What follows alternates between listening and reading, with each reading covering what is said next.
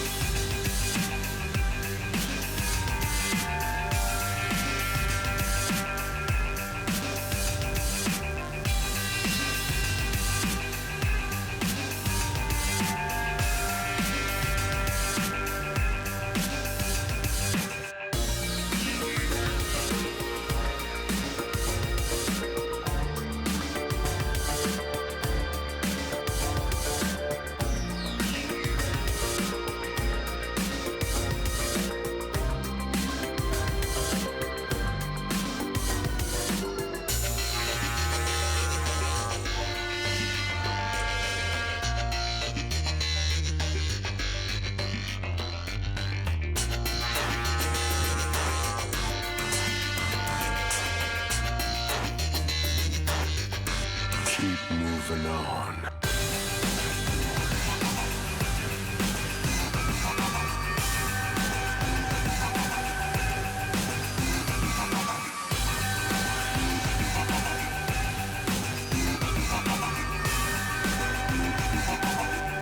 Keep moving on.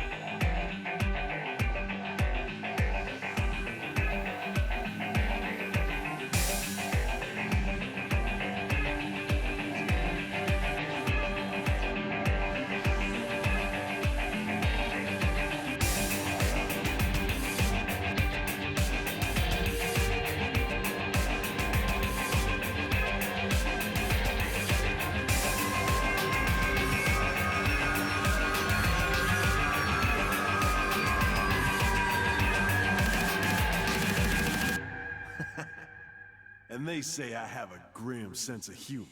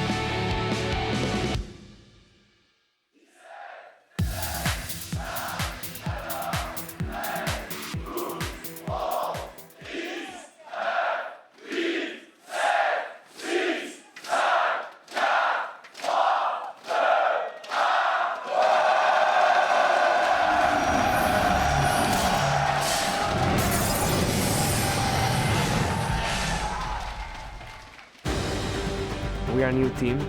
We didn't expect to be here already. It is definitely TSM's chance of redemption. 사람들이 저희도 보고 좀 어렵다고 많이 평가하더라고요. 근데 그 평가가 저희 팀이 있어서기 때문에 我觉得会压力其实挺大的，因为挺多人都会看着我们是小组第一嘛。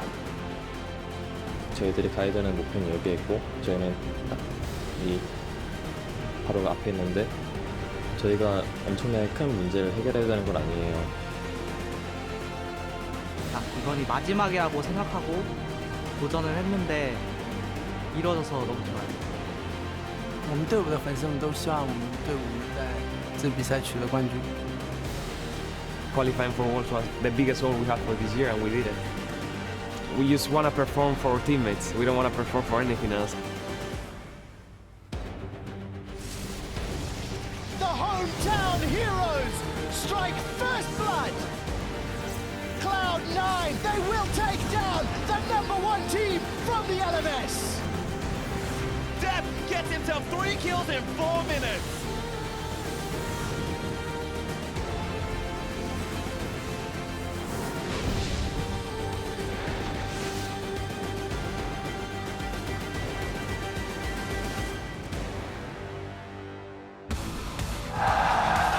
Ladies and gentlemen, welcome back to Le Doc Pullman in Paris, France, where after just 1 day of competition, the 2015 League of Legends World Championships are in full swing. And as you can see, the fans are just as excited today as they were yesterday for another 6 full games of action. And just moments ago, Dyrus and TSM were readying up for the first game of the day. They'll be facing off against KT Rolster, who are also getting into gear at the last possible moment. Origin will follow them on stage, and there, of course, you see Aranea and Xpeke going over last-minute strats. Here we see Koma and Marin.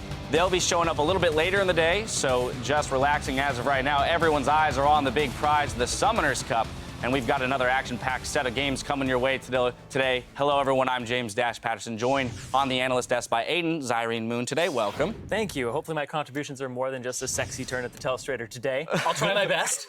I like to hear that. I like to hear that. We're shooting high today. Christopher Monte Cristo Michaels, good to have you back. It's great to be back, and I'm just really excited about finally seeing those Group D games today for the first time. Very much so. And, of course, Jacob Yamato Cannon Mebdi looking sharp, my friend. Battle cruiser operation, huh? There it is. Well, our 16 teams from around the globe continue to fight for position today as the world's group stage unfolds. Yesterday's opening day left us with a lot to talk about, with some strong showings across the field of teams. First up, we had Fnatic with a decisive win over the LPL's Invictus Gaming. Like, I would say it was very decisive, but IG had such a poor performance.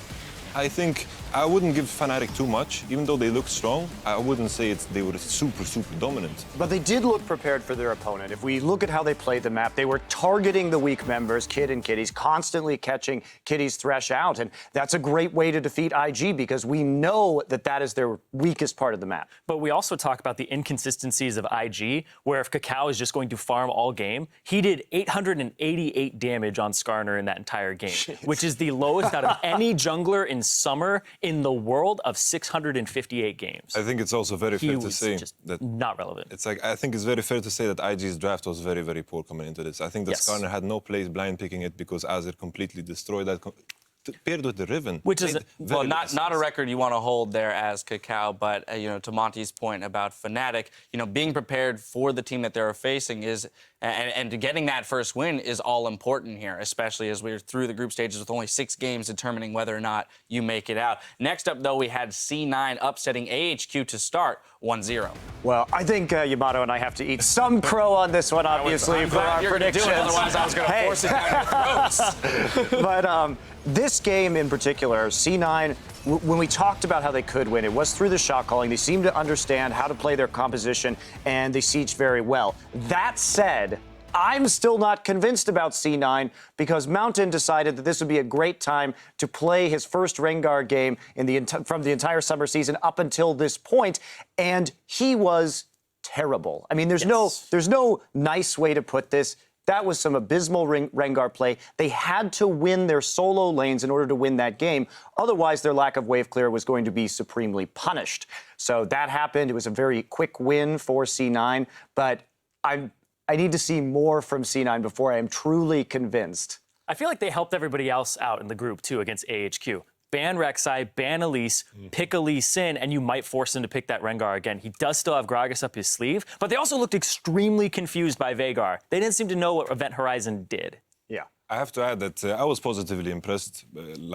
I'm just comparing this Cloud9 to the one that we had in Gauntlet, and I think there was some improvement there. I think they did a very good draft coming into AHQ, but AHQ, I was very disappointed. Very, very disappointed. And with C9, yeah, I was very disappointed too. And with C9, I'm now wondering, because if we can compare this C9 to the Fnatic that came into MSI, in the playoffs for EU LCS during that spring season, they were doing all kinds of wacky stuff that didn't make sense. You know, the teleport smite top lane Lee Sin. They really didn't look good into MSI, but they adjusted and they look strong there. Is Cloud9 a similar story? That's my question going forward. Well, it's clear they've put in some work during their boot camp. We're going to push us forward to Group C, where things are going mostly to chalk. EDG, SKT starting off strong in dominating fashion. And if we move beyond that, there were some interesting trends from day one in pick ban. We had Mordekaiser, Lulu, Elise, Gangplank, and Darius all finding themselves in that 100% pick ban.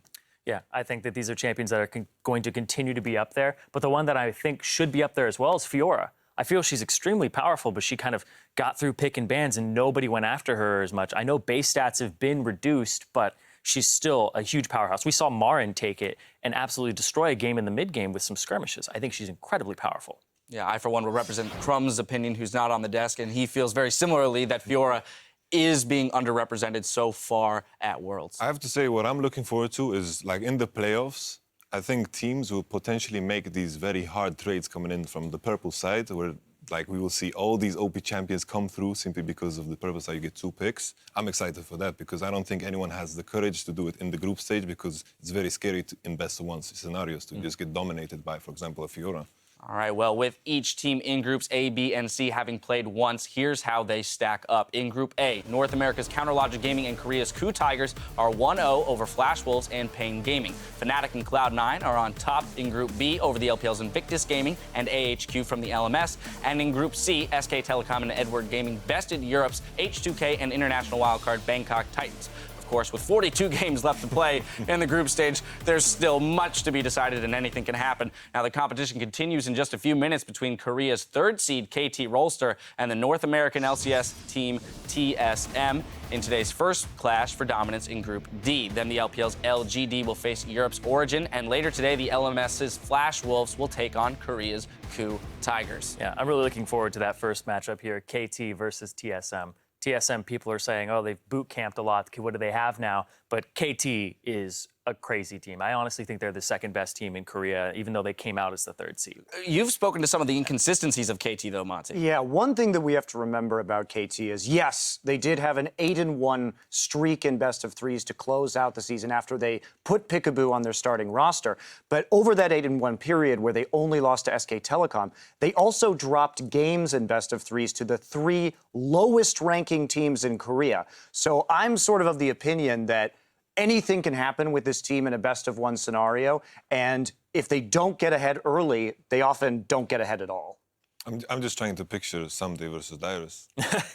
And man, that's a little too graphic. I was going to say, you won't have to picture it for much longer. We're almost into game. Group B, of course, has the day off, so we'll see them on the Rift tomorrow. And throughout today's games, we'll be fielding your questions about the World's group stage, so hit us up with the hashtag AskTheDesk, and we'll see what you want to know a little bit later today. Now, before we kick it to the casters for Game 1, let's see how you guys are calling it. Irene, I got to start with you, KT Rolster or TSM? I got to go with KT on this one. You know, as much as I want to see Dyrus versus Someday, I think it's pretty much just going to be Someday the entire time because Dyrus is just going to be in the base dead. This is a really interesting matchup for me because we probably have the biggest mismatch in favor of TSM in that mid lane, Nagne versus Bjergsen, but Peekaboo will gank mid lane as support at level 1, and so they put a lot of emphasis on getting Nagne ahead. TSM has to have a plan to shut down Peekaboo and score. SKT showed how to do it. Can they execute? I don't think so. I think it's KT, but I do believe that there is an upset potential here. All right, finally, Yamato. I don't think anyone but delusional TSM fans would pick TSM in this matchup. Strong words, my friend. You had strong words about C9 yesterday, saying they were going to go 0-6 in groups off of the first day. You sure you want to be starting the day off with bold statements like that, my friend? It's like maybe I'm doing North America a favor. Maybe I'm jinxing it all over the place. There it is. All right, that's how we will take it. All right, well, the stage is set, and we're about to step inside the arena for Game 1. As we go, TSM's story has changed from a team that has dominated the North American region to a group that's looking to prove they are still a force to be reckoned with.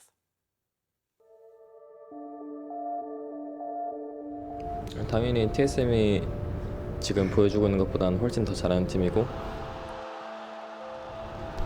아게임 이후로 저희들이 되게 스포트라이트로 되게 많이 받고 되게 많은 주목을 받았는데 그 이후로 저희들이 되게 소극적으로 플레이하기 시작한 것 같아요. 소극적으로 플레이하고 어떻게든 빨리 이기고 더 멋있게 이기는 게 아니라 어떻게든 그냥 지지 않는 방법으로 그런 방법으로 플레이 스타일이 변해갔고 In League of Legends, you have to constantly be putting in your best effort all the time. When you put like 90% or 80%, that's when you start getting complacent. Professional League of Legends has come to Florida, and this week they will do battle in the first ever mid-season invitational. 27 kills in 25 minutes for EDG. Another kind of puzzling game from TSM. 그 MSI 이후로 저희들 플레이 스타일을 바꾸려고 했지만 이미 너무 저희 플레이 스타일은 이쪽에 있고 다른 나라 플레이 스타일은 이쪽에 있어가지고 There's going to be a ton of questions raised back in North America and within the TSM camps about why this tournament went so poorly. For our summer split, we had a really poor showing. I think we overall played really poorly. And he had to come in, he had to start giving us a push. When Andy steps in and Andy helps out, everyone takes it a bit more seriously. There's a lot more pressure on it. And playing versus CLG at Madison Square Garden, regardless of what anyone says, I'm pretty sure some of the players felt the pressure. After losing to CLG, that gives me even more drive to do better. I want to show that just because we did lose against them, we still have a lot of potential, and with this bootcamp, we can be better than CLG, and we can be one of the best teams in the world. After the group drawings, I don't think teams are expecting much from us. For the first time in our lives, like we're underhyped. People everywhere are saying, oh, TSM's done for. If we do show up and if we do put in the work and we actually do make it out of groups, like no one can say anything to us. I definitely feel like this is where we can redeem ourselves. This is our time to show if we can really compete with the best. Hello, everyone. Welcome to the caster desk. We are here at the Season 5 World Championships. I am David Freak Turley, and calling these first three games with me are Eric Doa Longquist from the LCK and Martin DeFiscio-Linga from the European LCS. We got a bunch of regions covered here in the caster desk. A little bit of everything, yeah. Very diverse. It's good. It's good for this game. Like Team Solo Mid, we got some Danes in there. We have Koreans, North American players. That's true. Exactly. We're basically TSM. TSM of caster. Yeah. Let's We're wait missing until Jack. after this game to see if we want to be that or not. Let's wait. We have to be careful. Oh, man. It's going to be fun. Either way, we've got a lot of great games coming up today. We're going to start with our first one. It's Korea's KT Rolster. Many believe them to be the number 2 team of the region, and Team Solo Mid from the North American LCS, definitely the number 2 team from there as well. Now, guys, on the blue side, KT Rolster. That's right. KT Rolster, guys, up in the top lane. Of course, it is Someday. In the jungle, Score, as always. In the mid lane, Nagne. At ADC, it is Arrow. And support, Peekaboo, their coach, Oh Chang-jong. Meanwhile, on the red side, in this matchup, playing their first game of the World Championship, it's TSM. Dyrus up in the top lane, Santorin in the jungle, Bjergsen in mid, Wild Turtle and AD carry, Lustboy on support with Coach Loco Dogo, help with the picks and bans and all that. All right, so as we get ourselves into this game, I want to talk about first how these teams got there a little bit. I mentioned briefly KT considered to be the number 2 team. They are technically Korea's 3rd seed coming in here. They had gotten 2nd place in the summer split playoffs. Then because of their spring split, had to go through the gauntlet and the regional to get there anyway. And they did qualify pretty soundly through the regional qualifier. Yeah, they did. I mean, they're looking very good now. Like you said, a lot of people, myself included, would consider KT to be the number 2 team in Korea right now, despite coming in as the 3rd seed. And KT has always been that team that's been on the outside looking in, right? So so close to Worlds in 2013. Very close last year as well, too. They won the summer split in Korea, but then didn't get to go to Worlds. Now here they are, finally in the World Championship. It's a fantastic team. A lot of great stories with this organization. One of the big reasons they are here at Worlds, of course, the jungle support synergy, Peekaboo and Score. We always talk about it. And it's one of the problems Team Solomid has had basically since forever. Lost Boy and Santorin, what can they do together? If you do not shut down Peekaboo when he's moving around, you're in big trouble. It's a big mess match, that's for sure. And we are into picks and bans. KT versus TSM, NAR, TF, and Gangplank. The early to hit the ban bench. Yeah, so what we see so often now, I say so often, it's been 6 games, but what we see in this patch is on red side, you're almost forced to ban away these top tier picks. We have Mordekaiser, Lulu, and Gangplank. You can see Team Solomid already with the first 2 bans. This means obviously for KT, they have like a third target ban they can aim for, or they can just pick the Mordekaiser, and therefore give Team Solomid a chance to at least ban something outside of the top tier picks. Well, Darius being one of the champions that's still left up, of those 100% pick and bans, we see 3 of them banned away. Yeah, Elise is that 5th one, so they're going to leave both of those 100%ers up. Braum also, alongside Thresh, are next on support, so TSM get number 2 and 3 in the sort of pick ban tier list. Okay, so I like this from Team Solomid. They're basically saying, we see what you're doing with this Mordekaiser. You want us to ban Darius, and you get first pick Elise. Instead, they want to trade it, and because there's all things like Fiora, Braum is open, Kalista is open in the bottom lane. A lot of strong picks. You can take 2 of them and at least just trade the value of Darius for Elise. And I think that's a fair enough trade to make. Can Dyrus handle a champion like Fiora, though? It's not exactly something that we see a lot in his wheelhouse. And keep in mind, we're about to see a game with Someday on Darius, guys. I don't think it's Fiora. I think it's Lustboy playing Braum. He's 3-0 in the champion. I think Braum is far and away like the best of the supports left open. I think you're right. The thought, though, is Fiora is a flex pick. We've seen here some people play her in mid, as I would not like the Fiora Darius Save matchup. it, yeah. Take the Braum here, because you want to take away as much as possible from KT. The Fiora should be open unless you want to run like a double physical solo lane composition from KT. I'm not expecting that at all. So Team Solomid making the right choices with the first 2 picks. Question is just, can they keep Someday down now that he is on a Darius that can really get out of control? I wonder, because we haven't seen Darius perform like super spectacularly yet in the tournament, but it's only been 1 day. Rek'Sai and Azir, the 2 picks locked in for KT. I think it's very smart of KT to pick up Azir here. I think they're both Nagne and Bjergsen's best champions, at least statistically and just from what I've seen of them play. So I'm glad for Rolster's sake that they took this away. It's a big deal. It does still leave plenty of the other big team fighters up. Very few mid laners were banned here. So Bjergsen's got to go down that tier list a little bit. I mean, Nagne is a great Azir as well, too. In Korea, Nagne and Coco really were the premier Azir players in very different styles, but Nagne is on something he's very comfortable with. He can stay back, be safe, farm up, be relevant late game. And that's the key for KT around this mid lane here. We mentioned how Someday should be a better top laner than Dyrus. We talk about how Peekaboo and Score can out-roam Lost Boy and Santorin. So the mid lane is where Team Solomid had the big advantage. A safe laner like Azir, even though it's picked blind, I mean, you are on the blue side, you're already showing your solo laners. All right. It shows that KT were definitely ready for this. You need to know this can happen with LeBlanc and Zed being back in the meta. Bjergsen's gonna take a matchup where he can win it.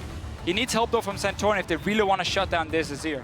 This honestly looks like a very good champ deck for Team Solomid. It feels like they've baited every single one of these picks, and like looking at the picks and bans so far, these matchups look all very good for TSM. Knowing that they can go in with the Olaf into the Darius, I think which should be a very strong matchup for the Olaf. Elise can gank that lane. You can bully Darius out, and LeBlanc is a great assassin now. Once again, Azir is slower. Azir gets away from the ganks a bit weaker. There's some plays here for TSM. Yeah, I wouldn't be surprised to see the last pick just being a Sivir. It's going to synergize with the Olaf. It's a combination we haven't seen lately, but we saw a lot of Sivir yesterday as, again, one of these AD carries who would just focus on fast pushing waves, and then that ulti is still very valuable in the fights for Team Solomid, unless they want maybe a tower pushing AD carry like a Tristana in there that can also handle herself in the lane. You know, an Arrow just locked in Kog'Maw. This has been one of his best champions by far this last season, even though it's very weak and you got to worry about a Kog'Maw into a champion like Olaf. If there's anyone, though, out there that can pull it off, it's certainly Arrow. And this is going to be interesting because we know Peekaboo likes to leave that lane a lot. Kog'Maw thankfully has a lot of ranged farming tools, so getting away won't be the worst thing in the world for him down there. But Peekaboo roaming at Alistar, a great pick for him. He's going to be very comfortable making these kinds of plays. I do agree that Sivir makes a lot of sense here. It allows TSM to say, screw that, we'll dive your bot lane, much like we saw earlier yesterday. Yeah, the only problem about Sivir is the lane matchup is not great for Wild Turtle. Then it can be a little bit difficult for them to play it, especially once you hit level 6 on the side of KT's bottom lane. But all again, you're building it more for the team comp. You have an Olaf who can get onto a low mobility AD carry, help him get there. Because if he's only running Ghost and nothing else, it's very difficult. We don't see as much Righteous Glory anymore. It's been nerfed. Again, Talisman is then getting out a little bit. But it seems like Team Soulmate are really looking for a lot of skill matchups here. They're not afraid to dance with KT. I guess so. That is a bold pick for Wild Turtle. You know, ADC has been pretty criticized about his positioning, his mechanics throughout a couple seasons now. Yeah. Bringing in that vein, it's going to be interesting. I only played it exactly once this split, and he did win on the champion, so TSM feeling comfortable on this one. And it feels like whenever we get to these big tournaments, there are players that really do well on this stage and players that really play up to their big sort of expectations here. Wild Turtle had one of his very best games on his very first game on TSM when it was like, look, you can replace KX here if you show up. We'll see if he gets that kind of performance here today. I want to see Team Soulmate, though, punish up in this top lane. Olaf is a very strong early laner, and you have Elise for that early game gank as well. Do not play around Bjergsen in the first few levels. There's a cleanse on the Azir. Try and shut down the Darius. He's not going to run anywhere once you get onto him, and maybe try and snowball your side lane for once. Yeah, like I said, I think that matchup is very good. Just the mechanics of the matchup itself, right? Olaf is going to run at you. He's got slows, and you can even pop the ulti to go away from a lot of things. The fact that Darius is so weak to chain CC and so weak to all the hard crowd control that can come through here, I do think Elise plus Olaf can be very strong. Dyer's been putting in a ton of practice over the last couple of weeks, so maybe we'll see him play up to Sunday's level. It's a tall task, but I think that is what's up here for Dyrus. You know, we see a very comfortable composition for KT as well, too. They've got a safe ADC for Arrow, and they can play for the late game like they prefer. We'll see if that's going to happen now, guys. As we load into the game, let us know who thinks got the edge in this one. Tweet at Elevable Esports with the hashtag TSM win or hashtag KTR win. We will see who you guys think is going to come out as we start off day 2. KT Rolster versus Team Solo Mid. Both of these regions are so far undefeated in the World Championship, and either Korea or North America will end this game 3-0 across 3 teams. TSM the major underdogs. It's a high-stake match for both of these regions. And how about this, man? Korea 3-0 early on in groups at Worlds. Maybe not a big shock, but NA is stepping up. I mean, it's been LMS team so far. This would be the biggest win yet. I love this like team flare spam stuff, by the way. This is awesome. Good Tigers had the best one yesterday. Oh, After they did. Aces, all 5 running to Baron look beautiful. Yeah, definitely. Early on, though, Team Soulmate might look to have a lane swap here with Wild Turtle and Lost Boy, send them towards the top lane, have the Vayne sit in her own lane, get a few levels under her belt. We've seen a lot of teams try and lane swap on the Darius pick. Again, it's very hard for him to sit and farm on his own. He doesn't really have a whole lot of ways to get in safely. He just has to like spin that axe and hope he can last hit a minion or 2, and people simply try and delay his build. Yeah, I mean, we haven't seen Someday on this championette. Obviously, when the patch came out where these juggernauts got buffed, that was after Korea had already finished their League of Legends before Worlds. So it's going to be interesting. We're going to see how he can perform, but he's kind of the ultimate carry top laner in Korea right now, so I'm not too worried. Right now, we saw Dyrus show himself in the top lane where there is a ward, so he was pinged by KT. I'm not sure if TSM were aware of the ward being there, because he then snuck out around it, so maybe trying to bait it a little bit. Some mind games early on from Team Soulmate. There's a couple things that can happen here, especially if top laners like to start a camp early on. I've seen people will undercut the wave like Peekaboo's doing right here, and it really messes with the freezing capabilities. This will guarantee a freeze for KT, by the way. They've already piled the minions up. So already an interesting level 1 that I haven't seen before, actually, the support pulling the wave like this. Arrow and Peekaboo will have a very easy time getting this Gromp, though. But obviously the map is completely divided. It also means KT can just start and take away everything on the top side jungle for themselves and not show anyone in the lane before minions were coming down anyhow. But same for both teams. Dyrus was showing himself on the top side. They do take a camp though for Wild Turtle and Lost Boy, so they will have to push this wave. But that's where Olaf comes in very handy. Because let him take a bit of damage in the jungle, make sure that passive really kicks in and then get him onto these towers here, and he can take them down so fast.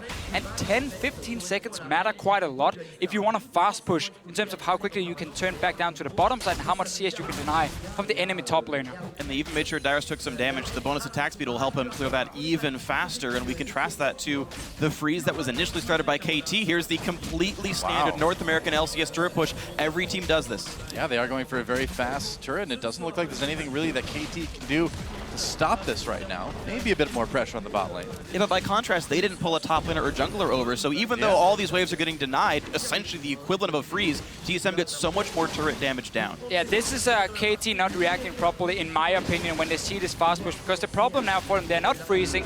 The only other play they can really make, unless they send members down to try and smack down the tower, is bounce it back from the wave and just let it freeze down. Just accept that you lost the tower, but at least you get a frozen lane for your AD carry, because TSM is already killing the tower. They can send down a guy to this bottom side.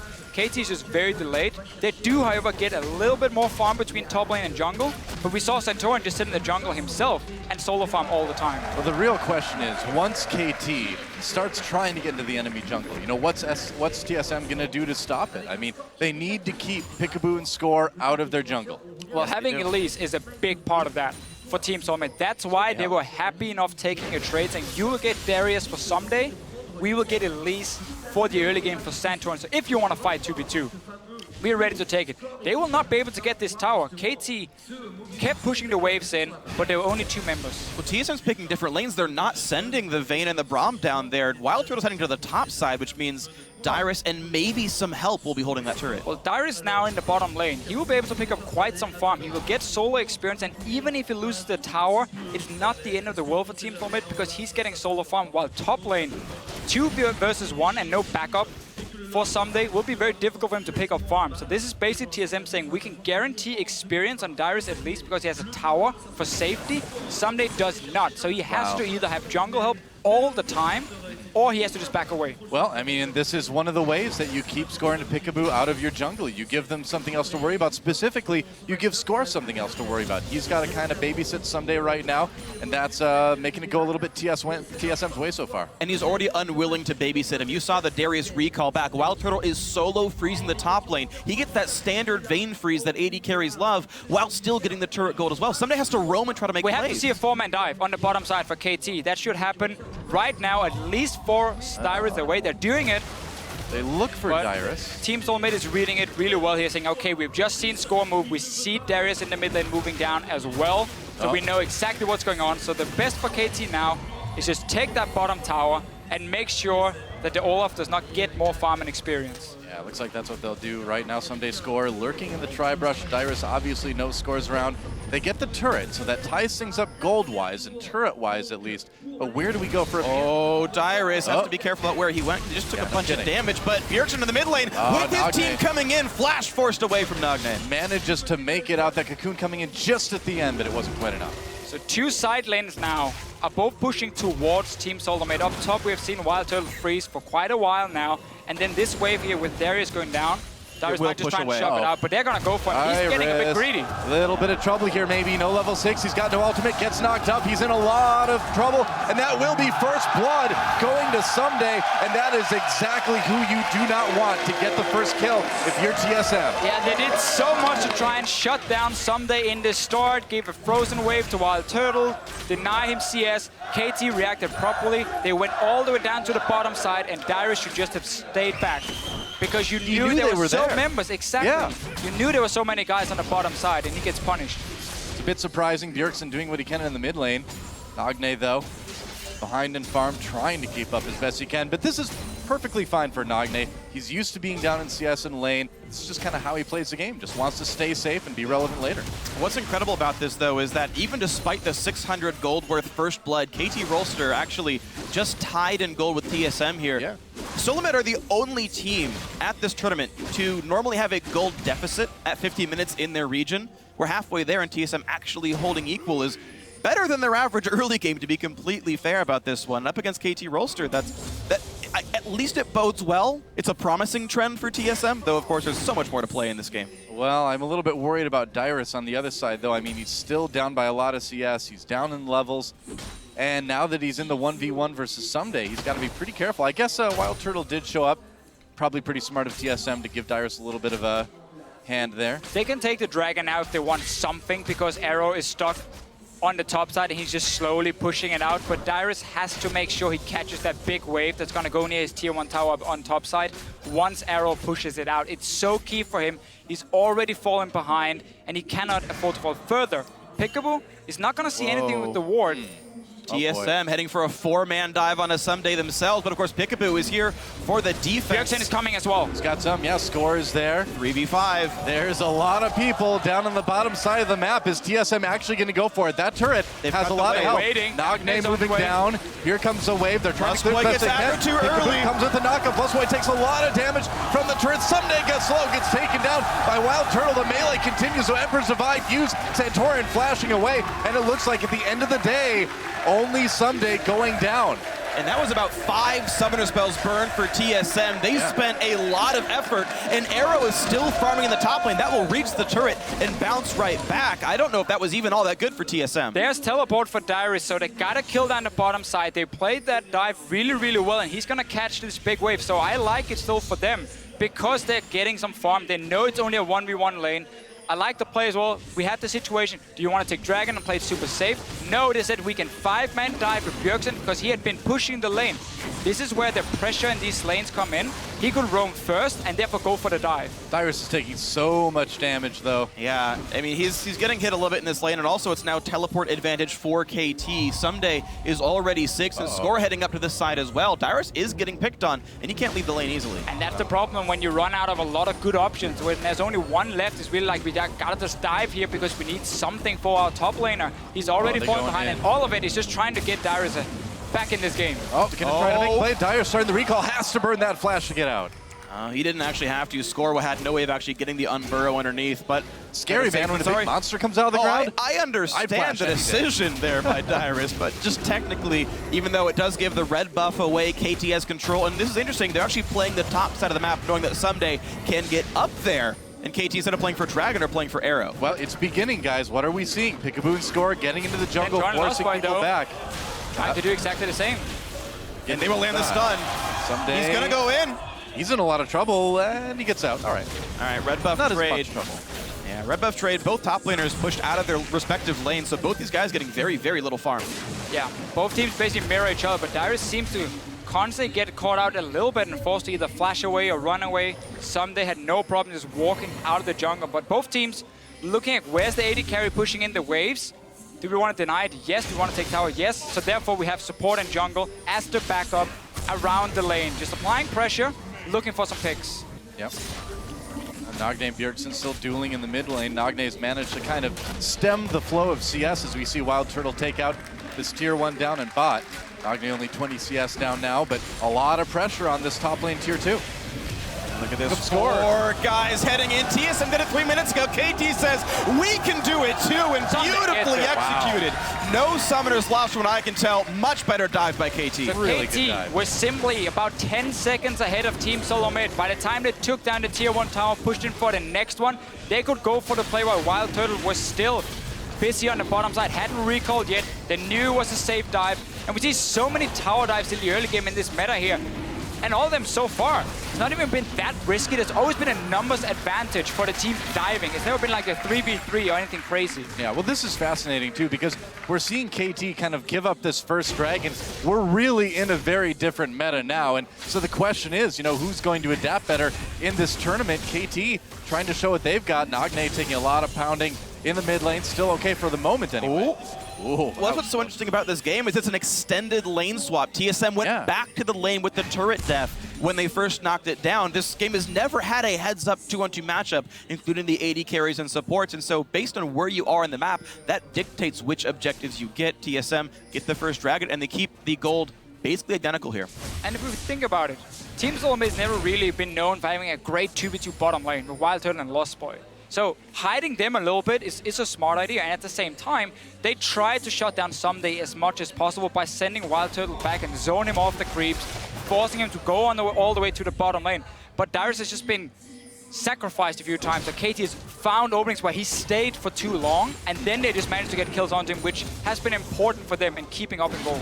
Do you feel like we're seeing kind of more of the same? Dyrus, like you said, sort of sacrificed? Well, TSM has just played so hard around their AD carry. I mean, both teams really have. Someday hasn't gotten a lot of help from his team. He's been TPing in to get ganks for Arrow. I think we've just seen a difference between the two top laners. Someday always seemed to know when he couldn't stay and just walked away and didn't risk getting killed. That's a good point. Where Dyrus was more staying in lane, trying to either push it out or stay on the tower, knowing there was a chance of a 4-man dive, and that's why he's died twice. Very true. You know, now I think we're going to see the focus shift for KT down to the bottom half of the map. They've gotten what they need to do on top. The problem is there's nothing to do down there. All 4 outer turrets on the side lanes are already dead, and Dragon's gone for the next 4 minutes. Arrow has a little bit of time to go till his Trinity Force comes in, but unless they try to siege down mid, which, to be fair, is possible, there's nothing to fight for unless you really want to commit down to a tier 2 turret. It's some fairly unreliable wave play from Team Soldier mid. It's just Bjergsen who can like jump into the wave with distortion, and you can never do that if a team is already sieging. You have a Trinity Force AD carry with Sheen completed. You have an Azir who's going Nashus. The siege is fairly decent for KT to start poking us out and keep Bjergsen under control. Oh, Nagne taking a lot of damage. This could be the 1v1 Ignite. Will be enough, not quite. And that's really the thing. That cleanse. Bjergsen keeps looking for these trades here. He does really well in this one-on-one, so KT needs to find a way to control him. That's going to be by sending multiple members to this mid lane and just push the LeBlanc into a tower. Yeah, I mean, and you would expect a player like Bjergsen in a 1v1 dueling situation be able to beat a player like Nagne, but he didn't get the kill. The question is, can he get far enough ahead to make that difference in the late game? He's got a decent CS and most of the turret. Yeah. Now here's a start. I know.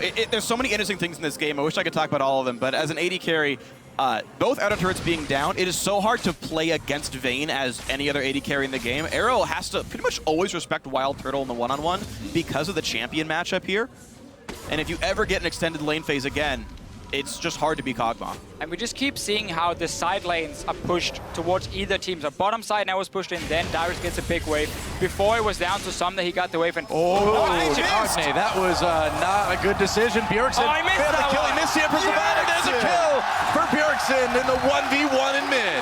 Bjergsen, he kept trying. This time around, there was no summoners in the mid lane. He gets another engage and some misplays come in from Nagne. But in the end, Team Solo mid, we highlighted how this mid lane matchup is where they can really get far ahead, and Bjergsen has been on fire so far. I gotta say, Nagne's looking a little bit flustered in this mid lane now.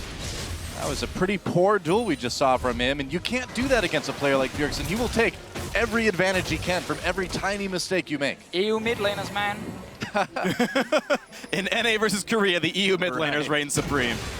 It's a global game. Let's watch this one again. This is the E, wants the shield from it. Bjergsen somehow lands the chain while Nagne's moving, and then again, Bjergsen expects the ult or something, but happens to walk around the side to never get CC'd. I thought maybe he expected someday to get there a little bit quicker too. That could have been part of it, but either way, not the strongest play we've ever seen from Nagne. But due to Team Solomate keeping the Vayne in the side lane, keeping the Olaf in the side lane, catching farm, pushing waves down, they force KT to respond and defend those side lanes so they cannot group on Bjergsen. And as we mentioned before, use your Azir, use your Trinity Force AD carry to start pushing in and just avoid this one-on-one. That's going to happen again and again. So far, good job with the 1-3-1. You know, the biggest thing to me is when I look at the minimap right now, what I don't see is wards on TSM side from KT.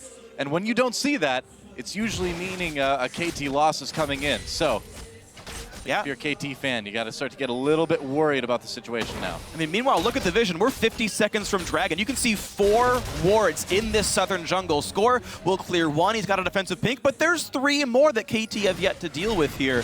TSM doing a very good job of kind of beating KT at their own game. The jungle support roams have been okay, and they've been getting Dragon control. And once again, it just opens up for Bjergsen to continue sitting in the mid lane. Slowly, he will push down this tower. If Nagne stays for too long, he might even die. Big chunk of damage dealt there. It is not going to get better for KT because they've lost control of their own jungle. So we get to see the pushes happening in every lane. Dyrus is just sitting and farming for himself whenever there's a wave. And now TSM saying, you know what? It's time to take down the tower. Yeah, TSM starting to pull farther and farther ahead. It's a small gold lead, but it's much more about the vision, about the positioning. TSM's got it all right now. Oh, we might see a fight here in this mid lane. Score gets caught with the chains, but they're not going to follow it up. Dragon is live. Arrow's getting a lot of damage down. That's right, Santorin has to flash away. The flash gets 2 with the E. There's a Brahma coming in, but the knockup from Peekaboo. KT, this could be the fight they're looking for. Pushing TSM back right now. They got a kill on Santorin, and they are just going to go for this mid lane turret. Exactly what KT wanted here. Someday is still very strong on his Darius. He's finally part of the team fight. They got together as a group. This team, they want to fight 5 versus 5 and not take these 1 versus 1s against a Vayne, against a LeBlanc. That's not in their favor. Well, they got the team fight. They're going to get 2 turrets out of that as well. Can probably just go for Dragon on the way out. We'll see if they decide to do it. It's a bit risky because there are all the respawns coming in for TSM. Santorin doesn't exactly have any ults to worry about here, so it's going to be interesting. Looks like KT will be recalling, which could give TSM the chance to knock that down. And we'll see. Either way, a little... Yeah, this is TSM's Dragon. I think so. A little gold lead for KT. TSM, though, gets that second Dragon, so the pressure is on. It's bizarre to see KT in a situation where the other team is up 2 Dragons like this. I don't think in this game, though, they care. Because you just got 2 mid lane towers. You just won a team fight as well, where you were in a very bad situation, getting pushed in every single lane, basically. Maybe outside the top lane, where Someday was always in control. However, getting that goal lead back for KT, and the fact that they finally got to group, that's what matters for them. So now they also get a chance to get a few wards into the jungle of Team Solomid, slow down the split push. And if we get to see them grouping up one more time with AD carry and mid lane together, KT should be able to at least keep track of where Team Solomid is. Should be. They did also use that opportunity to finally get some wards into TSM's jungle too, so they finally got a little bit more vision to work with, so I'm sure, if nothing else, they're in a little bit more comfortable of a situation now. And it's interesting as well, you speak about being more comfortable. The fact that a Negatron Cloak is now in here for Nagne means those Bjergsen solo kills are going to be much, much less likely to happen. Bjergsen got a good laning phase. He got the turret first. He got a solo kill. That's good for him. But Nagne is in a full team fight power now. Took some wounds, but he's already back and recovered. Nashor's Tooth done. Level 11 is here. The team fight power is already here. Yeah. Definitely is. And Score going into the jungle there. Bjergsen's got an eye on him, though. And this is very risky for KT because the mid lane once again is pushed down so far. Wild Turtle is in the top side, so he cannot join in case there's a teleport coming in from Someday in a big team fight, but then he can just push in multiple towers towards the base. So once again, Team Solomid is in a position where they should be able to hold because Bjergsen can always roam, so KT knows we cannot push this tower. It doesn't matter that there's minions. If we do it, we might just die to LeBlanc. You know, one thing we haven't mentioned yet is the blue control that KT has had for a lot of the game. They've been able to get a lot of those blue buffs. Yeah, good steal by them. And this was, again, just where the people were sent around the map. Wild Turtle sent to the top side to do up against Someday, who has teleport. He can always show up on that bottom side. TSM has to respect that. And in fact, we saw a second ago, Nagne had run to the bottom lane to try to defend a top turret. They thought TSM was pushing, and that actually wasn't the case. Wild Turtle's just on an island. He's just getting farmed. They're not really pressuring with him.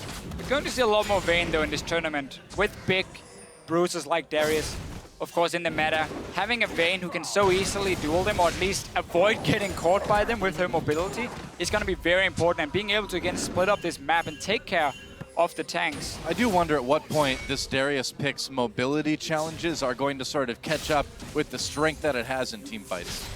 Oh, TSM aren't really very good at being anti-melee is the problem. If they had like an Azir or a Victor, being Darius would kind of suck a little bit, but LeBlanc and Olaf aren't really going to punish that in team fights. I think Somebody's going to be totally fine, and this first pick becomes justified as the game goes on. Yeah, I mean, just meant in general with Darius. Oh, sure, This game he's okay, but...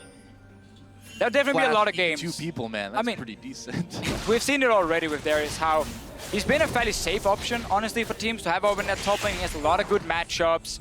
It's very hard to deal with him. He heals for a lot more now in team fights compared to before, so even there he has quite some presence. But often it is, as you just said yourself, you need that flash pull to start a fight, so you should never be the main engage as a Darius on a team. There needs to be something else. In this case, Peekaboo is on the Alistar to engage in even a knockup from Score to start the fight. So they're helping Someday getting there and make sure he can always get onto targets. Meanwhile, new item alert here for Someday. Sterak's Gauge picked up for him. It's a big damage increase, and it's a great tank item, actually, with a shield that pops when you get low. But he's not buying items that make him go faster. No Dead Man's Plate, no randoms for the CC. I'm surprised to not see the Dead Man's Plate specifically. That seems to be pretty standard as a second item on Darius these days. Yeah, we talked a little bit about this before the show as well, how some of these new items like Steos Gauge here is super good. However, it doesn't really give you what you need as a big, low mobility bruiser in the sense that your main weakness is getting and sticking onto targets for yourself, like getting that engaging. That will not help you. Deadman's Plate will, but it does make you insanely strong if you finally get the one-on-one. Yeah, I mean, my general thought is it's a team game. You can pick champions for their strengths, and their weaknesses get covered by your teammates. Making Ssumday fast doesn't make him a better Darius. Making Ssumday unkillable and do 1 million damage makes him the scariest frontliner in the game. And if you can rely on your team to set you up, you've got Alistar and Rek'Sai for some initiation power. Sure. I mean, that's the role, just to be a big, heavy frontliner. Ssumday will do that. You know, another big thing to kind of take note of, I think, item-wise, is that Score's been able to pick up his Aegis now. Talk about making Bjergsen, you know, more trivial in team fights. That's going to be even less damage that he's going to be doing. What's another thing about the changes in 5.16? The Aegis Aura went down to 15 magic resist from 20. So for champions like Arrow who aren't getting any other MR, it's actually worse for him. Of course, it's still good for Score and the rest of the lineup who are buying other magic resist items. I suppose. Yeah, I mean, it's still good. It all helps. I'm just referencing patch changes because I love items. Now, Bjergsen is 14 at the moment. He's gonna hit level 16 fairly soon, at least for himself, which is one of these big spikes for the Blanc where he can really start one-shotting the back line. Arrow, of course, is behind him in levels as an AD. Oh, Getting pulled Ssumday. in. Don't care about that one. Jumping straight back to a distortion. I gotta be careful, though. He took a lot of damage there, and with less than a minute until Dragon, they can't really afford to have that happen.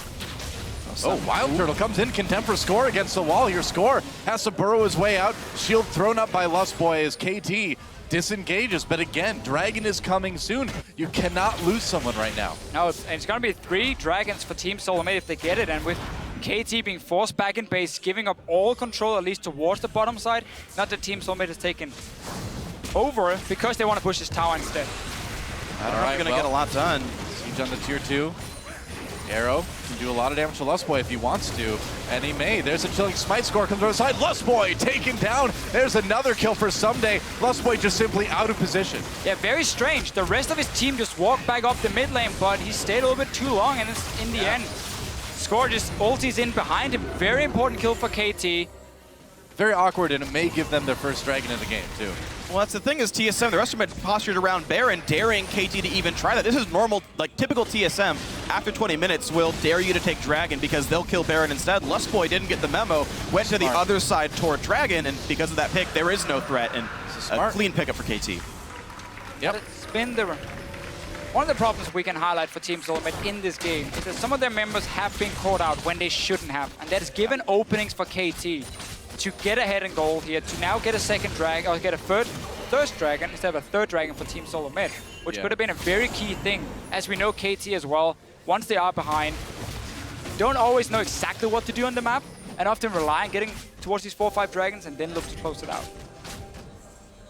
And well, that train has begun for KT Rolster. Started with a dip, 2 dragons down, but now they're back up on the lift, getting 1 dragon for themselves. I mean, at the end of the day, when it comes to the super late game, and it comes to 30 minutes plus, who do you really trust to make the better late game moves, better late game decision making? TSM is good in NA, but KT is just so strong overall. They have one of the longest average game times in Korea right now. If anybody knows late game, it's definitely this team.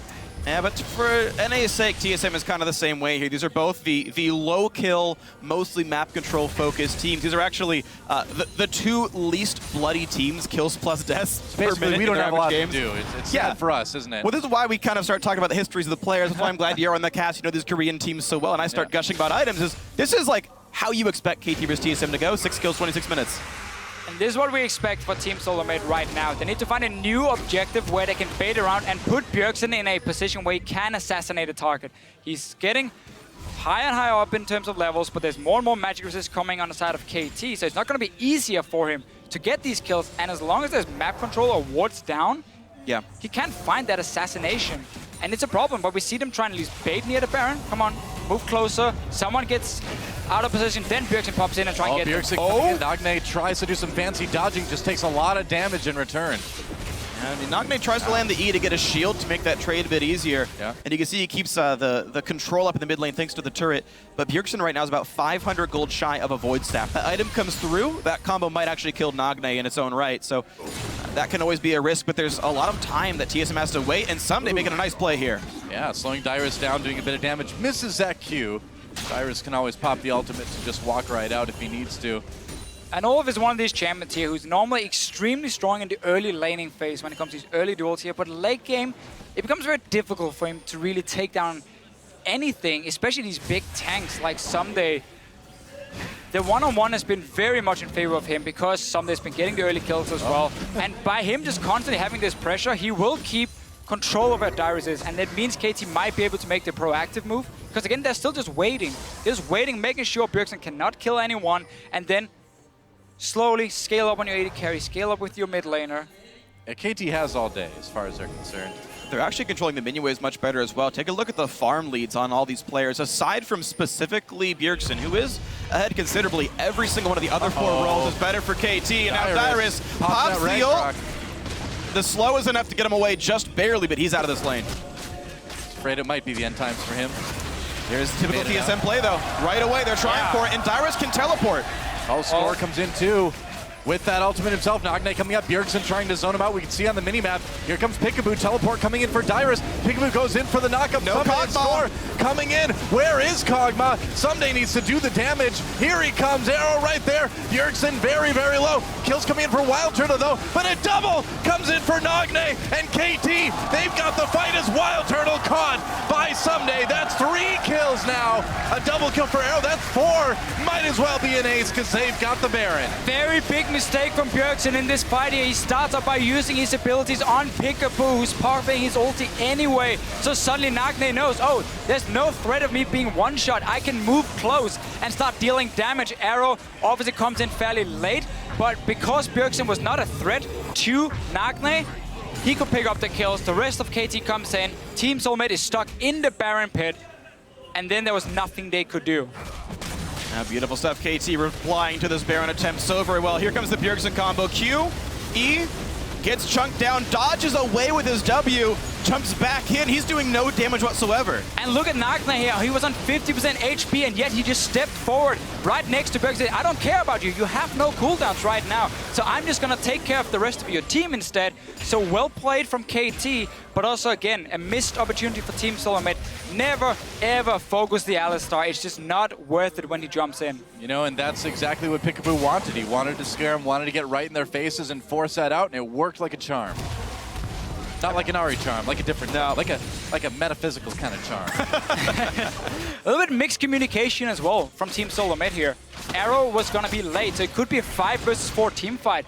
But it's like half the team were kind of staying on Baron, some of them were turning around, a little bit of everything, instead of just instant call saying, okay, disengage from Baron, take the team fight while the AD carry is gone. Yeah.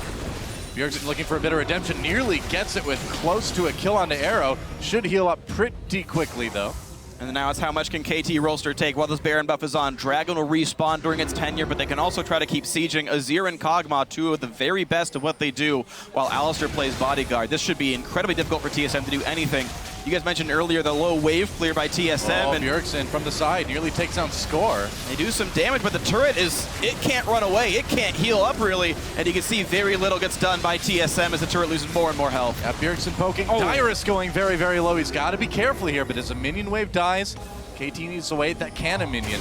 And still doing a bit of work. Azir loves being in this position where he has his own turret behind him, he has the Baron buff minion, and nothing you can really do to stop it right now. They're just waiting for Bjergsen to pick off a target on the side, and that can really be the go button for Team Soulmate. Yep. There's really no other main engagement. Oh, the stun hits him! By Peekaboo.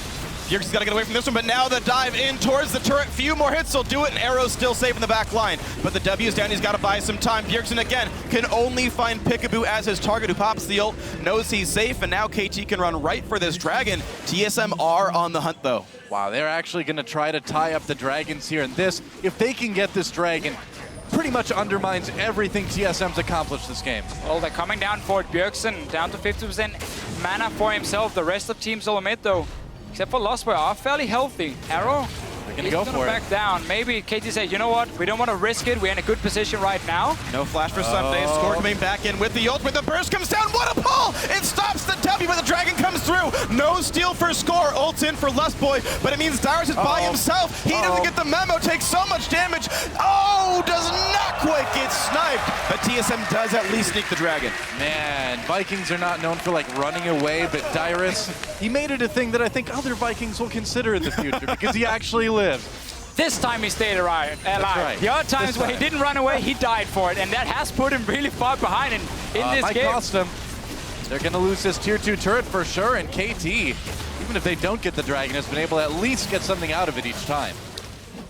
And we got to see an early game here from Team Solarmate where it was clear what the plan was, you know, trying to shut down Someday. We have a strong laner in Olaf. If he can get rolling, we maybe can keep Darius down. However, because of these early deaths with him being caught out on the Olaf, the fact that KT managed to get a few picks, other than just Dyrus dying, of course, left and right, kept them even in gold at least. And then they get that first 5-on-5 team fight where the combo or where the composition is so strong. And from there on, they've kind of been in the lead. Because Team Solarmate could no longer just put up this 1-3-1 split push because suddenly the map control were evened out. And KT's just been leading the charge from there. And it looked like a lot of bad decisions in a row from TSM. There's Lustboy getting caught, taking the wrong exit from the mid lane after a kind of lackluster siege. Then the Baron attempt where they could have forced a 5v4, came around the wrong side. They're going to go after Score here. It's some poke, it's not that important, but TSM again trying to make the exact same play. Can we set up Baron? If they put wards down now, they will last until that respawns. It's kind of the only play left. KT Rolster up so much gold right now. I feel like I've seen this before. Pikaboo comes into the flash, headbutt pulverized Dyrus right away, pops out almost to get away. Lustboy taken down. Another kill for Arrow. Dyrus just immediately had to flee along with Wild Turtle. TSM was not ready, and now Wild Turtle caught on his own. Another kill for Nagne. Disaster for TSM.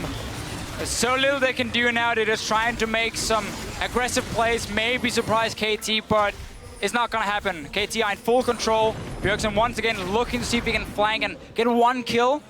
Yeah, it doesn't much matter what TSM do here. Pikaboo has been so incredibly good this game. 90% kill participation, practically a perfect score, taking almost all the damage and yet finding picks all the same.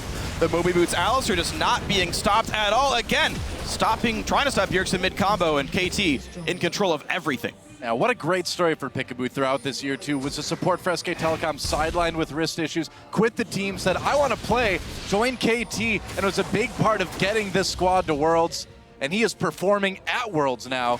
Awesome story for this guy over the course of the year. Every single kill in the early game was him, and of course his trustworthy jungler right next to him. Yep. Walking down and finding Dyrus out of position, getting the kills. And that jungle support synergy is just so key in this meta here, because it's what sets up all these tower dives. It's what sets up the vision on the map. I will say, Santorin and Lostboy, though, were making plays as well at the same time. They just weren't able to find the same openings because Someday knew when to back away.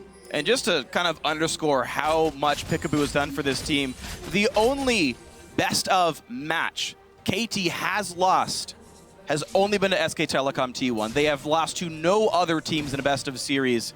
Since that roster addition, he's been so much miracle sort of work for this team. Even though that was a 3-0 loss to SK Telecom in the LCK Summer Finals, you still see this KT team come in and look so good. But on the other side, TSM, not looking bad at all. It's relatively small things, isn't it, that they need to go back and look at with this game. If they can fix them, they can be much, much more competitive going forward. That's the thing with this World Championship. I feel like these teams are actually fair. Oh, dear Lord, that damage. Whoa, that was a lot of damage from Arrow. So these teams are all fairly close in skill level, a few outliers notwithstanding. It's one or two very catastrophic mistakes that pull the game out of contention anymore. Lustboy getting caught, TSM making the bad Baron call, game blown wide open, and KT no longer having any issues. When you're talking about the world's best, it doesn't take much to separate the wins and the losses. Arrow just chasing away TSM. They've got that ward. Score maybe trying to come in from the flank here. Bjergsen catches him, but he's just not doing a ton of damage now. They catch Someday. They get Pikaboo. Oh, could be bad. KT coming in, though. Arrow manages to get the kill. Arrow, this Kog'Maw is untouched, and he is raining down chaos on TSM. There is no threat on him whatsoever. This team has done so well to create chaos in the beginning. KT engaged the fight. TSM can't go back in. Arrow can do all the damage he wants. The front line is doing all the work. Yeah, pretty much, man. Bjergsen trying to make plays. Got a big chunk out of Someday, but that's not going to save this inhibitor. It's not going to save the turret either, in reverse order, I guess. KT still pushing ahead for that win. Bjergsen just desperate to make plays, and TSM needs him to, but they need more than Bjergsen. Yeah, KT now full control. They have been for the last 10-15 minutes. Really just a strong performance to show how you can get back into the game. Because they were suddenly being put in situations in the early game. Maybe they didn't expect them, where Team Soulmate had that strategy, and instead we saw KT say, you know what, easy boys. What do we do now? Okay, where do we punish them? Who's out of position? And that's how they kept it even until we got the grouping. So smart game for KT. Yep, very, I would say, other than a few lost dragons early on, a very typical KT game. You know, it's playing it safe, methodical throughout, waiting for that late game strength, using the vision they gain to make those plays. Yeah, beautiful stuff. So KT taking care of business. It might just be for Team There's Soulmate. two in base. They kind of... TSM had the opportunity to force really hard and make something happen there. Kog'Maw was in base. Kog'Maw was in base and Azir was far. That was actually a window TSM could have used. It's too late now. Still, you got to do just to take the fight and force KT to move they down haven't even got all the words. They're standing on one. The sweeper missed it. TSM have nothing to do here. Two of them are dead. The mini waves are already pushing and nothing TSM can do. Yeah, side wave control has been good for KT as well. TSM looking for an opportunity. Wild Turtle gets caught though. Push back. The pulverize actually did not knock him up, I guess. Peekaboo doesn't like the patch notes right now. The slowed headbutt. Dude, it was that was a close call. If they had caught Wild Turtle there, that would have been basically game. They're just gonna stop the recalls because super minions are already in the base. They're gonna be a fight though. And there's the dive on in. Someone gets the Sterix shield pop, but here comes the rest of the fight. Peekaboo on the side. Ult already popped. TSM cutting away, but that's okay for KT Rolster. The minions can win the game for them. And the big engage from Score. In comes Nagne. And it's gonna be a bloodbath there. Here comes the Chaos Dug. Here comes everything. What can TSM do aside from run and cry and lick their wounds? Santorin gonna be the last one to go down as Dyrus is already somewhere else on the map. I don't even know where Dyrus is. I know he's back to base. He's like, sorry guys, there's some minions in the base. I'm kind of worried about him. Good luck, bye.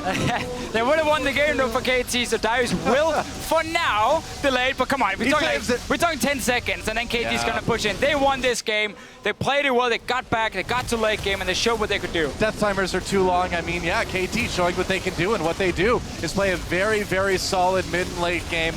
Stayed safe early on, and second inhibitor goes down, and there goes the Nexus. KT will take down TSM Korea 3-0 and a 2-1. Big congratulations there to KT Rolster. They only gave up 3 deaths the entire time. All those pretty much in the early game. Closing this game out was pretty much textbook by these guys. Good job, KT. I saw a very early game focus, composition, and strategy for Team Soulmate here. The LeBlanc in the mid lane to apply pressure. Olaf up in the top lane. Vayne, once she gets to play, can always be a split pushing threat as well.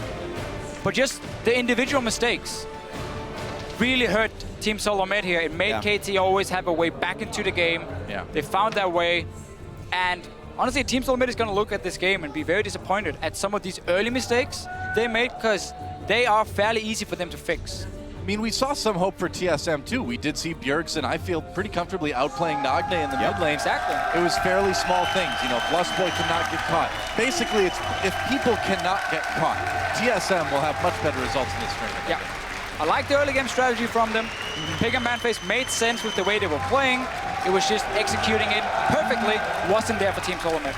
That's right, and as KT Rolster takes a bow, we will see another win by a very, very strong team here. And this is exactly how they wanted to start this tournament. KT Rolster, again, finally at the World Championships, getting a big win over TSM right off the bat. And it's still a sub 40-minute win, so even though it did look fairly close for, to be fair, actually one of our longer games at Worlds, actually, without snowbally they've been. It's, KT doing exactly what KT does.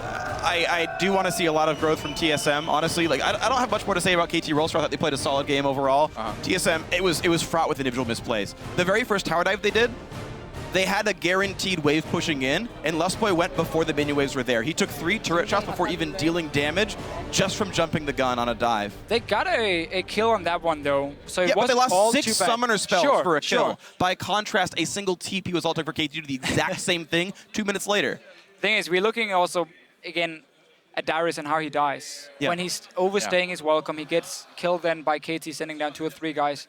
Those were the big ones that really put him so far behind. And as an Olaf, we talked about a little bit in game, if you do not get a good start, late game, again, your impact is just so little. You don't really offer a whole lot for your team. Your damage isn't that great. That was a big problem for them because someday on Darius in the late game as well, once he got some items under his belt, he got the Dead Man's Plate as well, became fairly strong at least. Well, I feel like you said it best, right? Where someday sensed the danger, he pulled back, didn't die. Dyrus didn't quite pick it up for whatever reason, and those deaths really hurt TSM. Yeah, champ select-wise as well, it felt like there were things that felt weird to me. I think TSM were looking for standard lanes. I don't think you'd pick Olaf if you were planning on starving him of gold for the first 30 minutes of the game there, because they played all around Wild Turtle's AD carry and tried to get both top laners 0 farm at all. And okay, that was successful, but you don't pick Olaf if that's your goal there. Yeah. So that didn't play off very well. Also, I just don't know what Vayne was supposed to accomplish when you saw all those various champions in here. You saw Alistair and Kog'Maw and his, like, literally every champion can reach Vayne and try to kill her, and she could have been played, you know, a more utility role like Sivir or something longer range and safer. If they want to try and match the team fight, but they already saw what KT were building, which was, again, with a Zia and so on, a fantastic 5 versus 5 composition. And when you have a LeBlanc, you rather split the map up. So Vayne made sense because, again, she could take the 1v1 duel against Arrow, force him to sit there and not start pushing towers down with a Trinity Force in the mid game. Okay. So I like that, at least from Team Solomid, in terms of how they were building the comp, because they played the way the comp was supposed to be played. There was just too many individual mistakes, so we never got to see the comp at its full effect. Okay, I get that one. That's true. I mean, the early game looked promising for TSM despite the loss in the end. It's just, you really can't make mistakes like that against a team like KT. Well, thankfully for them, they've got 5 more games to play. We'll see if they can shape it up throughout the rest of the group stage. But for now, for a closer look at that KT Rolster win at 2015 Worlds, going to send down a shock to the interview lounge. Thank you very much, guys. Joined here by Score and Homan to assist in the translation. First up, congratulations, fantastic victory over TSM. I want to ask about the game and especially the early kills that TSM got on their carries, Bjergsen on LeBlanc and Wild Turtle on Vayne. Did that worry you guys in any way? 스코어 선수 우선 승리를 축하드립니다. 지금 TSM 팀이 픽으로 이제 좀 하이퍼 캐리어 가능한 르블랑과 베인을 골랐고 그 뒤로 그 두 챔피언이 좀 킬을 먹었을 때 이거 좀 위험할 수 있겠다라고 혹시 좀 걱정이 됐었는지 말씀 부탁드립니다. 일단 저희 팀도 하이프 캐리인 코고모가 있었고 그리고 그 베인 불브랑이 크는 동시에 저희 코고모도 되게 많이 성장하고 있어서 걱정하지 않고 있었어요. 저희 그 에로우 선수가 코고모를 되게 잘하거든요. If TSM had Vayne and LeBlanc as their hyper carry, we had Kog'Maw for Arrow, and Arrow is a very talented Kog'Maw player, so we weren't that worried. Yeah. Not that worried, and you guys had a fantastic game in the end to close it out. You had a great game together with Peekaboo once again, and you've only been a jungler since this season. Can you explain to me how it comes that you have such incredible synergy with Peekaboo? 스코어 선수는 이제 정글로 전향한 지 이제 고작 막 1년밖에 안 됐는데 지금 같은 팀의 서포터인 피카보 선수랑 엄청난 시너지를 보여주고 있습니다. 그 둘의 호흡에 대해서 좀 말씀해 주세요.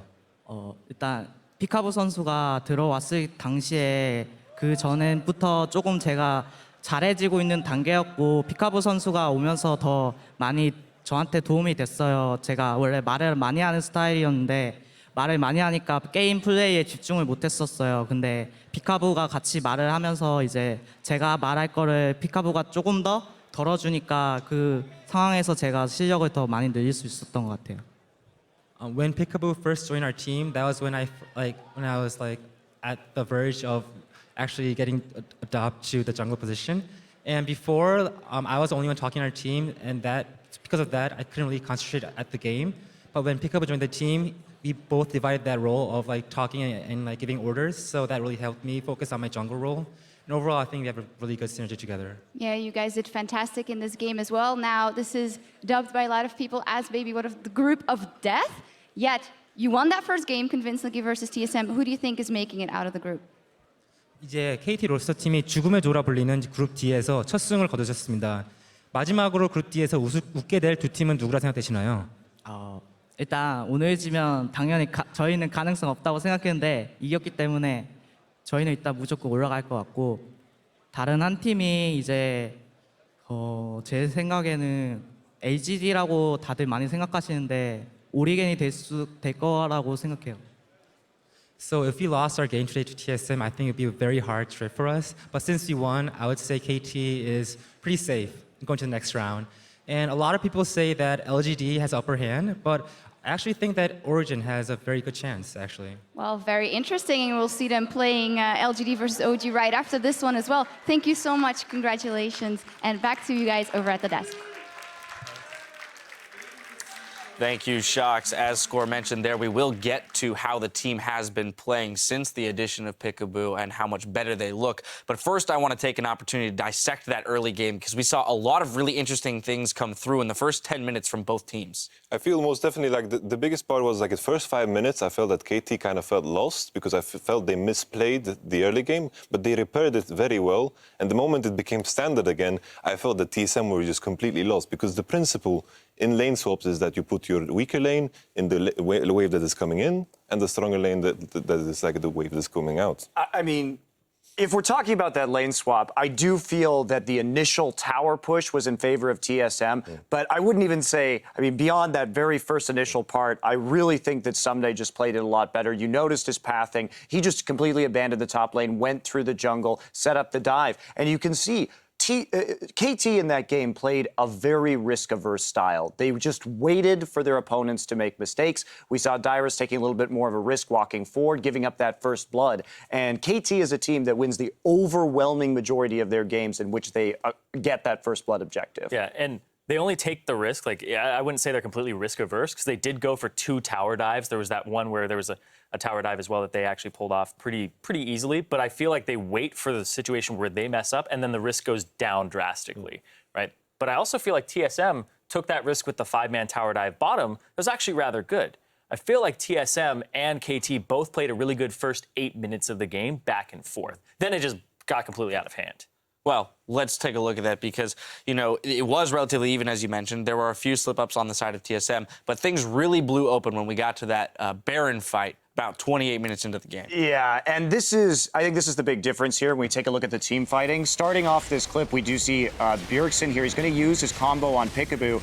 Q, but he's already in his ult, misses E, and then W to the side. So the biggest carry right now in TSM, the most fed member, basically has no damage. Meanwhile, Dyrus TP'd into this fight without having his ultimate up because he used it to escape a gank in the bottom lane. And TSM thought they could do this, but KT responded. They had the Rek'Sai just to ult into that Baron fight. They had the TP up. So it was kind of an ill-advised fight. And then on top of their disadvantage from cooldown timers from that Olaf ultimate, they also had the disadvantage of not using the carry spells properly. And there was a big difference. Even though Bjergsen crushed lane against Nagne, Nagne played that team fight so much better. Yeah. You cannot, if you are a Fed LeBlanc, use your spells on an Alistar. That is a no-go. Yeah, spells aside, being absorbed by Peekaboo, Peekaboo played every team fight incredibly well. The one where they were ending up catching out Santorin and it was the hook in from Someday onto 2 members, played that one great. Played that one great as well. Peekaboo, the addition to this roster, changing them around, his mid-late game shot calling and playmaking is what put KT in this spot and brought them all the way here. Yeah, and I've been in the KT house and I've watched them scrim, and Peekaboo and Score definitely, you can see the synergy between these two as a shot caller. They never stop talking. I want to jump in here. TSM had rather low expectations. People had rather low expectations of TSM coming into this tournament. You mentioned that the first at least 8 minutes of the game was pretty solid for them. Yamato, I want to get your opinions as to whether or not they have met the expectations, whether or not this is at least promising for them to have started out with the right macro sense of the game, just needing to clean up more of their individual mistakes. I feel like that when we jumped into this game, the first thing we saw was, of course, a pick and ban. And the Vayne, as we discussed, and Monte Cristo brought up a very valid point with the Sivir. Like, he should have just picked Sivir there. It would have made so much more sense. Yeah. Okay. What was Vayne doing there? I was like, what? You can go first. Yeah. So if you want to pick a losing matchup into Kog'Maw, because Vayne is going to have a very hard time in that 2v2, well, you can pick the Vayne, but if you're going to pick the Vayne, why not just pick the Sivir? Because you've already committed to losing, and at least you have wave clear. Because the big problem that TSM had is as soon as they were unable to push and TSM got the vision control back over their own jungle, okay, well then KT can group.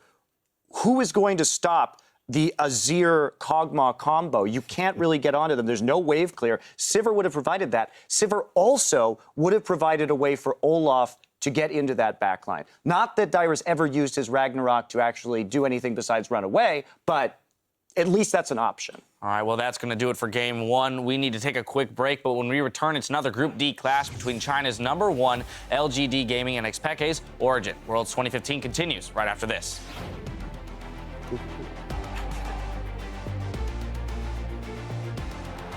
Either Korea or North America will end this game 3-0. Here comes the wave. They're trying to Plusboy gets aggro too early. Comes with the knockup. Plusboy takes a lot of damage from the turret. Someday gets slow, gets taken down. Has to flash away. The flash. Someday gets 2 with the E. There's a Brahma coming in with the knockup from Peekaboo. KT, this could be the fight they're looking for. Here he comes. Arrow right there. Bjergsen very, very low. Kills coming in for Wild Turtle though, but a double comes in for Nagne. Can win the game for them. And the big engage from Score. In comes Nagne. And it's going to be a bloodbath there. Here comes the Chaos Stunt. KT will take down TSM Korea 3-0.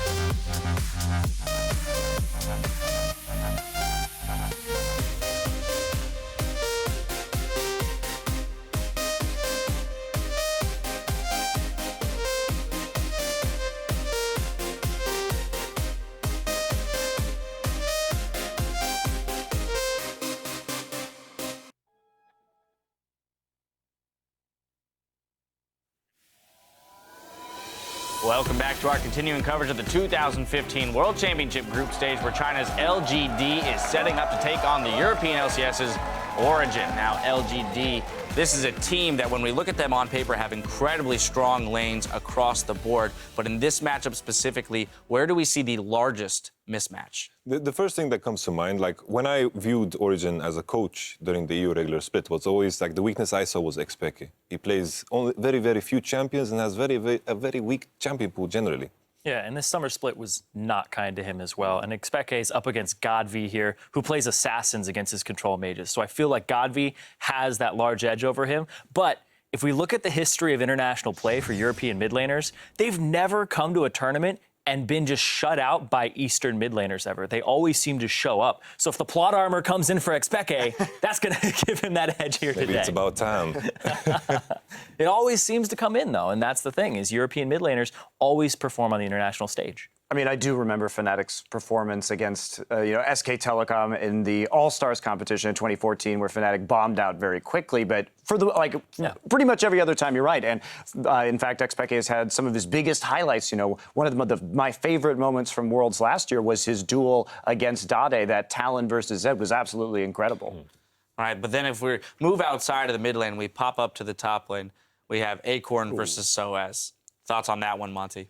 Well, I've loved watching Soaz in the ULCS, and I think on an individual level, we can talk about Soaz and say that his gangplank is obviously exceptional, and he's a smart and very large champion pool player. That said, Acorn is a team player. He always has been. Acorn, when he was on Samsung Blue, helped to really innovate the lane swap meta that we see today. That was one of the biggest contributions of Samsung Blue and why they were so dominant in 2014. And he continues to be that kind of team player. His teleport game is absolutely on point. Soaz puts up great stats, but in the mid game, he can tend to wander off and die. Rarely happens with Acorn. Well, he's definitely at home here in France. I have to go to the bot lane here because I think a lot of people, myself included, are very curious about watching Niels, a rookie, first Worlds tournament going up against Imp, reigning world champion here in the bot lane, Yamato. It's like, obviously, it's favored in Imp's, it's super obvious that Imp is the favorite AD in this. But, when I think of Niels, I know him as a person. I've had the opportunity to play with him as well back in Season 3, but it doesn't really faze him that he's a rookie or not. I don't think that matters at all. He has that kind of I don't give a damn attitude, and I like that about him. Well, you definitely have to step on stage with that kind of attitude when you are going up against the reigning world champ and a guy who's been very vocal about making sure he wants to see his opponents cry at some point. I love Imp is just the villain of League of Legends. It's fabulous. I absolutely adore him. And he owns that role fabulously. He always does. Yeah, Imp is definitely, in my opinion, probably the second strongest player here at Worlds. And he's going up against this rookie. So Niels has his work cut out for him. But I want to look at a little bit of a closer matchup here, which is TBQ versus Amazing. I think this is the closest matchup here. But TBQ, he gets a lot of flack for being the weakest member on his roster. But look at his roster. Look at his roster. And TBQ had an amazing finals up against EDG. He was a big part of why they won. So even though this is the closest matchup, it is still a rather lopsided matchup. Well, and anytime we get Lee Sin back in the meta, that's a buff for TBQ too. It's traditionally been his best champion. So will that be a ban here? I'm very curious because I think you kind of have to target TBQ if you're going to play against LGD, because the other players have such large champion pools that it's very difficult to handle them, but maybe you can get an edge over their jungler. Yeah. All right, well, before we throw it over to our casters, we're going to go down the line, get your predictions here, starting with you, Zyrene. I got to go LGD on this one. I feel like they're definitely favorites here. Even though LGD has been having some coaching issues, I feel like just individual talent across the board is going to bring them out today. Yeah. And that's the thing with LGD. These are guys, a team that definitely could win this entire tournament. I think Origin and LGD will be a bloodbath in the early game, but I think LGD will come out on top just through better control of the map later on. And finally? I feel the teams are very similar, but LGD is just a better version of what Origin is. They kind of rely on that raw talent to carry them through games, and I feel like LGD obviously has the better talent in this matchup. All right, well, there you have it. A very uniform desk once again, day 2. Though I can't argue. I'm not gonna sit here and say it's actually Origin. So that's all I've got for you. Right. Now, yeah, exactly. As we head over to the casters for a look at the lineups, Expeke says Origin doesn't have the pressure that some of the older and more established teams face. We are a new team. We have a lot of experience and everything, but at the same time, it's really good that we don't put that pressure on ourselves, because that's the worst you can do. Normally, teams don't really mind much of pressure from outside. Like, it's yourself in the end. Well, his first game's going to be up against one of the favorites at Worlds all the same, though, as Expeke is going to be taking on LGD here. But, guys, we get ourselves into the game. Let's check out the starting lineups. We're going to start with the LGD Gaming here. Up in the top lane, they've got Acorn. In the jungle is TBQ. In the mid lane, Godv, an amazing, amazing mid laner. Imp on AD carry, believed to be the best in the world. And PYL, the support, the player that so many come to play with. PYL, an incredibly famous support over in China, an emotional leader for that team. And of course, on the side for Europe, we have Origin. Swords up in the top lane, we have Amazing in the jungle, Expeke in the mid lane. He's gonna have quite a tough day. Nils as the AD carry. Mithy as the support, and the new head coach, Hermit, former analyst for the team. He kind of looks like the mighty Thor, doesn't he? I'm sure he has something prepared. He's a very smart guy. I think what he's done for this team, especially leading into playoffs when he started, being on site with Origin in Europe, the pick and ban phase really improved for them going into the playoffs with, of course, Fnatic in the end. Not managed to beat them, but they took them to 5 games. That was a big deal for Origin. LGD, though, is a whole new monster.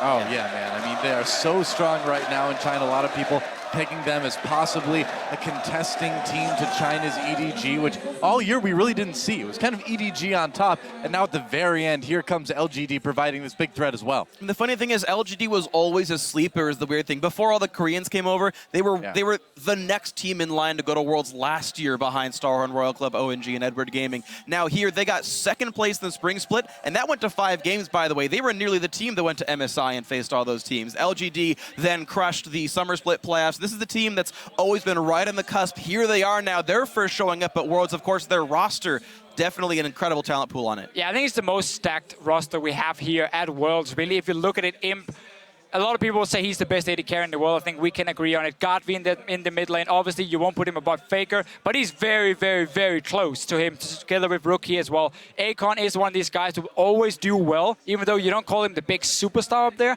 The team player, and he also does a lot of the pick and ban talk with the team. Very smart guy. Obviously, PYL, my favorite support in the world, probably. But TBQ, you can argue, how good of a jungler is he? He's doing what's needed. And that's the key thing for him. You know, the big player that jumps out for me on LGD is actually Godv, and that's because in the Korean scene, where I cast, you don't often hear about the Korean players talking about a player from another region that they really need to learn how to play from and be like him. But Godv, especially that Diana, has been an inspiration for Korean mid laners, and I know a lot of these guys look up to him. Yeah, Godv is absolutely incredible. And actually, speaking of him real quick, we do have to delay the game briefly. We had a mouse issue for him. They're actually going to swap his computer out. So I blame you completely, though, for Yeah, this is all on me. I sabotaged the computer. I wanted so badly for the Europeans to win that I sabotaged the red side computers. I think it was that Bjergsen played so well because TSM's the best team in the world that the computer overheated from his APM, and so that computer's now on the fritz. That mouse right You really want it to be like TSM free. Yeah, that's all you're aiming for. It's like you see these mouse warranties. It's like good for 64 million clicks, and Bjergsen's like, I need 3 for this game. Sorry. Anyway, though, with these two teams, Origin, what can Origin bring to the table? Mithy and Amazing. The jungle support synergy we often talk about is top-notch for Origin. It's what they really rely on in the early game to kind of get Source rolling, to get Nils rolling as well. Both the side lanes are big, big carries. It's Expeke in the mid lane, who's more the passive guy. They don't play around him at all. All he has to do in this game, I say all he has to do, is stay even with Godv and then look for Origin to play around side lanes. So the thing is, Peke is never going to go equal to Godv. Not even talking about the skill sets here, but Godv has the highest gold share of any player in the LPL. Even though there's this great AD carry on his team with Imp, Godv gets so much resources. It's because he's getting kills, he's getting a lot of farm, he's doing so much, but he is the richest member on any team ever. So this is a guy who's going to get a ton of resources. Peke is used to being left alone, and the thing is, there's not that many hyper-aggressive mid lanes. Think about the big mid laners that he has to contend with over in Europe, like Peke, Febevin. Also gets no gank. So the difference in style that Peke suddenly has to deal with here could be very jarring. A very, very different style, but for LGD as well, while they have all these insane players on the lineup, it's not just like we see LGD always just stomp the early game and just like snowball completely out of control. Often, you know, it can go a little bit back and forth, but they are a very smart team. And when they get to the mid to late game, they always get praised so much for how they control the side lanes with the minions, how they always manage to have these big waves pushing before they go for any objectives. So even if they make a mistake and lose a fight, the other team can't really get anything from it because they have to then push the minions all the way back towards LGD, and then there's time for them to respawn. And that's always been a big problem for other teams in the LPL. Origen like to play on all three lanes as well with these side lanes pushing, but then they always group together and team fight. So they got to be able to match what LGD is doing. And the thing is, you talked about the waves getting pushed out so that if you lose a team fight, things don't go poorly. We actually saw that at play just last game, TSM, when they lost their very first team fight, 2 turrets went down to the mid lane. So there was certainly, you can see the evidence there today of what that wave pushing can mean for your team, because you get to keep that buffer up there. Now, guys, our delay is going to be a little bit longer, so as we work out the issues on the stage, I'm going to send it over to the guys in the analyst desk to talk about this match a little bit more. Thank you, Freak. I have to say, I love just this sight right here, this shot here, the French crowd, you know, showing their support for Soaz and the rest of the team. Yeah, yes, exactly. That's fabulous. But I do want to continue the conversation they were having, which was about LGD's side wave control. Yeah, I think they actually have the best side wave control out of any team in this tournament at the moment. The way that they manipulate the waves before they end up going for a team fight or an objective, and the preparation that they put into it, just like Deficio was saying, if they lose the fight, they still have waves pushing and you can't capitalize as much as you would like to.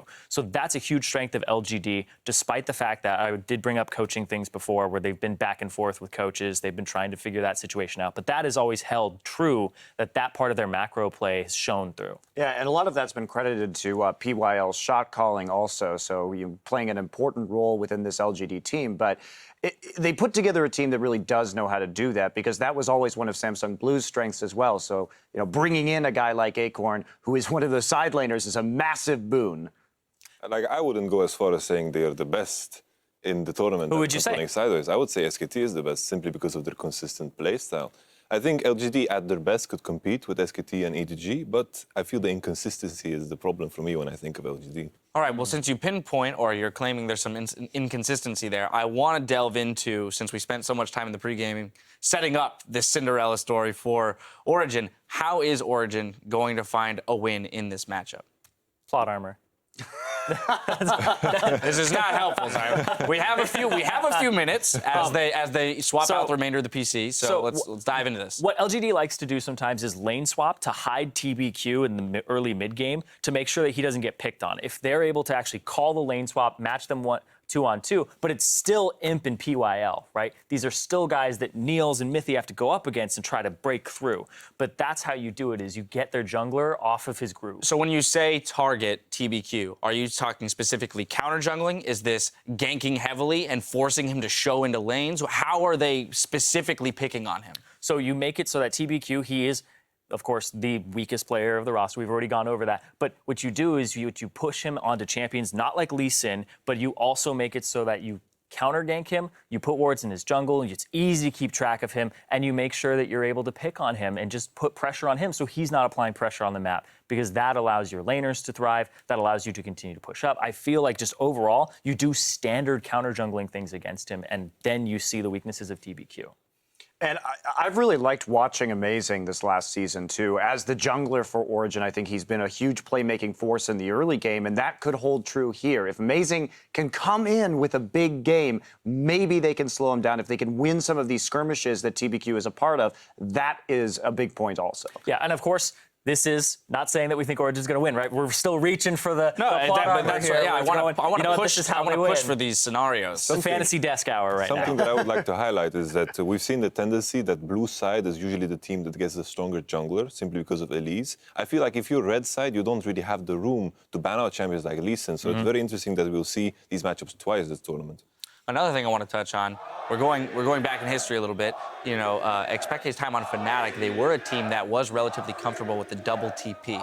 We have talked about the possibility of double TP playing a role in this tournament. Haven't seen too many examples of it yet, but is that a way that they can open this game against LGD? I don't think so. I think LGD is very, very good at using double TP. Godvy's the player that sort of brought Diana into the current meta.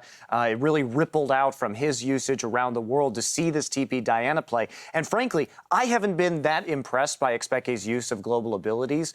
So I would say that double TP is something that you want to avoid if you're trying to be Origin and win this match, because LGD will just pile into that bottom lane and kill your duo. I still feel like you take the TP, though, on the mid lane. I feel like you just take it because it's going to help you get back to lane. It's going to cover some of your weaknesses. Then you can follow them down to the bot lane. If you don't take it in champions, I want to defer to Yamato on this one. Zareen, my friend, when you pick TP, people need to understand what you give up. That extra summoner loses so much pressure in very, very, a lot of matchups that are going to come into Worlds. That's why we haven't seen that much You lose a lot of pressure. Are you implying that he's going to kill him? Hold up. I want to hear the rest of this first.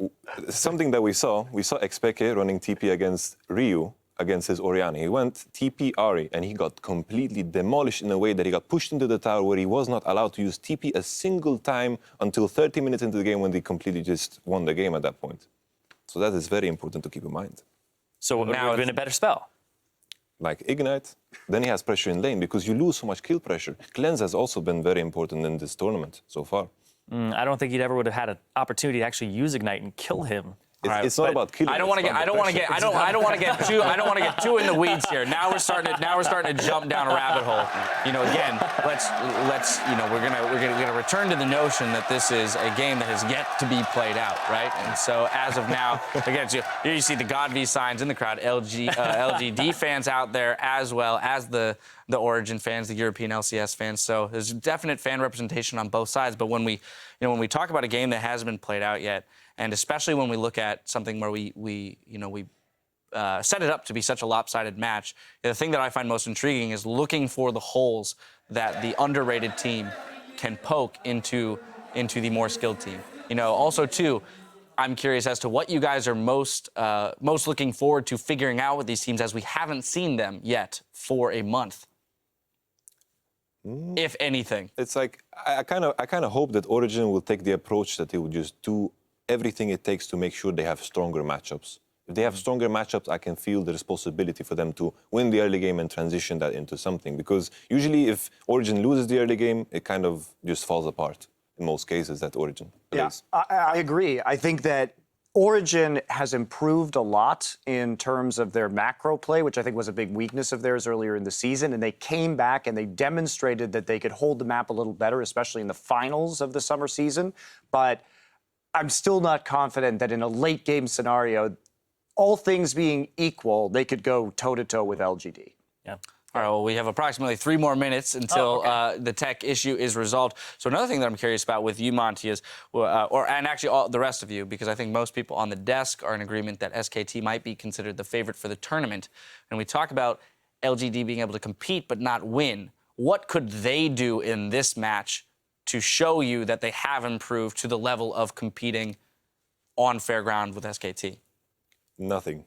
Yeah, that's an unacceptable. No, that's an unacceptable answer, because there has to be something that I can show you. Tell you why. Game, no kills, no turrets given up, no barons, and absolutely crushed them. So then we've at least established that there is something that you can give me. Turn their opponents into SKT, slow, and then press them. That would be convincing. I really want to press you on this, because I refuse to believe that in a game there is not a single thing that a team can work on or can showcase that could later play a factor into winning this entire tournament. It's like, I can elaborate why I said nothing. It was kind of plain, but it kind of depends on how good Origin is playing. If they are put up a good show, it kind of puts LGD to the test, and we can make some judgments based off of it. But if Origin is going to have a weak performance, we cannot really take anything away from it. Yeah. Right, but you said inconsistencies. When you talk about inconsistency for LGD, where do their inconsistencies lie? If you can establish where they lie, I want to know how they fix them, and what in this game could they do to show that they've been fixed? Ooh. It's tough. Because, in the games that LGD loses, they just kind of it just looks so underwhelming. It's kind of hard to pinpoint why things go wrong. Sometimes draft mistakes, but it just looks underwhelming. It's like saying they have a bad day, and it kind of feels weird to say that, like from an analytical point of view. But I cannot really add more to it. I think it's when you can control their teleport usage. It's like going back to the what Yamada was talking about. If you have a more aggressive summoner and you can decisively win that mid lane, you can shut down their ability to play the globals on the map and skirmish. So I think that's going to be a big key. But I agree with Yamada when we say nothing, because Xpeke, I don't think is going to be able to do that. You have to have a strong mid laner to try and control Godvi and tie up his time so he doesn't just show up in random places. The other thing about LGD is what I don't like about them is sometimes their Baron calls. Sometimes they take too big of a risk going onto the Baron, and then they can lose team fights around that objective. They're a little bit too hot-headed when it comes to taking that Baron in some of the games that they lose. I think they also get pretty arrogant too, especially Imp. I feel like Imp is super susceptible to getting too much hubris, walking forward and getting caught out and dying. That's the one thing that I would be like, you know what, if they reel that in, then I'd say that that's a step forward for LGD. All right, so we've identified a few things. Origin can work on containment of LGD as well as their own explosiveness in the early game. I kind of want to expand our conversation now away from this match specifically and start looking at trends that have come up. We've talked earlier in the day about pick ban, and you've spoken, quite a bit about the importance of the blue side and how much control they have given this meta. I just kind of want to take the time to elaborate on which champions we see having the biggest impact and why. Well, it's obviously the first thing that comes to mind is the Elise. Elise just gives so much pressure in the early game, and there's not any jungler in the game that can really contest that, and it's just so important for the top lane. I'm going to interrupt you because the technical issue was just fixed, so the teams are ready to head into Champ Select. We're going to send it right back over to our casters for the call. Thank you very much, Dash. We are back here, and we are ready to go into only our second game of the night, actually. Game one went pretty fast. Game two, Teke just started out there. But as the analyst talked about, of course, a very difficult situation here for Origin coming up against the #1 team coming out of China. LGD waiting so long to get to Worlds here with the stacked lineup of skills players. I want to talk a little bit about pick and ban phase now that we're about to get into it. They were talking about Elise coming up. I could see Origin try and bait Elise first pick for TPQ and take like a Rek'Sai pick or a Lee Sin pick for Amazing and try and match him in the early game, and then also get a very strong dual lane for Mithy and Nils down the bottom, because I think those two guys can make plays and they can use that in the early game very well. We're gonna have to see. LGD for now is banning away one of the top tier picks in the Gangplank, so Origin can just remove the Lulu and then go for a third option as well. The Lee Sin the second though for Origin. Yeah, so these are just these teams doing their standard research, though. Yeah, the Lee Sin member. These are teams doing the standard research into these teams. They know Soaz is an amazing Gangplank player overall, not wanting to risk first picking it. The Varus, we saw Peke win a game with it in the finals, then immediately get banned every single time by Fnatic afterwards. So, again, just standard prep work actually paying off here. I don't think, though, you should ban the Gangplank on blue side. I think you can always first pick it. It's a safe matchup in every single lane, unless you specifically want something for your own bad jungler. matchups. Because this is now allowed. Okay, there are a few counter matchups, but we haven't seen them in action. So far in competitive play, Gangplank has done well in basically everything, and he's been considered a very safe flex pick. However, it means for Origin, they could ban away the Lee Sin, they can take away Lulu now, and then the normal first pick would be the Elise come in for them, but that would leave Kalista open, which has been such a key pick for Nils. They're gonna give him Lulu and Elise up, so Origin saying, hey, at least we'll get one of these two. Yeah, and again, keep harping on Kalista just for Nils, because we know how much he likes to play it and how key it can be for Origin to have that winning matchup one way and also get a last pick for Soaz maybe up top against Acorn. I don't know if Kalista is actually that high priority anymore. I know she's gotten a couple of bans here, but she's been unpicked a lot as well. After the 5/16 nerfs, I wouldn't ever first pick Kalista in a game here. Lulu, I think the obvious choice. Oh yeah, there not it comes first pick, through. not first But pick. even as like the first round red side either, like personal opinion, I don't think it's all that good. We'll see which teams do care, but a lot of teams let it go completely. But as you mentioned there's the Hever, there's the lock-in. I think, yeah, so you have a good point, how a lot of teams do not value Kalista that highly anymore. Origin is one of those teams, though, whenever Kalista was open, Nils would just go for it. And in Europe in general, whenever it was open, teams would very often quick it super early. Now, of course, been a few nerfs here and there. That's the thing, is we haven't seen it since 5.14, so even with those nerfs, he's still really happy to grab it early. Yeah, talk very highly of it at least. You can still even do the combo with Thresh for Mithy, one of his main picks, unless he wants a Braum.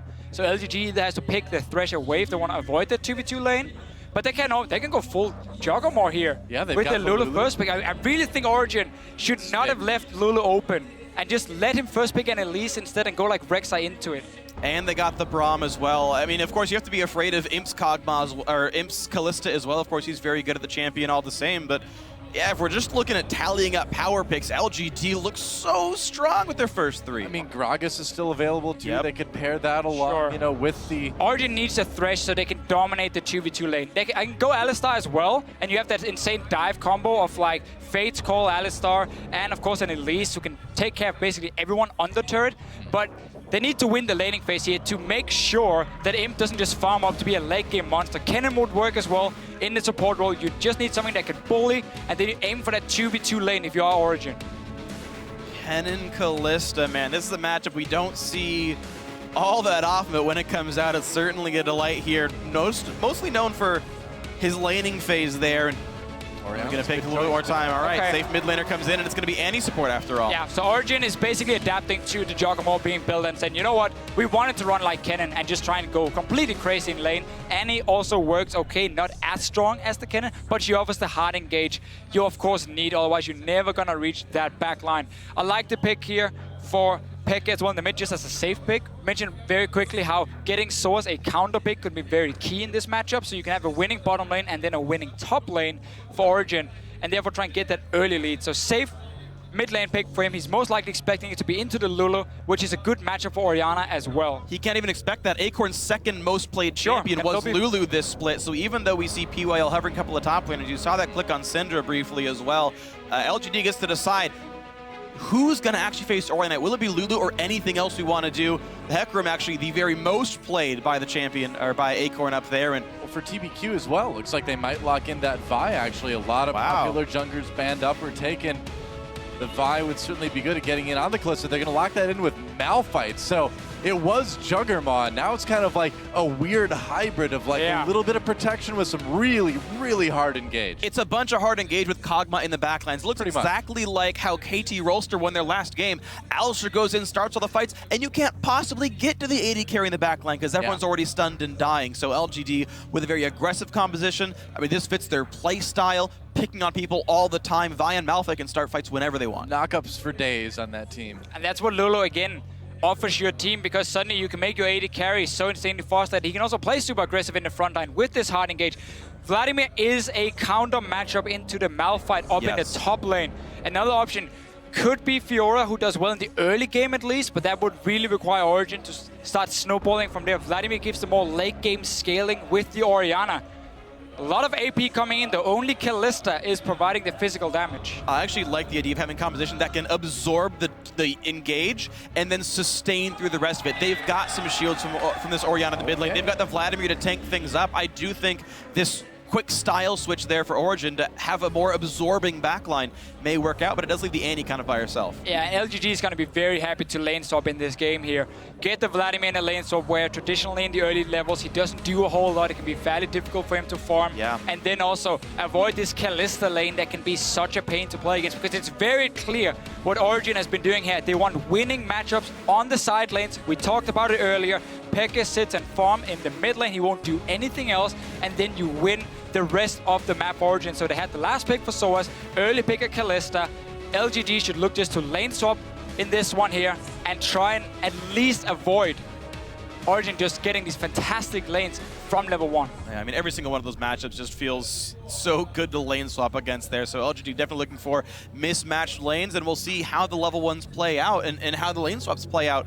Curiously, as much as you say matchup-wise and you know, in an agnostic game, a lane swap would be better for LGD, every single time we keep seeing the Western teams are still playing the lane swap games better. I mean, every single time they're getting the first turret, they're getting more farm, and they're getting the setup afterwards to go well. It's the late game decision making that's getting these Eastern teams to do better. That's one thing I'm going to watch for in this one. Either way, guys, you at home, let us know what's going on. As we hit the Rift, tweet at LOL Esports. Tell us who you think is going to win this one. Hashtag LGD win, hashtag OG win. We'll check back in during the game, but let us know who's going to be the last team to start 1-0 as we finish up our Group D games for the day, and then we start going into the repeats after this one. But starting your group stage off right is the way to do it. Getting ourselves into our second game of the day. Yeah, it is time, guys. This is what a lot of people have been waiting for. LGD taking on Origin, and it is just about time to move on to Summoner's Rift. In fact, it is time. And we will see if the European powerhouse, the second-place team out of EU, can take on an extremely strong Chinese team. A team that a lot of people think of as a counterpoint to EDG. Let's see if they can handle it. Here we go. Yeah, we talked about how KT, despite being the 3rd seed from Korea, were the 2nd best team. It's the same for Origin. They had to go through the regionals. Didn't have enough points, obviously, which is what H2K qualified on as the 2nd team. But Origin is regarded as the 2nd best team in Europe, and they have to show it here. They have some good lane matchups. They've got the Mecha Malphite skin, too, for LGD. It's a big cause of concern for Origin, in my opinion. The Mega Malphite. What about that terrible early skin we had for him, where he's just green and nothing else? Yeah, no Shamrock nose. Malphite is great. No nose. I mean, that's his mouth is like his face in the middle of his chest, basically. He's not really supposed to be that humanoid. Maybe he's got other scent organs, you know? I mean, Obviously, no offense to whoever made that skin. It is a classic. Absolutely, man. Glacial If we ever Malphite. play in Ireland, is the only one you're allowed to play. Really? Yeah. I didn't know that. Yep, Wow. it's actually locked. You're not allowed to use True champion facts select. from Freak here. That's how it works. Huh. Irish Summoners, you can tweet and let us know it's true. Completely true. Indisputable facts from Freak. Facts with Freak. So, Prove me wrong right now. Where's the video series coming? One thing we see in this game here, we Maybe have we don't want to hear those. some early vision down, obviously from Origin on the side, and also notice the one ward they put here on their own red buff. It's very important because they're expecting LGD to start out there. At least they want to see if they do, and therefore they're going to spot 2 members moving in. So they get some extra information, and we'll steal away a camp on the bottom side. So it is the expected lane swap. But also some interesting choices. You're seeing Imp being left alone on the top lane. He's going to essentially build a freeze by himself as LGD goes for a late invade. Meanwhile, similar for Soaz, he's hiding up the top side and wants to actually scrounge up a little bit of golden experience, and he'll be able to do so. That ward you mentioned does in fact spot the LGD invade. Origin is aware of that push, and actually no, Imp is going to fast push it. And this makes it difficult for Soaz because he can get dived. So what Imp does very, very often is he will fast push the first wave. And I don't mean like just wait to last it. I mean literally start hitting the minions instantly.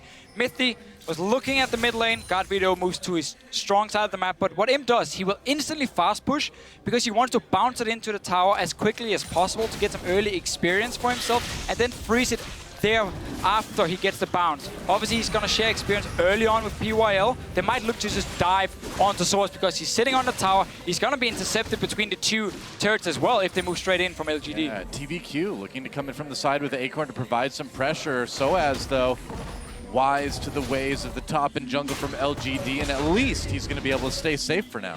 Now he's still trying to mess with TVQ and Acorn a little bit. Gets slowed. Still wants to try to steal the big one. Takes a careful, man. Soaz takes a lot of damage to the face. Oh, has to burn that flash. He could have just stayed out. Yeah, that's such a Soaz move. I just want to see what happens if I step a little bit closer. Gotta get the Krug, man. Yeah, maybe I can steal it away, but it's such a risky play. No flash for him.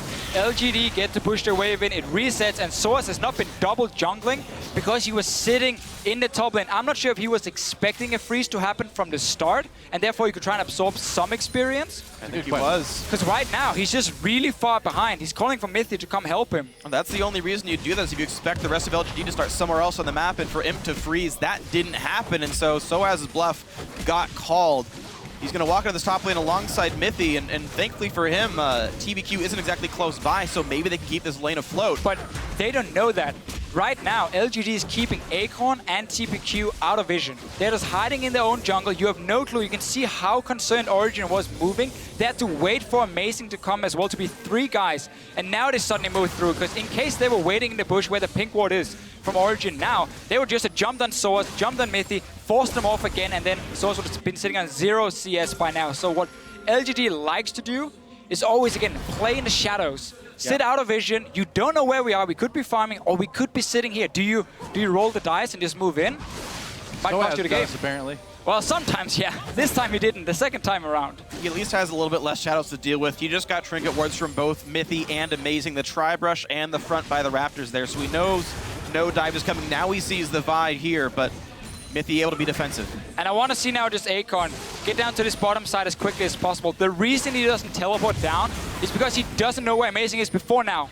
Now he spots him here. In case he TP'd down and used the summoner, and then he started trying to shove the wave out, you see it's being frozen by Nils, then Amazing could have sat there and just ganked him instantly. There would be no TP, and you'll be super far behind as the Malphite, so it's safer to walk.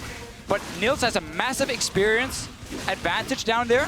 Not even massive, I'm lying to you guys. It's only one level. It is a big deal in the early game, but it shouldn't be enough to completely deny Akon by now. He's gonna at least sit and just get some experience. He's even gonna get free gold and a tad of experience as well from this top lane turret going down. LGD actually, in my opinion, winning out in this lane swap, and the Imp's still getting all the farm he wants, but they're getting a turret kill as well, so as absorbing experience. But Acorn is double jungling, they're both level 3. So they're winning step 1.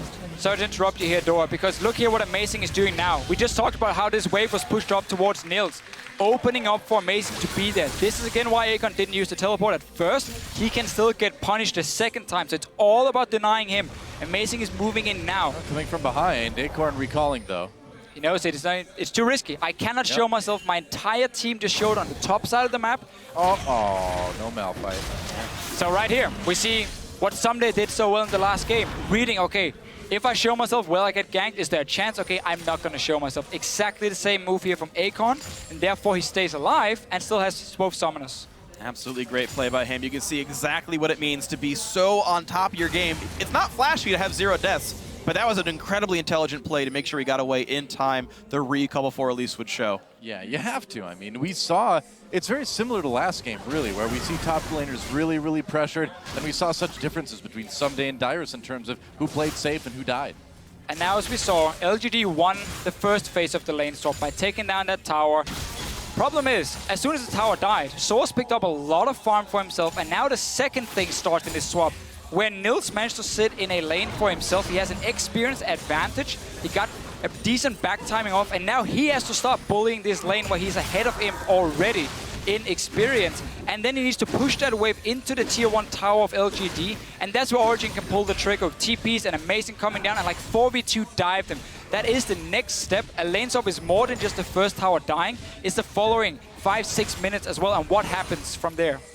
Well, there's still a pink ward up aggressively in the Tri-Brush down on the bottom side, so a return path by Amazing can certainly happen. You see Imp and PYL, pretty heads-up play. They push the wave in, then take Scuttle.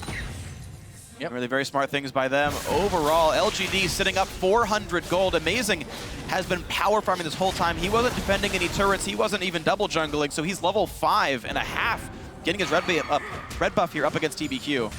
Oh, PYL and Imp smash a scary face coming at him when they come back into lane, but more farming, and we didn't really get to see a 2v2 at all last game. We will get it this time. Now from Imp and PYL, yeah, but Niels and Mithy, they're going to struggle a little bit. I mean, this is a terrifying bot lane that they're playing against. Yeah, Mithy had a bit of a poor timing here for himself. He had to go back and get a few wards, so he couldn't stay in lane with Nils and start pushing it out. But we have level 6 now on the Kalista, so again, there's an advantage. It has to be used from Origen. The other one, as we highlighted before, with Source being a bit greedy and staying in lane up there, he did manage to get up quite some experience. And because Amazing went down to the bottom lane with the frozen wave from Nils, Akon didn't get any farmer experience, so he is behind. On to Mithy, trying to build up that passive for the stun. Mithy just backs off, though. Doesn't go as badly as it could have. You got to wonder what's going to happen a little bit later in the game with Kalista throwing Annie into the fight. Do you do that? Or do you just let Annie engage by herself and then pull her out? Pull out. Yeah, you let her flash in. It's way too telegraphed otherwise. Boring. Hey, man. Throw her right in there, man. You can still be bloodthirsty by going into the flash tippers, okay? Think about the range. Throw her in, 5-man tippers, and then you take her and you throw her into the 5-man tippers as well. Is that what you want to see? Yeah, absolutely. Double CC. That's how you do it. Time to show it, Mithy. And the thing is, actually, Origen playing their bottom lane pretty well, though. You can see Imp and PYL can't really deal meaningful damage because Mithy can always get pulled out of the all-in. Teleport coming in for LGD. They really want this. Bloom of Shockwave brings TBQ in, and the Bloom of actually goes over to Expeke. Grabbed it. Meanwhile, LGD using that teleport to put a lot of pressure on the bottom. Flash out from Acorn does not connect. They still want the turret, but that's a lot used for not a lot of kills. Very 0. smart move though from Nils. Notice how far back he was standing already, knowing, okay, Mithy, in case anything happens, I can pull you in, and then we can just flash out. And they're going for TBQ. Hello, TBQ taking a lot of damage. Timbers drop, but TBQ over the wall, tries to get away with that ball breaker. Peke coming from the top. With the command attack, that's first blood for Peke, Acorn, and PYL on the run right now. Imp there to try to support, and that'll be the end of the chase, but first blood goes to Origin. And it gave a ton of time for Soaz to farm up in the top lane, 51 CS, no teleport on Acorn, complete map control, and Soaz can even equalize the turret score from all of this. So the TP from Acorn horribly backfires, and Origin completely collapsed correctly. Isn't gonna find a Lulu all by herself right now. Oh, Godby in a little bit of trouble. Ults himself, has to burn that flash as well. Peke with the command protect.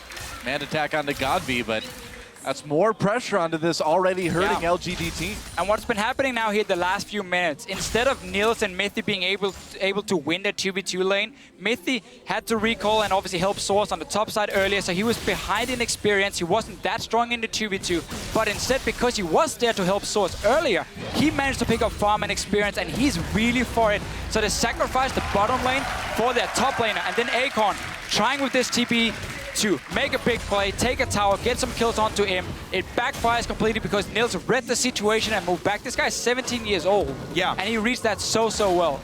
And even though Imp is winning in CS, Origin as a team up 1,200 gold right now.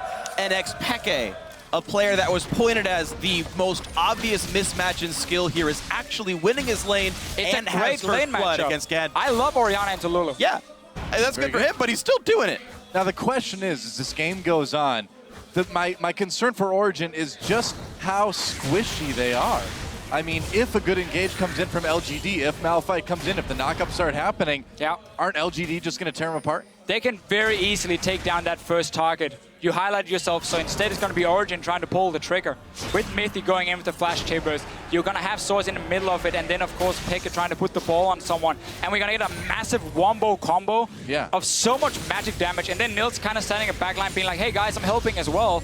But it's not really going to be about his damage in these fights. If Peke and Source can coordinate it with Mithy, they can also one-shot some squishy members on the side of LGD. So it can go both ways, but it would be some very explosive team fights. We've had a fantastic early game already, going back and forth between the teams. I can't wait for the fights to break out. Come on, guys, do it. Oh, they're going to be so much fun. Definitely. One more time with Feeling Freak. They're going to be so much fun. There we go. Okay, now I'm believing it. I love mechanics. I'm going to talk about one more thing. So Peke is very likely, I think, to go a Zhonya's Hourglass second. Every single person not named Niels can dodge a Malphite or Vi ultimate trivially easily. Yeah. Vladimir Poole, Repel, Zhonya's Hourglass, Kalista ulti onto the support.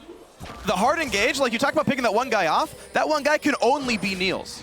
He's the only reliable engage, or target for the engage as we move later on into the game once the Zhonya's comes through, and that is honestly a concern.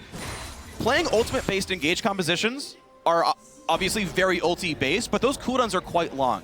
Yeah, we're going to have one of these games here for both teams where Flash, I mean, it's in every single game, so of course it always has a lot of value. This one even more, because if you look at Imp here, if he dodges around the Shockwave and of course Source going this big wombo combo for Origin, he will never die with a Lulu protecting him as well. Origin will not have any backline threat left. But at the same time, when Malphite flies in, you highlight yourself how people can dodge it with abilities, but then also with the flash. Tibbers down to bottom lane. Here we go. Yeah, they're going to try something, but Mithy and Niels, the ones who take a lot of damage. A turret does go down in favor of Origin, though. They get the mid lane. Now the summoner teleport from Peke actually working to keep him in the mid lane and keep the pressure up. Amazing, who's been out farming TBQ all game, shows up to knock the turret down. The bot lane is still going to Imp PYL, probably the best bot lane at this tournament. They're doing work, but OG winning the rest of the map. The adaptation to send Mithy up top and help Source was so key for them getting him ahead. So the two great matchups they had in the solo lanes could really start shining for Origin. They're ahead in farm, they've taken down the turrets. Bottom lane is the only one standing now, so we could see a potential 5-man. There is double teleport. Peke is running it in this game here. Haven't seen it used aggressive yet, but getting that for late game always has a lot of value. Looks like that turret's finally going to fall to LGD. That'll be their second of the game as well, which should tie them up well in turrets and fairly close to gold, I would imagine, too. Yeah, but this is still a very close game here. Godby looking for some aggressive plays to make Peke is out of mana, and TBQ's coming. Spots himself on a pink ward and says, you know what, never mind. But Peke, teleport's still down, and is going to hope to get his blue buff. I mean, he was just powering up to hit that ward as hard as he could. TBQ hates wards, apparently. Just Didn't even kill it, man. He can't even Q it. Small Girl instead takes out the pink ward, so Mythic gets that one. Amazing, starting the dragon. Oh, this is so fortunate. Imp just recalled for Triforce. If they didn't go now, they couldn't contest this. And they sneak through the Triforce of Imp, and they get it easily with Ren. So good timing. That was crucial. Very well done by Origen there. Getting that first dragon, and I gotta say, this one already is a lot closer than people were thinking it might be. Here's the way I always consider teams at World Championships, especially Western versus Eastern teams. We've certainly seen, some very good games from like of KT Rolster and SK Telecom where they deserve to win those games.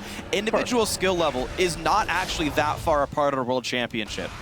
You're seeing Peke hold up against Godby, who's like the #3 player at worst in the world. Peke's not even on the list.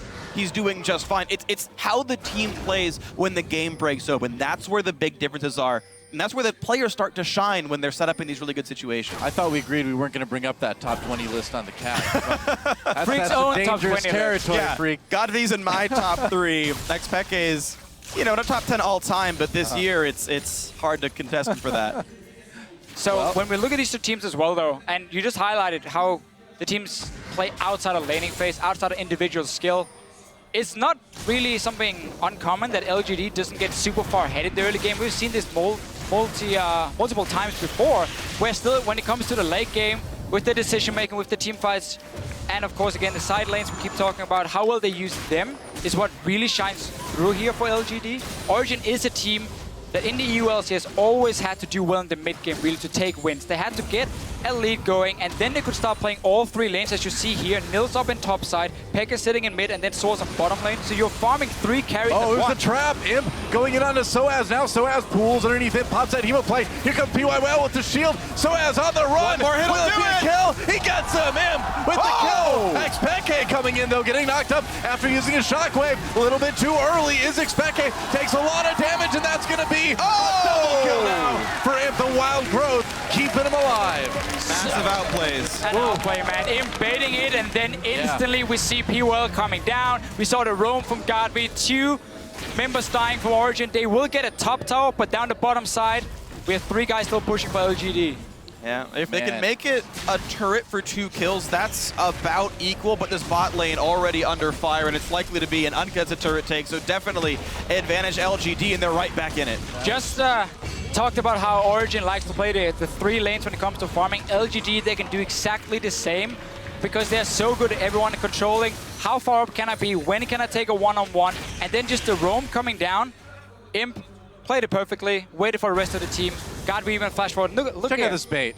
PWell is recalling. PWell is coming. Soaz can't see him. It's completely dark in the jungle, but he thinks he has TP backup. That's why the ward is there as well. So now it comes in, but Godby's also moving, so it's too late.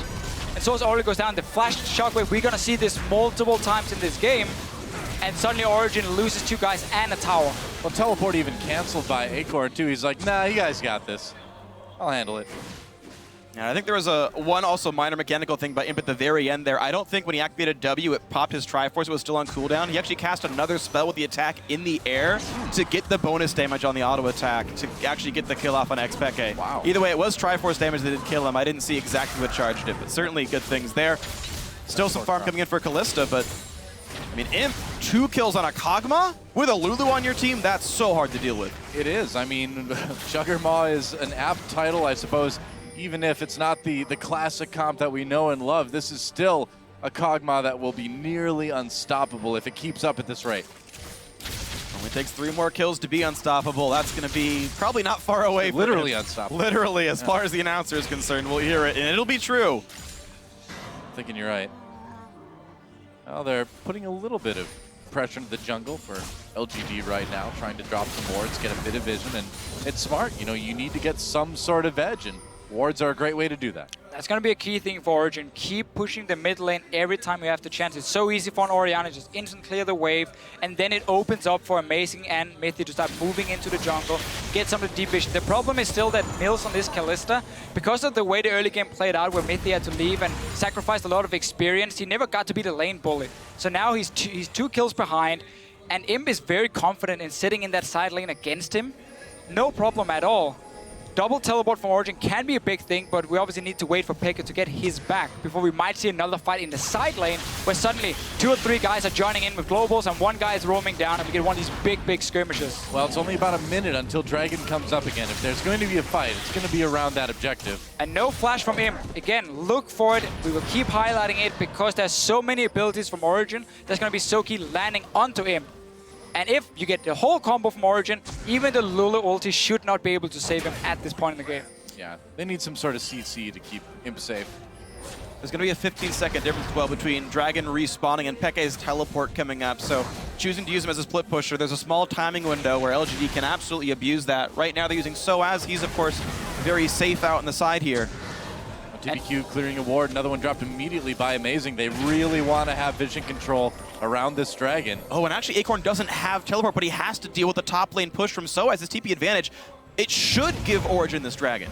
They have Flash and Mithy as well to start the fight, and Acorn is extremely weak in this game. There goes Acorn, he's running. He's been forced to go for magic resist against, of course, Soaz here, so the damage is barely nothing from Acorn. He's just going to be an engage, and that's about it, and then maybe slow the attack speed of Nils. But I like this fight very early for Vision around the Dragon.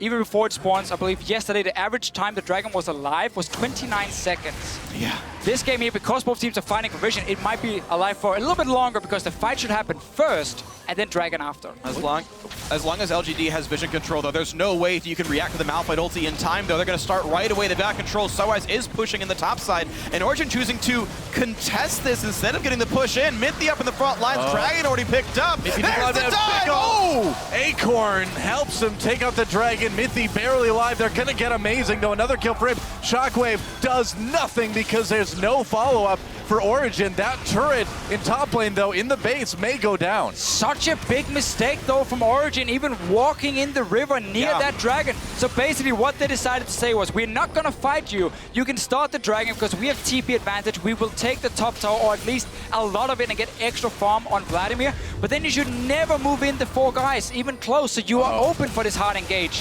Vampires don't do very well against beings made of metal. Soaz on the run. And it looks like he's happy to just suck oil out of it, actually playing in the Chinese client where the blood turns brown instead. That does not taste good, I bet. He's doing fine. The hard engage. The Timber's onto Imp. Mithy getting low, but Imp as well. Imp in big trouble, flashing over the wall. They get the kill onto Mithy. PYL goes down to support for support. How in the world is Imp living through this? Due to PYL and his fantastic position on this Braum here, blocking all the damage from Nils, he sacrifices his own life, stays, or makes sure the Imp stays alive. No extra gold going over to Origin.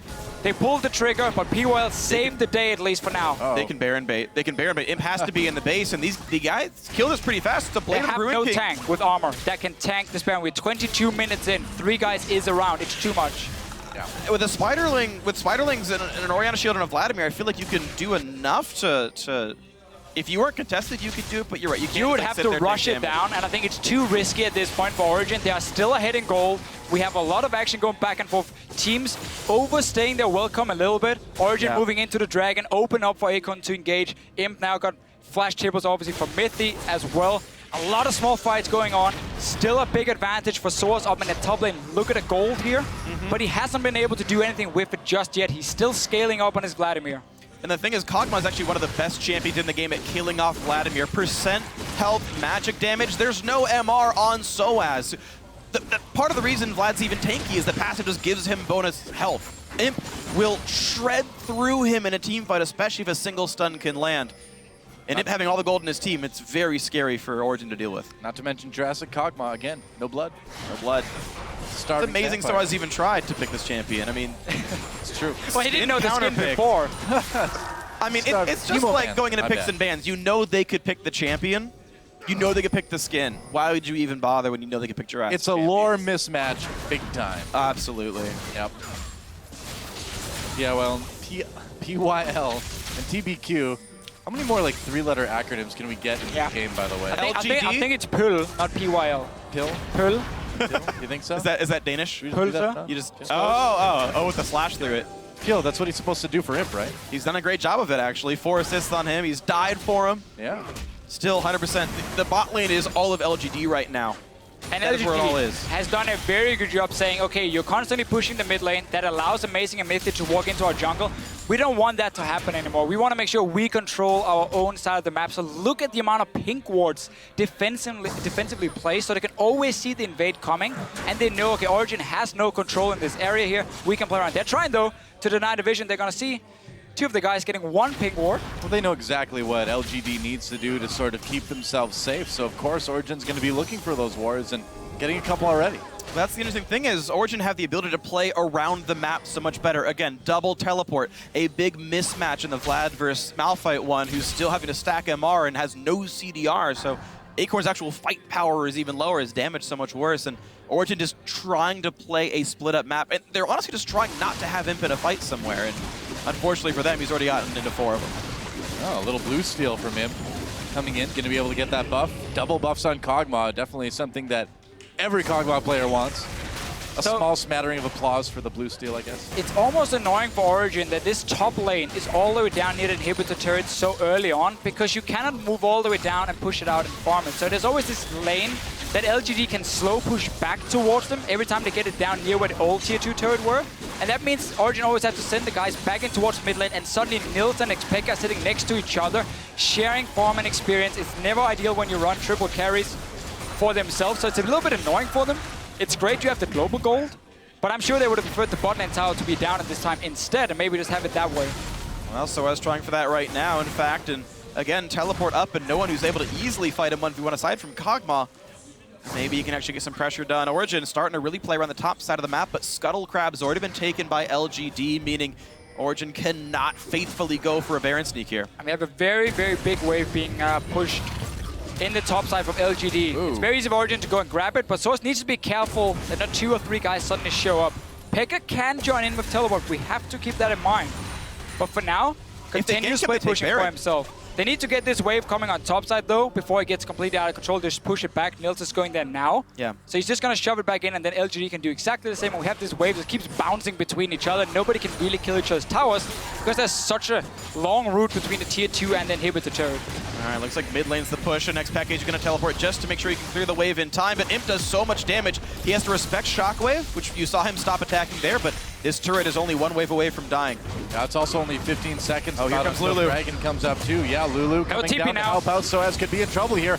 Acorn doing the damage. Soaz pops that pool, pops the emo play. He's still going to go down anyway. Wild Growth, though, had to be used. That's a crucial out of the way for this Dragon, but a crucial player out of the way for Origen. Yes, they get the kill. Soaz here with, again, a little misplay. As soon as Pekka uses TP mid, Soaz has to back away. He knows there's the chance of 2 guys coming out to gank him, and the security before was Pekka being able to join. Obviously, he can't do that because he just used it in mid lane, so Soaz had to just back away and not risk dying here, because Origen cannot take a 4-man Baron when Acorn has teleport as well, and there are 3 guys sitting in mid. So LGD right now are using better knowledge around the cooldowns of these globals to get some kills, and now a Dragon more. Yeah, Imp having no issues at all taking this Dragon by himself, and that's Dragon number 2 now. LGD takes the lead in that objective. Yeah, I mean, this LGD is showing why they're such a good team. I talked about individual player skill being close in some occasions, but when the map opens up, you really see the mettle of the players and the decisions they're making here. Peke's TP goes down, immediate gank bot lane, nothing taken by Origen. In the meanwhile, the side lane's under control enough that nothing's getting picked up on the backside here. It's very, very strong stuff from LGD. And simply what happened before here, with this big wave being pushed in the top side and Nils had to go up and clear it and push it back, the mid lane was suddenly open. And that's what forced Pekka to use his teleport to go in and try and defend it. Origen should never have been in that position in the first place because they needed that second summoner to help Soaz on the bottom. So that was kind of their way of getting the goal lead. Let Soaz continue to solo farm against Acorn, slowly push down this tower. They might catch TBQ here. They did catch TBQ. A lot of CC coming down. They force a flash. Oh, into the wall! Whoops, doesn't go for the wall. Wild Growth used. I don't think it's going to be enough, though. He's going to go down. Niels with a kill there. TP teleport coming from Acorn. Teleport coming in for OG as well. Origen, Soaz joining the mid lane brawl. Tibbers is still here for Mithy, so Origin can now start the Baron and bait a team fight with Flash Tibbers onto him. There we go. PYL comes in. There's the knock goes in. Soaz. And now here comes the rest of the fight. There's the hard dive. They've caught Amazing. He's forced to repel up. Now Mithy in the back lines gets stunned, gets jumped on. He's going to take a little bit of safety from Xpeke. He's trying to run and actually somehow not going down. The flash forward gets the kill. Shockwave hits only one, and Peke is a member of a 3-death team here. That did not go well for Origin. He's got to get away. It's incredible that Mithy didn't die sooner than he did. But LGG, they punish everything you do. So it's a kill onto TPQ at first, but they see Peke sitting in the mid lane. So when Origin is setting up around that Baron, LGG is like, well, your mid laner is not there, so we're just instantly gonna hard engage with the Malphite. And once again, they catch out Origin, they get more kills from it. So we see a lot of good moves from Origin, but LGG just knows how to respond every single time. He does seem that way. LGD doing such an amazing job throughout their mid game here. The TP in from Acorn, he found a 2-man knockup, and the follow-up was so incredibly good here. Look at Peke sitting all the way back at his tier 1 or tier 2 towers. LG is not afraid to just flash.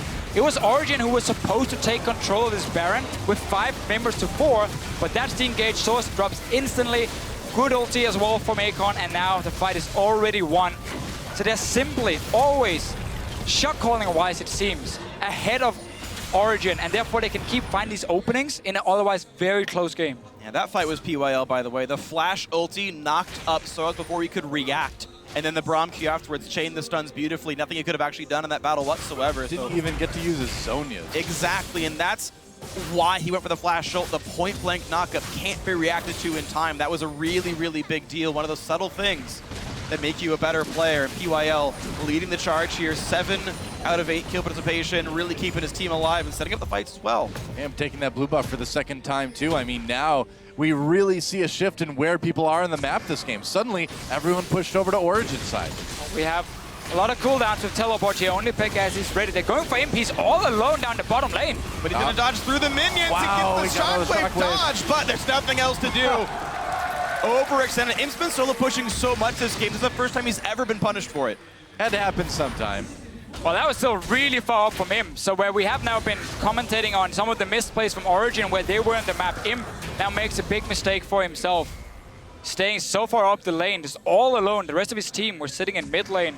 Nothing they could do to really respond, and they couldn't push a tower either because Origin were ready to defend it. And it feels like Origin aren't tenacious enough to really take any major advantages. All of the gold and almost all of the kills are on Imp. He's still dead for 15 seconds. But Origin has still yet to pressure an objective. Finally, Peke walks to the bot lane. I guess he's got teleport. He can knock down bottom outer, finally. But to only get an outer turret at 31 minutes for picking off the AD carry, that's less than you should be getting. I guess it does tie up the turrets a little bit. He's just got to worry about LGD pressuring Baron now. He's still going in the bot lane, though. He has TP ready. He does. Again, no one's reacting to him. Peke could keep going. He thinks someone's going to defend, but Acorn doesn't have teleport. Acorn is not allowed to be down here. Peke doesn't realize it. This should be another turret kill. Double teleport. He's playing it safe because the rest of his team is back in base, so he doesn't technically know. He has no wards to see. Yeah, if 2 or 3 guys suddenly show up and kill him, but having double teleport in the late game just offers you so much map control. It's way better than having like an offensive summoner in this situation for Peke because again, he had a free laning phase against the Lulu, and also he now gets the split pushing threat where Malphite, we know Malphite is a one-trick pony. TP in, ulti someone, and your job is done. And that's what Acorn is going to do again and again, but whenever that is gone, he's not going to do a whole lot. And that's where we can see an opening for Origin to continue split pushing. Wow, fan vote going to 76% now as far as who they think is going to win this game. And Origin with a tiny little lead right now, perhaps. But I think this one is, I would say, our closest game of Worlds yet. Yeah. Yeah, to be this neck and neck at 33 minutes, absolutely. And honestly, I think many people are surprised that it is this close. LGD stacked with talent, and Origin still making them work for this one. It's gonna be close. The double teleport roughly back up now for Origin. We'll see if they can open this map up again. And while almost nothing can beat a Giacomo in the late game, let's talk about that after, because PYL taking some damage. Engage might happen. Took a bit, not a lot. He's able to back off. TBQ got cocooned. A bit of damage as well, but so far nobody really poked out significantly. It's a tense point, though. You know there's a battle about to brew. Dragon spawns in 3 seconds here. Oh yeah. Origin cleared mid first. They've come down the Dragon first as well. There's too many wards behind Origin here. There's so many good openings for Acon to teleport in and just get a perfect flank where it's so difficult to react. I think he's going to try. Dragon started now by Origin. LGD are setting up a Baron bait instead. They've actually got all the wards swept away. It's way too late though. It's a very late Baron bait for LGD. But there's no vision. Like, there's a blue trinket up, but he's not in range to use it yet. LGD can play with fog. They know it though. On the side of Origin. There it is. They saw them sit in the mid lane. They reacted very late after Dragon was started. But obviously teams can take it down so fast. Mythy has flash again. So Origin have inside track on mid. If they're tenacious, they can go mid tier 2 and force LG to come into them. They're trying now. Oh yeah, look at this. They're coming coming from out mid mid lane. They're gonna try to go. It's gonna be a pincher maneuver. They're all grouped up. They gotta be careful here. They're coming in. Imp is okay. Amazing takes a lot of damage. So as trying to get to the back line. He did get hit by Emo Plague. Expect is okay. Big ult. Shockwave. That shockwave does work though. Oh, and the wild growth. It keeps him alive. Peke gets a solo kill. That's it. That was the combo. They got onto him. They got the beautiful shockwave. Everything was used to protect him, but it wasn't enough. We highlighted how much damage Origin will have if they pull off the combo, and they did. Oh, they caught Acorn. For it. Can they land? They got the stun. Comes in. Is it going to be Peke's pentakill? Is it going to be no? It's Niels. It is rookie split. Gets the aids and the inhibitors down, and Baron can be next. Look at the side lanes here, though. Origin has to go back and defend all these turrets. Just send one guy. You can still do Baron, though, with the rest. Let's see here on the side of LGD. There's still 25 seconds on Acon. He just died. Peke will stop the wave here. That team fight, it wasn't even like Soa's ulti into Shockwave. It was just one by one they came in the end, Peke pulled through. This is a guy who's been criticized so much this season for being a passive mid laner. Looking to cause some trouble. Shockwave buys time to stun Staring. Such a PYL coming in later. Godby uses the wild growth. PBQ still alive for the moment anyway. And here comes Imp. The damage coming in. Imp gets a kill. Can they turn it around? Origin chasing Imp. He goes down. PBQ goes down as well. Origin takes the fight. Double kill for Niels. And that is nearly an ace. Only Godby and Acorn surviving. 3 for 2, and Godby's not even done being part of this one. Would you believe it? Origin now soundly in the lead against the #1 team from China. And I gotta say, it is off of great plays like this. Let's watch it again. All right, let's see. So first, Cocoon from Amazing. I'm only looking at Imp here. Everything is on him. If you look at Origin, they're focused. They throw in Mythy, knocks him off. That's the wild growth being used. And then it's Shockwave coming in. Such an insane amount of damage. Beautiful chain CC, but again, Doa, you wanted them to throw in Mythy, and they did. They did it. And it set up everything for Peke to get the kills. Bloodthirsty, man. That's how you play with an Annie. You just toss right in there. One of the biggest problems there was actually Acorn's teleport. He TP'd in on the other side from his team, so there was no real front line to absorb the CC, to buffer the team back. Origin did not have to respect Malphite because they could run away from Malphite and into the Kog'Maw. The lack of frontline meant so much there, it allowed these guys to catch up to Imp's Cog. And we're hitting the point here where LGD, yes, they have 2 hard engaged champions. One of them has done absolutely nothing in the Vi pick. For TPQ, he tried to lock up Mythy in that last fight and see if maybe he could delay the tippers. But now, because there are 3 very, very strong carries on the side of Origin, that hard engage becomes so difficult to use properly because all Origin care about is killing him. There's no damage from Malphite, there's no damage from the Vi, there's no damage from the Lulu really because she's shielding onto him. So as long as you wombo combo him, you win the fight. And that's the thing is, the weird thing is there's so many threats on Origin, so triple threat composition. Peke's the big one, by the way. He's got triple Godby's damage. He's got double anyone else on his team. Peke is the man in this one. All eyes are on him as the weak link, but he is overperforming. The passive mid laner Origin, they don't play around him in the early game, but they do like to really rely on him in the late game. He's shown it before in this split here, how strong of a team fight he is. And also, can we just highlight that every single time we have a big tournament, Peke will always show up. Well, he certainly is today, man. Is that inhibitor turret getting lower and lower? Still 2 cannon minions remaining, and Origin, all they need to do is keep doing what they're doing, and they'll close this one out. Depends how much more they can do. Baron buff timing out in about 30 seconds here. LG looking for the attempt. TBQ cannot find anything to do. 0, 4, and 1 on this Vi. Daria like of TPQ's life. Champions away. He's really not been able to do anything. in this game here. Oh, Acorn caught with that stun. Yeah, you can't jump on a Malphite. Origin are responsible enough to know it is the Kog'Maw that matters. He is the only damage source. Cinderhook Vi, not exactly scary. Not a whole lot. That turret nearly dead. Just a couple more autos and it's going to be gone. Godby is on 4 items now. Yeah. The Void Staff and Deathcat both in. Makes him a threat on the right targets here. It helps. It does clear waves pretty well, too. Acorn is coming. Oh, he is trying to go in. Oh, he misses the ult. They get out of it. Acorn has to retreat. Wild Growth already used on the Imp. There's a knock-up onto Amazing. Shockwave coming in. Soaz gets in the back with a big Emo Plague. Meanwhile, LGD, they lose TBQ.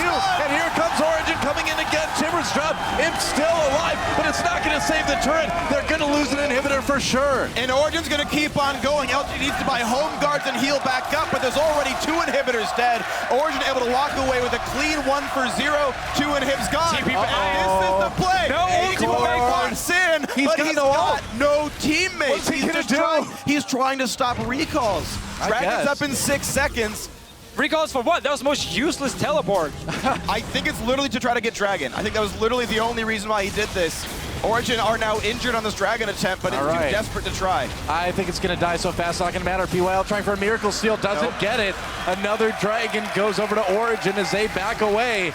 Victorious over that big, long skirmish on the bottom side of the map. So the base is open. 5 Dragons is not going to be a thing. It's 3-2 at the moment. Baron is not alive. But Origin are so strong right here. We saw the engage come in from Acorn, but how easy it was for him to flash it, max range Malphite ulti, and then they can turn around. Godby, at the start of the fight, will just instantly ulti on him. They're like, okay, Imp, they're gonna come for you. Ulti him. Soaz in this fight, he got a 5-man, a 4-man ulti at least. They have so many threats, and they have so much damage. It's insane. Origin has played around this hard engage so well. They've minimized the impact of the Vi. They've taken away the impact of the Malphite completely at this point. So check this out. I want to see the teleport here from Acorn. So he comes in from the side instead of running straight at them. So they're ready with the flashes. They're sitting with the finger and ready to use it. And then Soaz comes in the back line. TPQ goes down, and the fight is already won now from Origin. Acorn has to use the teleport there to flank from the side to make it harder for Origin to avoid that engage. So here we go. 9 turrets picked up, a 7,000 gold lead. And I mean, the curious thing is, for as well as Origin's playing, it's a 3-kill difference. Dragons are only 1 apart, and 7,000 gold at 41 minutes is not the craziest gold lead. This is certainly still comebackable. That's a word from LGD. They've got a big Kog'Maw, and if he can outplay the Shockwave in the Annie, he can crush this front line still. You still got to respect LGD's back line. We saw the amount of gold lead that Origin got with that Baron power play, man. It was like 3,500 gold in the lead, yeah. That's huge. And that is obviously with the Baron as well as what they got after. Right. But you highlighted yourself here. Imp is still a massive threat. If Origin has a team fight where they do not manage to land these ultis that are so key for their composition to work, Imp will then take them down 1 by 1 by 1. Again, the tanky members here, we're looking at Amazing basically, and that's nothing. Even as a Rylai's, that's going to be a few hits for Imp, and he's down. And then suddenly, he will just chase them down and take them out. They do have to be careful, yeah. I mean, like you said, killing Imp basically kills LGD, but if you can't kill Imp, he could kill your entire team. Yep, exactly. So it's still very tricky for Origin. There's a lot of pressure on how they can perform in the fight, but so far, they have been able to pull it off. Baron is spawning, they're setting up vision in advance. They're gonna try and bait LGD to walk straight into them, and then you get an easy engage. And now, Shockwave has to be used on him early just for Xpeke to keep himself alive. That's big, and they're going right to Baron. But Soaz going after the base now.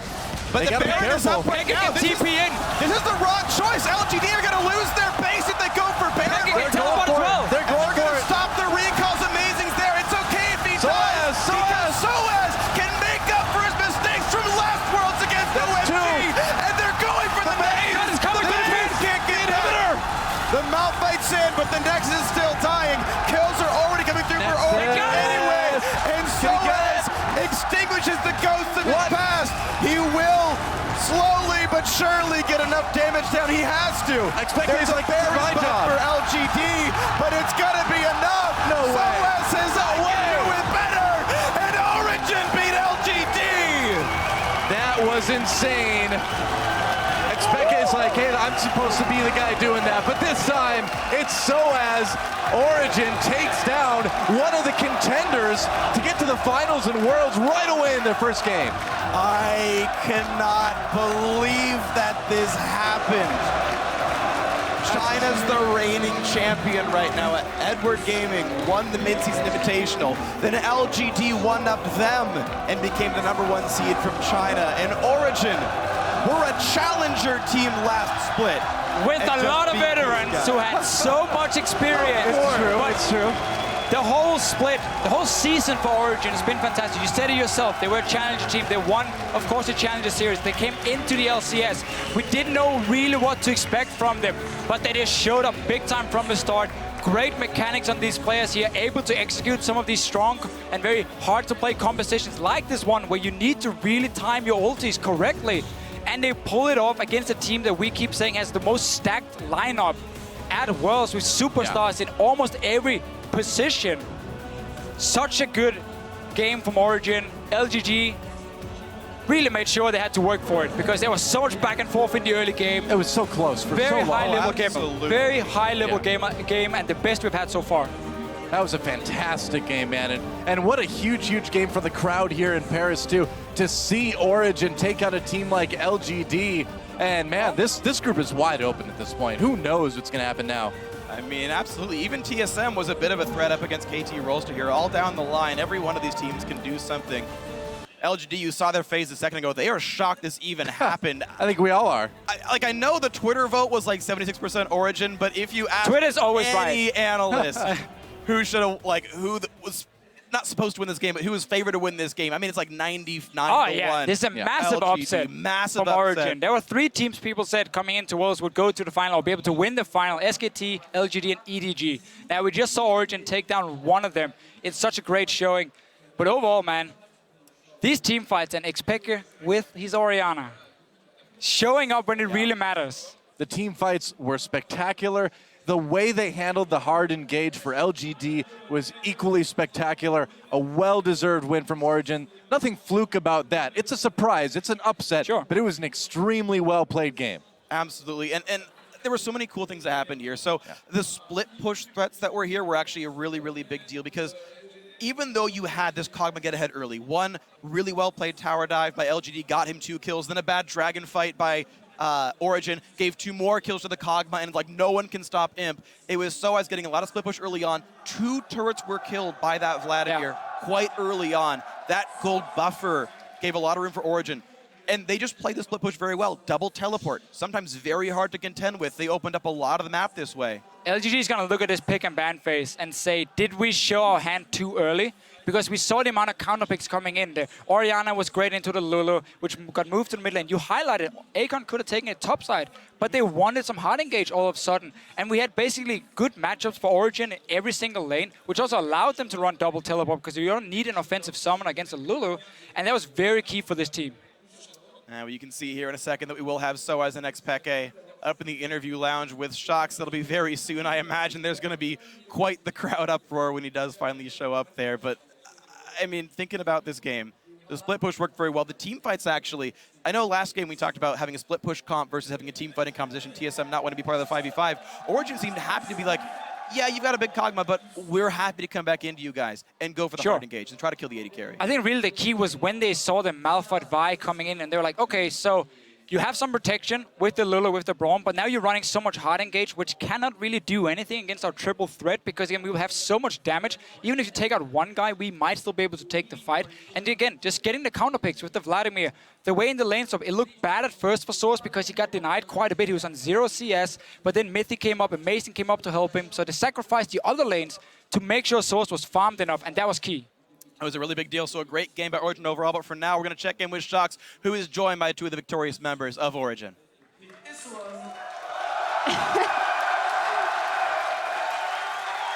Thank you so much. Indeed, joined by Origin after LGD got Xpeke by Soaz.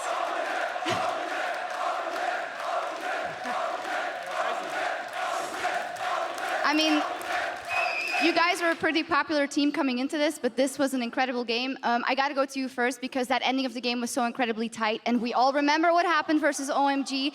Did that ever creep in? I have to bring it up. I have to ask. Not really. As soon as they started Baron, we had vision on every member of their team, so it was easier for us to actually stop them from basing, and they didn't have Baron buff either, so their base recall was quite high. And we had enormous wave, like bottom, we had like 2 big minions, so I could push really fast. So I was not really paying attention of bases, and I was just asking my teammate if people were basing or not.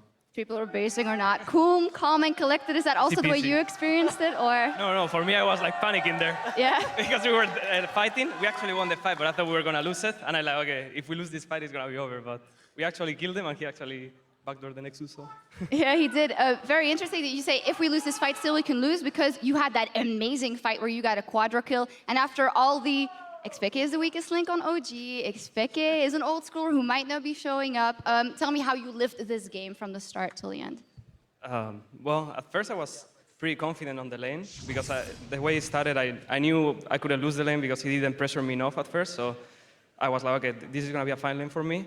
And then as soon as I got the first block, I knew I would slowly snowball. Like I was going to be strong no matter what. And as soon as I had Thonius, I wouldn't die in fights. But then the TP bot happened.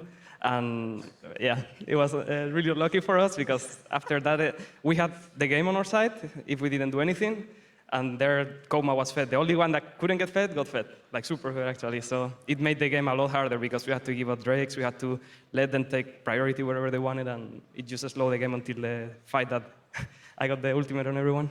Well, you guys are super experienced players, but it still seems that something like this is always very stressful. Tell me how you lived the preparation coming into this. You guys have lived through so many World Championships, and it's kind of a different deal now. Before it was always, what's this Fnatic gonna do with you two? How far are they gonna get? Now it's kind of different. Now it's, okay, OG is the underdog in this group. How would that change your way coming in here? Playing in Paris must be quite a bump. Well, for me, I like being the... I like being the underdog because there is a lot less pressure compared to Worlds last year. A lot of European fans and others were looking after us, like expecting us to do really well, and we ended up doing really bad. But this year is like people expect us to do third or fourth, so we don't have. I don't feel any pressure. So I think it's good for me and the team in general. Well, whatever happens, you already beat LGD. Soaz, quelques mots en français pour les fans.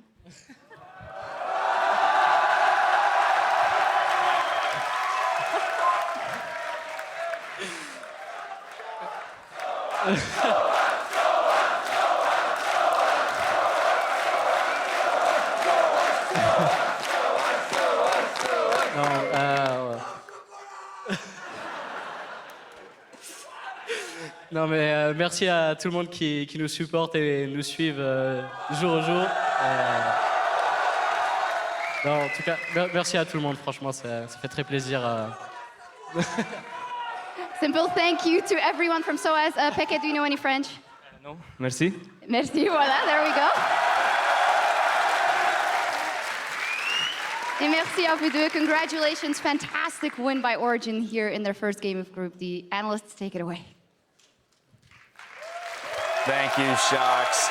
I mean, we had that extra delay to get into the game, but boy, was it worth it. What an incredible showing there by Origin. And I have to say that the three of you have some explaining to do. For sure. All right, so let's take a look at the early game. So the plot armor came down on the Xpeke. No! He donned it, went 6-1 and 9 on Orianna, and everybody just lined up. No. They actually played that let's talk about well. Xpeke, because it was someone that we did hit as being the weak link for the team and was a question mark coming in and how he would be able to stack up against Godv. And as you mentioned, he showed up. He stepped it up huge in this game. Yeah, European mid laners seem to always deliver when they go to international competition. Questions at MSI about Febiven, comes in, solo kills Faker. Xpeke always seems to step up his game around Worlds and around international play, and it just seems to be they hit the grindstone and they come out swinging. The thing is, Xpeke Champion Pool didn't get targeted. He was put in a matchup that he's very comfortable in. He's playing the Orianna, a champion he's been doing well on before, with TP, which is fine in the Lulu matchup. Well, for whatever reason, they did get rid of the Varus first ban, which is technically in his pool. We should go back and kind of revisit this pick and ban here because it was quite interesting, especially Origin targeting TBQ. So they came in with that in mind. Now, this put LGD in a situation where they had a choice to first pick the Elise here, and they could have saved Gragas for later in the draft. They made the choice for the Vi. Now, the Vi, I don't really have a problem with because you can shut down the Kalista, the Malphite Vi combo, and try and win the game that way. The problem was really a lot of these losing lane matchups. And remember that Lulu is definitely a flex pick for LGD. Acorn could have easily played that champion, but they chose to put it in the mid lane with more initiation alongside the Malphite. But that also set up the Vlad pick, which Malphite's not really going to stop a Vlad split push. Yeah, everybody ended up, like you're talking about losing lanes.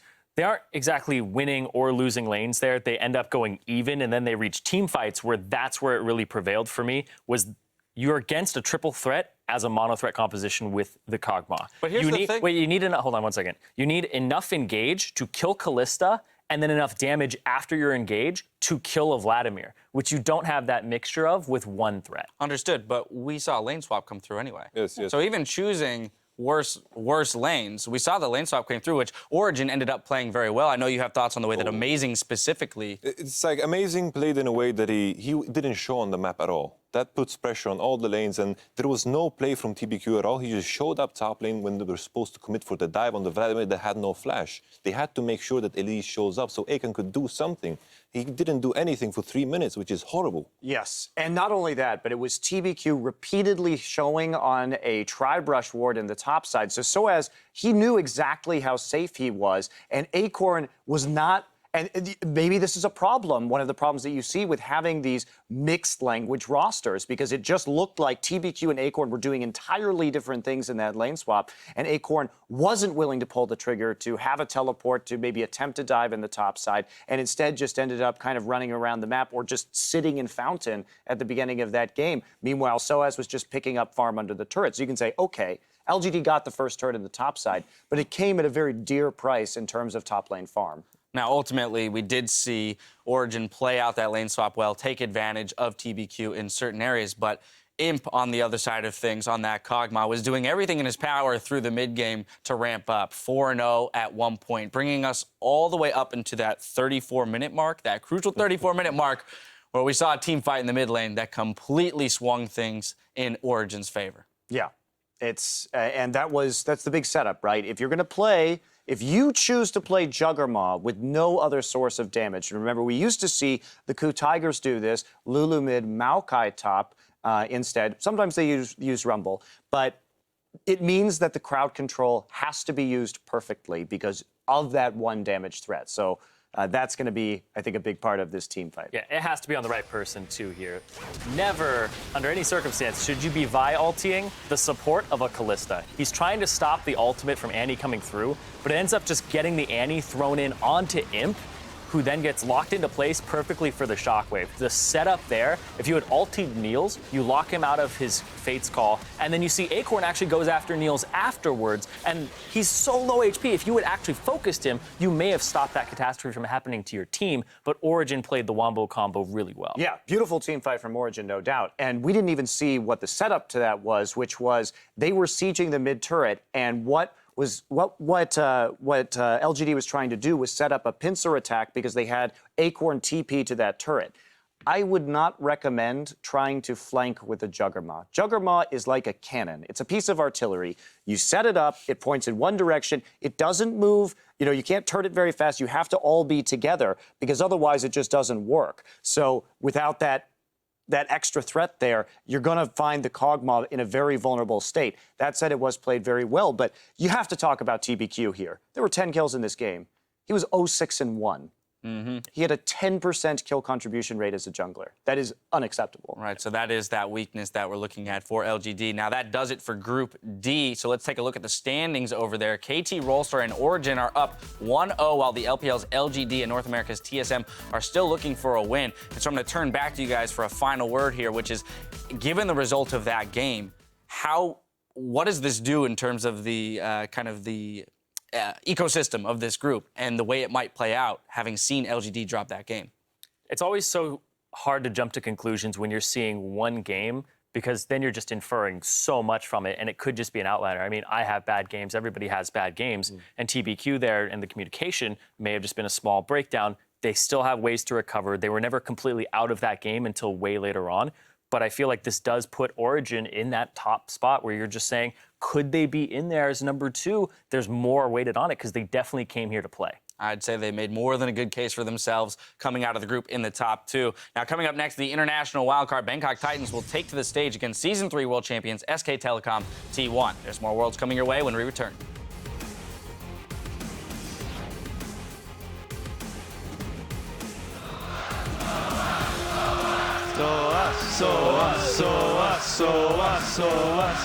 A little bit too early. Izixpeke takes a lot of damage, and that's going to be double kill now.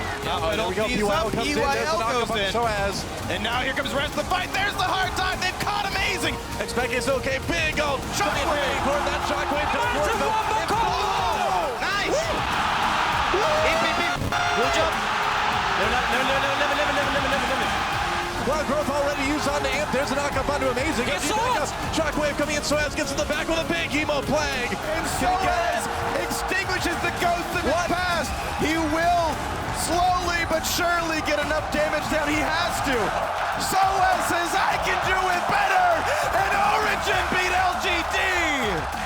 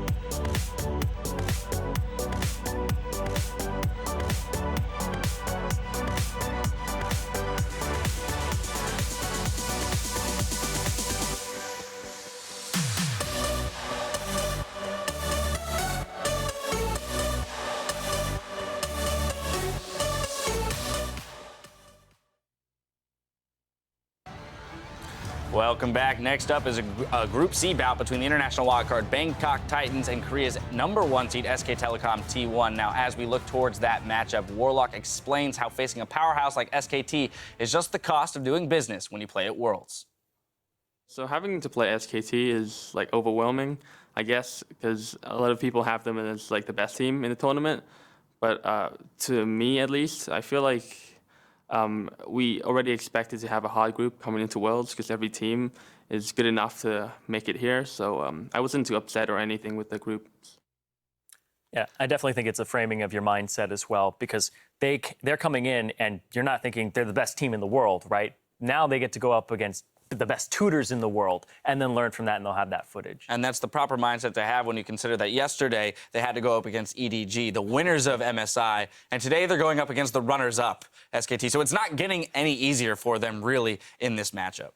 No, it's not. It's like what I'm thinking of is like it's as if I was in a ring against Mike Tyson in his prime. But I would kind of brag about the fact that I've been in the ring for 10 seconds before I got KO'd. You know, I think it's good experience. I don't know if I even give you 10, Yamato. I mean, that's a generous I think I can assumption. run to the corner. Oh, okay. Yeah, you quick feet, right? Just run circles around him. Well, anyway, you know, on the side of SKT, though, we talked a little bit yesterday about how they didn't have the cleanest of games. So as this is a game that we do expect them to win, where do we look for them to execute a little bit sharper than they did yesterday? I don't want to use beating the Bangkok Titans as the metric for how good a team is, but I do want to praise how fast-paced, how aggressive, how impressive EDG's win was, even over a team that they vastly outclass. And if SK Telecom can't have that same level of execution, because in my mind, that's what we were seeing in their first game, was Marin being a little bit sluggish, slow on the teleport trigger, not looking like they were all of the same mind. And I want to see the same style of game from SKT that we saw from EDG, because we know EDG has that immense confidence, which is a very big strength of theirs, actually. All right, well, cleanliness of execution, that's what we're looking for here. Now the teams are ready, so without further ado, let's step inside Ladakh Pullman for picks and bans.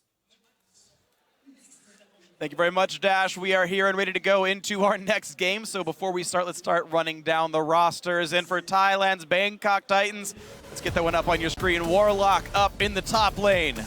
007X in the jungle. Their star player, G4 in mid.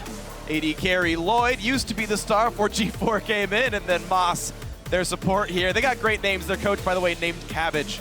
Vegetable-oriented names for the most part, isn't it? And of course, the Season 3 champions, the two-time champions in Korea this year, SK Telecom T1 in the top lane. You've got Marin at jungle, Bengi, of course, in the mid lane. There's Faker in an ADC. Bang, his support is Wolf, and coached by Coma. And this is a very, very difficult game for us to kind of prepare for, because yeah, man, it's real hard. It's really going to be the situation where the Bangkok Titans are going to go in and just try and give it all they have and see what they can do here in the early to mid game. Maybe they can try and surprise SKT a little bit, but all in all, I mean, everyone is expecting the same result from this. Yeah. How fast can SKT then do it compared to EDG? I don't think it matters too much. It just depends on how you look at this game. Do you want to play it safe like they did against H2K yesterday? That's perfectly fine as well. And the thing is, we actually saw BKT try to make early game plays when we saw them yesterday against Edward Gaming, and it failed horribly. Warlock clicked on the wrong thing when he went to Twisted Advance into the mid lane. Hey, we've all done that once or twice. Yeah, I know, but yeah, I do that. And I'm in Silver 4, man. Exactly. As your first act in the game, it's a hard way to start your World Championship here. Bangkok Titans, we'll see what they can play for. Again, they do have a bright star in G4 here. Faker has actually been in his one game so far, actually got picked on a little bit, so maybe G4 can pry something out of that lane, but I think it's a race between SKT and EDG to see who can beat him faster. I bet they got together after the game yesterday, and EDG's like, all right, here's our time. What can you do? And Faker's like, I think maybe we can try it out. But got a speedrunning championship here at the World Championship. Pretty much. Get a little speed. Everybody loves watching speed runs, right? Yeah. Gangplank, the second ban. Mordekaiser, of course. I was hoping Mordekaiser would get through one of these games. Not gonna happen. Not this one, no. I think it'll happen later on in a series. It will happen at some point, of course, but then, I mean, people are so afraid of the snowball potential of a Mordekaiser. Push that bottom lane, take that dragon, take your mid tower, and just how hard it is to play against him when that happens. But we see the same three normal bans. Fiora, Darius coming in. It's a lot of these very contested picks. Fiora is the one where it would be a surprise, but because against SKT, because Marin showed up big time yesterday, it's of course not a surprise in this match. It hasn't really been banned or picked too much in other games we have seen so far. Marin had a fantastic performance though on Fiora. So do you just go with the Elise first? It seems like a solid pick to start things off with. You can build a lot of stuff around it. She fits into pretty much anything these days. I think going Elise first is very good for Bangkok Titans. Again, it will give them some of this early game power they will need. I mean, you cannot start building like a late game Giacomo composition and expect to reach late game against SK Telecom. So Elise would be the standout. Maybe you want to go for a Kalista. Thing is, up there if you want some AD carry pressure. All 007X is playing as big dumb tanks. Gragas, Rek'Sai, Sejuani over and over again. There was the Kalista, so I was wrong about it earlier. I didn't think she was that important, but Bangkok Titans seem to care a whole lot about this one. Well, I think Bengi will be quite happy to take that Elise, perhaps. Rek'Sai is a great champion for him as well. And Marin, are we going to get to see that deadly rumble? We haven't seen it a lot for Marin lately. There have been a lot of other picks that take priority, but maybe in a game like this, you could use it just to push ahead a little bit quicker. Sure, maybe you could try out some of these things you have been working on in practice and you're maybe not 100% sure if you want to use it. Give it a go, see how the performance goes, and maybe learn a few things, so just get it out of your system if you really want to play at a Rumble, which is, of course, Marin's most played champion. I mean, More people are probably expecting him to play Maokai, though. Well, Marin is a champion, or, well, Marin's a champion. He's a champion now. But he's also playing a champion, such as Rumble, that's very good at early dragon control. And if SKT says, hey, you know what? We're just going to go for fast early dragons, going to get 5 stacks right away and end this thing quick. Rumble's a good pick for that. Braum, Rek'Sai, the next 2 choices for the Bangkok Titans. Yeah, BKT picking things that we're not too surprised to see from them overall. Braum definitely a great support pick when it's left open for you. And the Rek'Sai just kind of next on the list for 007X once you ban that Gragas away. Yeah, and I think it's okay to trade Elise for Rek'Sai. I think Rek'Sai is a very, very strong pick still by then getting the Kalista, as long as you can then bully your lane. And that's why I don't really like Braum too much here for Bangkok Titans. I would rather see them just all in on that bottom lane. You use the first pick on the AD carry. Give me a Thresh, give me a Kennen, something that can really dominate 2 versus 2. By the way, this is really a Faker Master Yi game. I know we saw him hover over Aurelia. Hey, they got the AP he has top played lane. that in mid. It's true. They're setting up for them. AP top lane. He played Master Yi a couple times in Korea in the summer season. He won the games with him. It could be Riven as well. It could be the Zed coming in. I mean, they're setting up for a physical damage healer in the mid lane. Yeah, and gonna grab that Alistar, I'd imagine, rather than the Shen support or something like that. Yep, it'll get locked in along with Bang's Vayne, which is a pretty common pick for him. Well, you mentioned speed running this game. They've got a whole lot of really good tower divers here. Alistar can ignore turret for 6 seconds. Elise can repel away. And again, you mentioned Rumble with the early game dragon control and whatnot. SKT is certainly set up for a very fast, aggressive composition, and they can always fall back on the Vayne if it gets a little bit later than 20 minutes. Lane swap it early on. Rumble doesn't require that much gold to be super effective. You have the Vayne then who gets a lane swap lane, gets a few levels under her belt. So SKT can play that style, and as well, the Bangkok Titans is not a team you would expect to do really well in lane swaps. It often something we see a lot more of when it comes to the best regions we have around the world, and especially international tournaments where really you get tested on your lane swaps. So they might find themselves in a situation where they don't 100% know what to do, what the next few moves are going to be, and then you get punished super hard in lane swaps. I think Maokai is a great choice for the top lane. Just pick something solid, pick something that's not going to die very easily, and the Aurelia possibly for mid lane. I don't know, man. Interesting. Mid lane Aurelia for G4. Okay, well that may make the Master Yi harder to play. There is that. Already predicting the matchup, Doa. G4's a level ahead, all right? This pick and ban phase went downhill pretty fast with the last 2 picks. Really, it's not a blind pick mid lane. For Bangkok Titans, you blind pick Aurelia. You also have purely physical damage outside of obviously a little bit of true damage. And yes, okay, we can count Maokai and his insane amount of AP damage. He's got good ratios. So Bangkok Titans are really going to fight against the clock here. They have to win that early game so hard against SK Telecom, but the lane swap for them can still just happen. They don't have the wave clear either, no. Go Riven. That'd be a fun matchup. Mid lane is essentially top lane. Now it's a race who can fight more often. Yeah, I feel like G4 is like, you know what? I want to pick into a 1v1 skill matchup against Faker. I'm like, all right. I think Faker's going to be fine with that. That is one way to test yourself. The hover for the Olaf. And mid lane has become top lane. Aurelia versus Olaf up in the mid. Actually, they could swap it. Yeah, no, this is going to be Olaf mid. Yeah. Randomly, one day, I was sitting on Reddit. I don't know why, but I was just there. Why do any of us sit Yeah, on why Reddit? do we? And suddenly this guy links a Faker highlight video where he's playing Olaf mid lane. I'm like, come on, we're never gonna use that in competitive play. Yeah, not unless it's the World Championships. And now we get Olaf mid lane for Faker into the Aurelia. So strong early game for him. But he's two melee champions. Like the junglers, they really want to go towards that mid lane and say hello and see if they can impact something. SKT, again, as you mentioned earlier, might just look to lane swap the Vayne away from the Kalista and then play that game against the Bangkok Titans. I mean, the nice thing for SKT is everyone on the Bangkok Titans jumps into melee, and suddenly they're just dancing on an equalizer. It's going to be a little bit rough, I think. Yeah, it's going to be a difficult one. A melee-heavy team up against Rumble, definitely a hard one to go for. Just a lot of slows, a lot of AoE crowd control on the SKT lineup overall. We talk about the mid lane matchup. There's one thing I know about Aurelia versus Olaf. At level 4, it power spikes for Aurelia. That's when she can take over the matchup. That's the moment. That's literally when you go for the all-in, and that's the one moment I think G4's got a really big attempt for. Do you have Obviously, the same power spikes versus Faker? I mean, is it different? I think Faker kind of throws off the standard matchups a little bit, you know?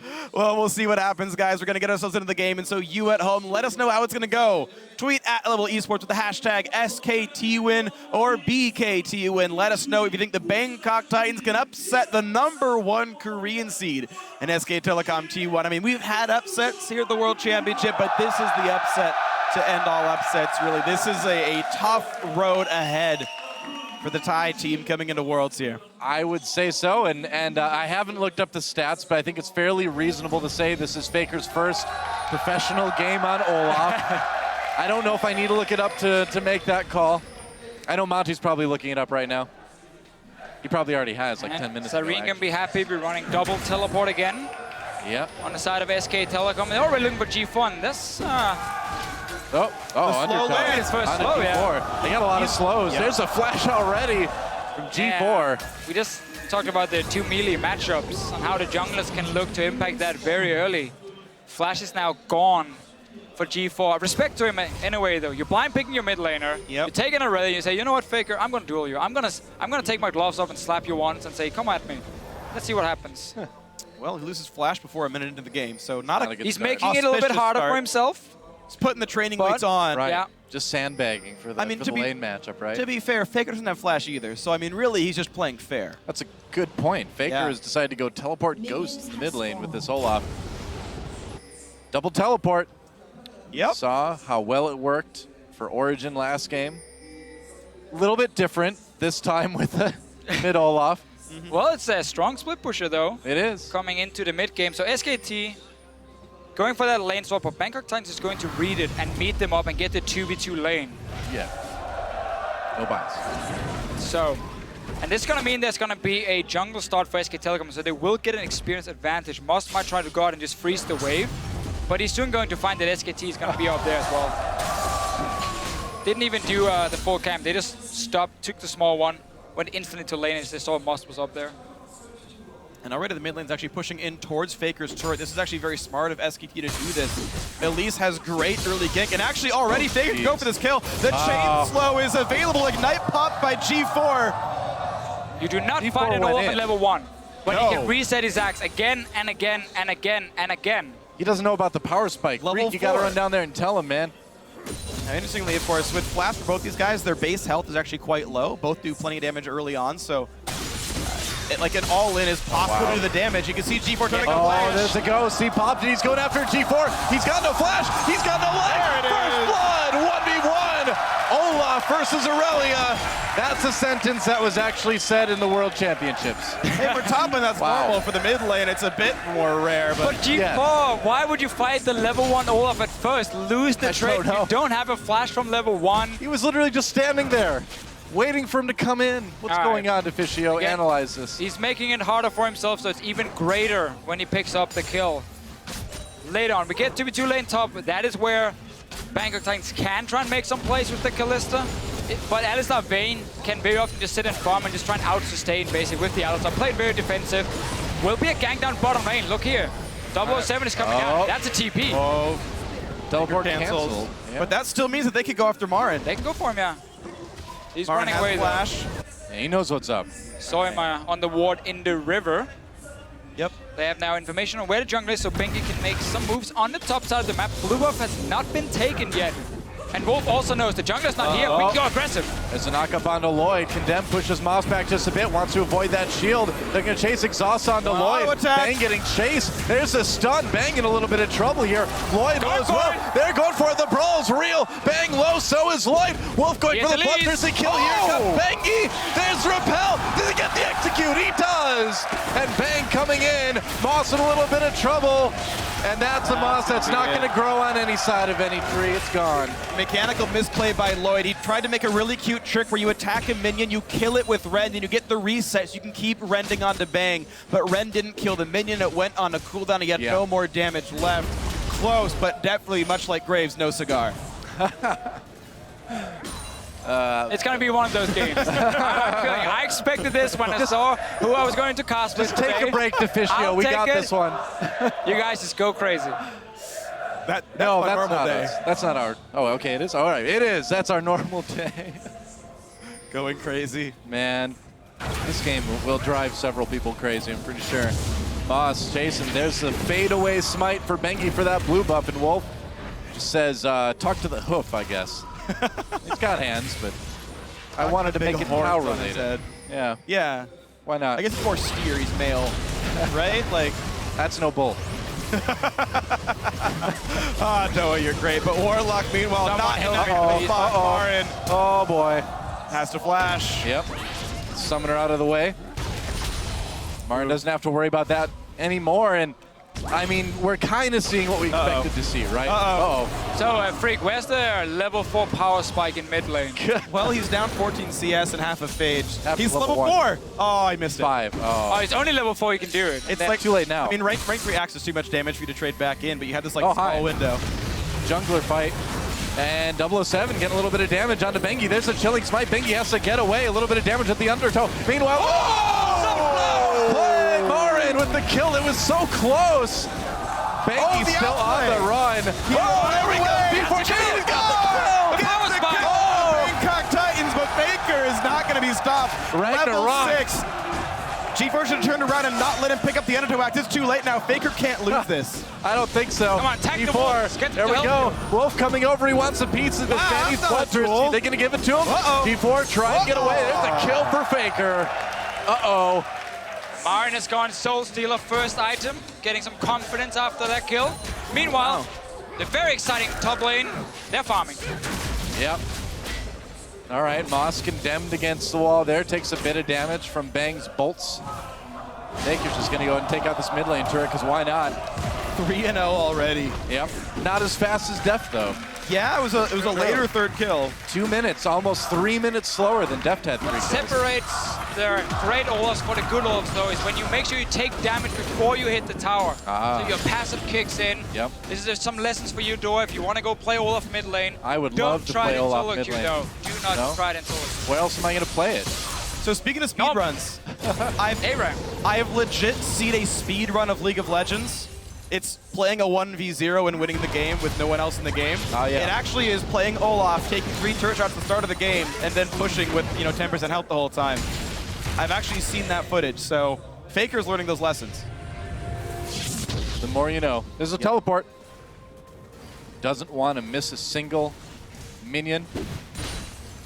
It's kind of like Aerosmith. He doesn't want to miss a thing. I was going for the Rick Astley, never gonna give up minions. Oh, that works too, yeah. Never gonna let them down. G4. I think he only needs 2 of those Gs for this game. I dropped the mic that attached to my head.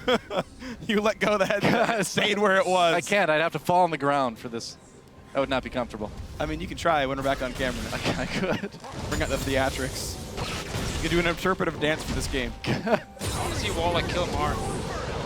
That's the only he got real close. that counts in this game. He's actually winning in CS, by the way. Yeah, so he's technically better player right now. He got solo killed. I don't know if you can say technically better player. Yeah, but that was unlucky. That was unlucky. Yeah, because the sapling ran the wrong way. Yeah. What's the kill worth, though? It's about 15 CS.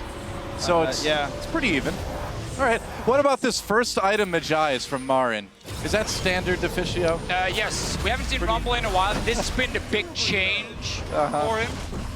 It is gold efficient when you buy it, I believe, with their It's new very latest close. stack You splits. can get Very, all very exactly. close. Yeah. If you And die, back. however, it is a pretty bad item. We'll see if you die. SKT goes full elements. Well, I think Elements Copenhagen Wolves was the match. I mean, 3 or 4 snowball items. Perfect game is already ruined for SKT. Thanks, Bengi. Yeah. I think EDG were further ahead at this point. 007. He's in trouble, man. G4 goes in on Faker to zone him out. Faker pops that Ragnarok, gonna slow him down with the undertow. 07 backing off already, Oh, the and I think action. he's in trouble. There's One the more. one! There's the two! Little bloodthirsty action for Wolf there as he picks that one up. He really just wants to be part of everything. He does. What a Triad support. Just roaming around the map, joining in for fights, Hey, that's what I do, man. Only I'd get more kills. and you probably die a little bit more. 5-0-0. Nah, I don't think so. He's playing Alistar. It's impossible to die. Yeah. It's true. Well, what can you say? We're less than 10 minutes in. There's been 9 kills. I'm happy with this game. 10 kills. There's going to be Thank 2 you. more here. The Nice. flash pulverized. Lloyd just delivered the bang. And Oh, Yogi's TV coming Warlock is through. here. They're going to try to take this fight around, but he can wants Bangkok Baron again. Titans Double TP. really win this? Two-side fight. They're going to go into there. Bengi takes out Lloyd. Moss on the run as well. Wolf could come over the wall, but 007X right there. Faker comes down to finish off Moss, it looks like. Reckless strikes. And another kill for Faker. He's 5-0-1 at 10 minutes. You know, unfortunately, he did it wrong. Moss was facing east. You're supposed to face north as Moss if you want to survive a lot longer. So. You can, well, he was on the south side of the map, too. Yeah, but is that below the equator? I don't know, man. This Moss stuff is like too complicated. We actually have Moss and a tree in the same team. There is some synergy, but here comes Faker. Look for the outplay, but suddenly 007 is here. One more. 007, he gets Faker. Wow. Danger is his middle name. He got a quantum of solace there for that kill at a time. That's right. For his mid lane. Meanwhile, SKT, did Benki just cocoon the dragon? You can almost say it took a golden eye to hit a skill shot like that, huh? Yeah, for Faker, you only live twice, so one more death and he's out of this game. This is truly the casting apocalypse now, isn't it? Well, Dragon goes over to SK Telecom with a 6,000 gold lead at about 11:20. That Grob's like, just kill me. I don't even know what's going on in this game. I think we're getting to see the new meta pick in mid lane. Oh, yeah? Yeah. In Olaf. I mean, he's double the CS. How can you argue against that KDA? I don't know. And you know KDA means KDA means everything. Yeah, of course. Oh, pick up your axe. Faker. Somebody else is going to have to pick that up. That's so irresponsible. Yeah, you just leave them on the ground. The vendors restock them all the time. It's fine. Ooh. Moss just mad lifed that Braum Q. It meant nothing. Yeah. Well, it was something. It momentarily lowered the health bar. Yep. All right, G4 is a blue buff. So, that's scary. Oh, Moss and Lloyd just trying to do whatever they can, but they're already so far down in CS. And Faker's dang, coming Wolf just down have as well no fear. now. Uh-oh, here he comes again. Wherever this guy is in the mid Faker. lane, he really wants to be part of it. Wolf doesn't even need Lamb to hunt champions. Lloyd is stuck just under the leaving him turret. alone. Lloyd. Goodbye. Faker gets that one. No bloodthirstiness for Wolf there. Lets it go over. Lloyd kind of sounds like that friend in your group of friends that's always messing stuff up. It's like, Lloyd, you tipped over the grill.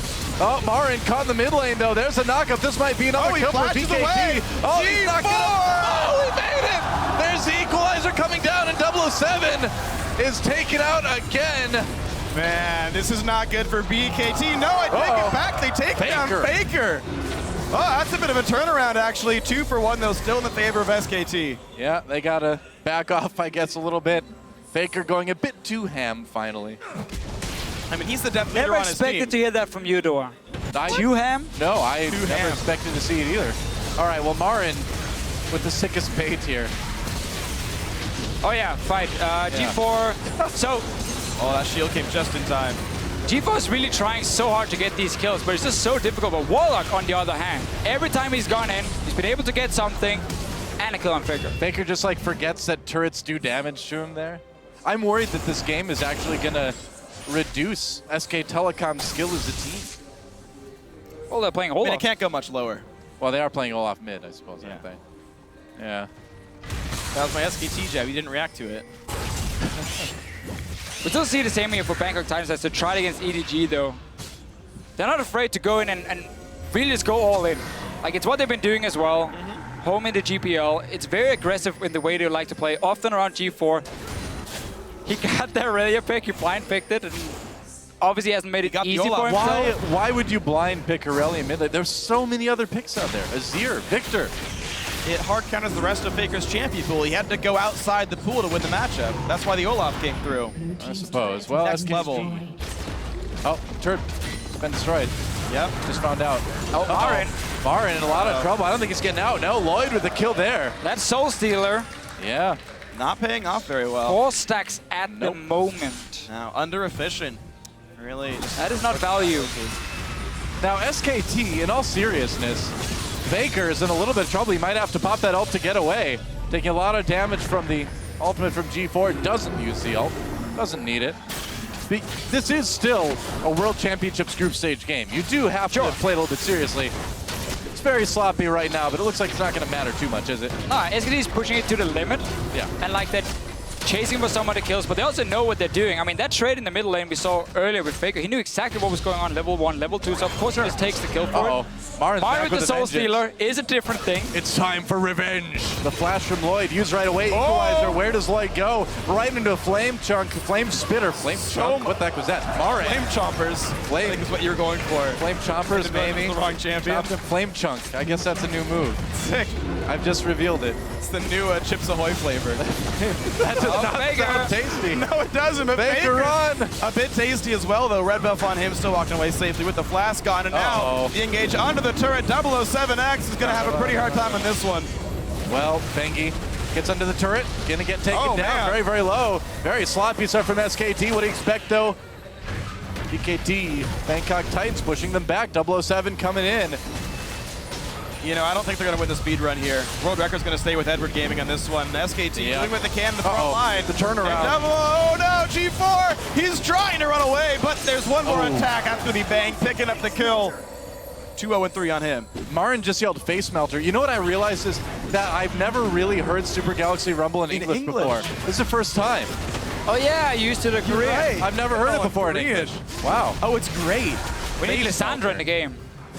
Yeah, well, Korean Lissandra's the best. Oh, Korean Vi and Korean Lissandra are two of the most ear-shattering champions in League of Legends. Like, I don't know why in the Korean client they made Lissandra have to, like, make some noise like she's choking to death every time she auto. Look, she's made of ice. You think she breathes? How would ice sound otherwise? Not like that. Dude, I'm from Clink, Wisconsin, clink, Minnesota. clink. I know what come on, ice that doesn't sounds work. I mean, have you played Glacial Malphite? He's chilling. He just kind of still says, like, rock solid and stuff, right? Yeah. Ice hard. Doesn't work. Doesn't work as well. Never mind. Less, yeah. A bit less exciting of a line. Pending. All right, well. You know, SKT Bang is using the SK Telecom buy skin right now as well, I believe. Doing his best Piglet impression. He is. Unfortunately, Piglet, one of the 3 SKT members not returning to Worlds this year. Yep. Bengi and Faker are returning Season 3 champions. Maybe they'll make it Season 5 champions. Maybe. If they can take out Bangkok Titans, it's a big step on the road to the finals. It is a step. And in no way was that sentence overhyped. Overhyped like SKT. Oh. Uh-oh. Oh no, if you die, your government will disavow their knowledge of you. Be careful. All right, that's something 007 needs to watch out for. That's true, but yeah, right now 007 has to watch out for a lot as SKT are sizably ahead in this one. 10,000 up at 18 minutes. Not quite to Edward Gaming's record, but certainly SKT flexing their muscles on this one as they continue to play throughout the jungle. 4 turrets picked up already. They're overplaying the dives, but objective-wise, they're doing a good job of picking everything up they need. Dragons on spawn and turrets kind of all across the map being picked up here. They're basically just waiting for Bangkok Titans to go aggressive somewhere, and then SKT can respond. Yeah, pretty much. Because you got 3 lanes pushing down. Basically, all the towers are gone except for one Faker's trying on now. You can wait for the next dragon. You can pretty much do whatever you want. And Faker's like, you know what? I'm not going to attack you because I don't want turret hits. I can just do damage here. Fight in the mid lane. There's the ult used by Moss to get the knock up onto Bengi. Lloyd takes a big hit on his way out. Looks like SKT backs off for the moment anyway. Oh, G4 getting aggressive. There's a stun on Marin, followed by the Q from Brong. Wolf gets a knock up. Teleport coming in. Here comes Faker. Oh, never mind. He doesn't come in. But again, it means the fight's still going. I guess so. They're just going to walk away. The Faker's getting the bot lane right here. Easy game for Warlock. This is the fight that Bangkok Titans need. A knockback there from Vayne means no kills picked up yet. 007X still on the chase. They may kill Bangi for the third time, but Faker's up to the inhibitor turret. So Faker's still pushing on the bottom side, but again, Bangkok Titans, you just have to go all in. Yeah, Faker's just abandoned his team completely at this point. He's like, you know what? I'm just going to split push. Nobody can kill him one-on-one. They know they have to just try and engage. Sadly for them, they only got one kill. Yeah. He's playing it like he is playing Master Yi, though, right? Ignore your team, split push all the time, steal all the kills, overdive. That's. I'm sure he's flaming Bengi too in chat. No. He's like, stop feeding jungle. I'm carrying so hard. Undoubtedly. Bang and Wolf are playing it pretty much straight up, though. Low KP for Bang is he's not really diving anything, but he's being the big turret battering ram. Wolf's roams have honestly been amazing. Yeah, man. He's setting up a lot for SKT. I mean, keep in mind, like, Bangkok Titans are a team that have pretty well crushed their region. They crushed the, not crushed, but they won the wildcard tournament fairly well. And you can see, just, I mean, like, it was a weird high tournament, level though. of play. A bit of a gap. It was a weird tournament without, they played in the group stages and then suddenly they came into the playoffs and kind of surprised. Yeah. And won in the end. Goes to Worlds here. We heard in the feature before from Warlock saying, it was going to be hard no matter what. We know all the teams here are fantastic, so no matter what group we're in, it's going to be tough. It's just about get the most out of the games. Yeah. Here, obviously, again, they're trying to have a bit of fun with like their Aurelia pick and saying, I'm going to try and challenge Faker to a one-on-one duel and see what happens. Yeah. So for them, they know this is just about getting whatever experience information you can get in games like this. Yeah. I respect the bravery, too. Respect from G4, man. He's like, you know what? I'm going to take it. Yeah, dude. Got to go for it. But it's just interesting to show that, you know, how strong of a team SKT and Edinburgh Gaming as well from yesterday really are as teams. Like, their ability to punish every single overextension, every single mistake. You know, don't miss the skill shots. The roam's always on point. The turret push is always safe. You can sort of you can learn a lot here from a team like SKT. When they're not opposed, you can see sort of what their normal decision-making can be. Yeah, the problem is just SKT is also, of course, fooling around. I know. So, like, it's very difficult for you to really pick up anything. It's just more the individual fights. I think it's the individual players. Like, it feels like Bang and Wolf are playing this as though they're playing any match in the LCK. Sure. Intelligent roams, no deaths, no dives they don't need to do. Faker's definitely taking a lot of risks unnecessarily. Faker's having some fun, that's for sure. SKT starting Baron, backing off, baiting a little bit. 22-minute Baron bait here when you got to lead this big. That's when you start looking for it. Yep. Scuttlecrab's going to despawn here. I believe that was Bangkok Titans, so that was giving vision that SKT couldn't remove. They play around the fog of war. They're going to find a slow onto Moss. Yeah, Moss in a little bit. Oh, Faker coming in. He is really fast with that Ragnos filled with spirits too. Wolf tries to go in. Bangkok Titans backing away. Bengi getting low there. Marin drops the equalizer very late. Doesn't do a whole lot, but it does push the Bangkok Titans back. Marin flashed over the wall with that Flame Spitter. Gets himself a kill onto Lloyd. 007 knocked up, and Faker is going after G4, who is trying to escape the fight. And there's another kill onto 007. 1 for 3 already. The duel in the jungle continues. G4 fighting Faker. Gets a stun with that Equilibrium strike. We're at 11 stacks now. Yeah, it's going to be about it. Tenacity's nice, but Permaslow's a little bit better there. Nice chase down. 19-7 in kills. Wow. Very bloody game. No kidding. That's going to be undoubtedly one of the bloodiest games of Worlds, that's for sure. Marin just taking down that tier 2 in mid in the meantime. But it is what Bangkok Titans can do and should do. There's no reason to sit back and just try and farm and play it out passive. Yeah. Challenge them, see what happens. SKT obviously knows that as well. In the pick and ban phase, you highlight the Rumble, how, hey, get some more mid-game power in. The Sidestone is, or Sidestone, the Soul Stealer. Yeah. For Marin, definitely getting close to fully stacked. He's at 11 right now, I believe. He's getting there. Yeah, he's getting up there. We'll see if he can complete it by the end. It gives cooldown reduction, the only CDR item you'd ever see Rumble buy. If he did get it 20 stacks. That one, death not hurting him too much. They've managed to control their blue buff. Oh, but they're going to lose a dragon. Thank you, Red, on that one. This is going to be number 3 for SK Telecom here. Moss wants to steal. The sweeper actually didn't spot the ward, so he can attempt. Oh, yeah. Well done. Smited at 550. Make sure the Q lands first. Doesn't give an opportunity for a steal to come through. As far as jungle mechanics go, actually, I think it's correct to smite late when you're facing a non-jungle attempted steal. If you're gonna time 2 abilities together, err on the side of smite being late. Yeah. And you lower the chance of steals coming through. When you smite early and it's mistimed, it gets to 50 health, and that's when the steals come through. Makes sense. But again, when we look now at SKT, in this game, we're also in the group, because obviously EDG and H2K are the 2 other teams in the group. They're playing the next game. Yeah. Just after this one here. And SKT yesterday against H2K, to me, it was a game where SKT showed a lot of respect to H2K. They didn't try and go over aggressive and like go for crazy tower dives or anything. They played it fairly passive because their composition wanted to scale up. And H2K still managed to do fairly well if you look at just the early game at least. So now they're taking on EDG next. And obviously SKT is going to be looking at that game. The Bangkok Tigers will be looking at the game as well. Because for them, H2K is the target. Yeah. Like, that's the team they want to be. That's H2K. And for H2K, they're obviously like trying to pull the upset against SKT or maybe EDG, and they have to be able to beat Bangkok Titans if they want even a chance of like forcing maybe a tiebreaker to get out of the groups.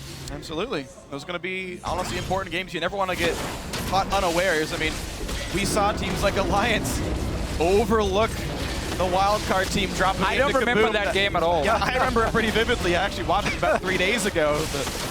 Sounds like a great game. I should rewatch that. You got to make sure you never overlook an opponent. Things can always go wrong for you. SK Telecom now by the book here. Tower dives aside. 26-minute Baron, not going to be hard at all to pick that one up. Good smite once again by Bangi. Bravery Shield. Wow. That's not going to get annoying when I start saying it all the time. Sorry, Monty. Sorry, Courageous Giga Guard. Oh, that's another one? I got to memorize these. Yep. I'm going to take notes, man. And the other one is Audacious Bravery Shield, I believe. Wow. You have too much information in your head, Freak. I've actually played quite a bit of Rumble. I only know like Rammus, like okay. Rumble's one of the few champions that about I've it. never played a game on, actually. Really? There's like, I think like 3 or 4 left that I haven't played a game on. Rumble's one of them. Oh, the base. Oh, supportal combat. Oh, he's backing away. Never mind. Sadly. Oh. No fights here, no bloodthirst. Sadly, only one Yordle in this game. It seemed like SKT were enjoying the first 15 minutes, taking all these small fights, and then when Bangkok Times started engaging onto them and got a few kills here and there, even though, of course, it's never at risk for SK Telecom, it was enough for them to say, okay, guys, let's get down to business. Let's, you know, get the Baron, let's look to close out the game. Defeat. It's clean. The Titan. They're just playing it out methodically. Here we go, the Baron Siege. BKT's wave clear is mostly just Lloyd. But SKT have very, very few ranged champions, Bang and Bangi. It's not the greatest siege ever. Marin's trying to do a bit of split pushing down in bot lane, Sure. but it's going to take them a little while to crack this base open, even with a gold lead like they have. Again, just playing it slow and steady. The team is obviously also thinking about the next match for them. Oh, here comes Faker. Going in with a bit of speed from that Righteous Glory. They're going to use that to take out the turret. Now they're coming in, knock up onto Warlock. Moss uses his ultimate early. 007 in the back a little bit, but now Bang doing tons of damage unopposed. Warlock nearly goes down, but this is all SKT right now. Another nice knock-up pulverize coming in from Wolf, and that's going to set up the end of this fight. Warlock low, and Moss is going to make it down to Fountain, but just like Randy Moss, he's out of the game. That was an 3 American football kills. joke. That was good. 3 kills quickly and easily picked up, and now it's time to close the game out. 20 seconds of respawns, 5 versus 2, and there's no wave clear. It's just tanks. So SK Telecom T1 will take the game as they were meant to. A 28-minute win, 2-0 in the group stage. Yeah, Nexus goes down, and SKT takes it just like we thought. GG. Well, now, for SK Telecom, I mean, they're probably already thinking about the game tomorrow. It's against EDG. It's the game everyone is looking at in this group here. The 2 favorites to win the entire World Championship. They're going to be facing each other. There's a lot of talk, you know. Klelov went out and said, yeah, SKT wants revenge because at MSI, of course, EDG beat them. But it's going to be such an insane match between these 2 teams. Yeah. We know they're very skilled players. It was actually nice to see that. Maybe 1 or 2 of them. Yeah, I'd say down the line, these are obviously some very good teams when we see them hit the Rift later on. But, you know, I kind of like seeing that SKT played the game the way they did. Okay, they're like, oh, Aurelia mid, let's have a little bit of fun. Let's bring out the Olaf. Sure. All right, let's have the 1v1s. Let's do a bunch of really crazy tower dives to make the game entertaining. And yeah, of course. You know, Faker, one of the most popular players here, of course, an amazing gamer.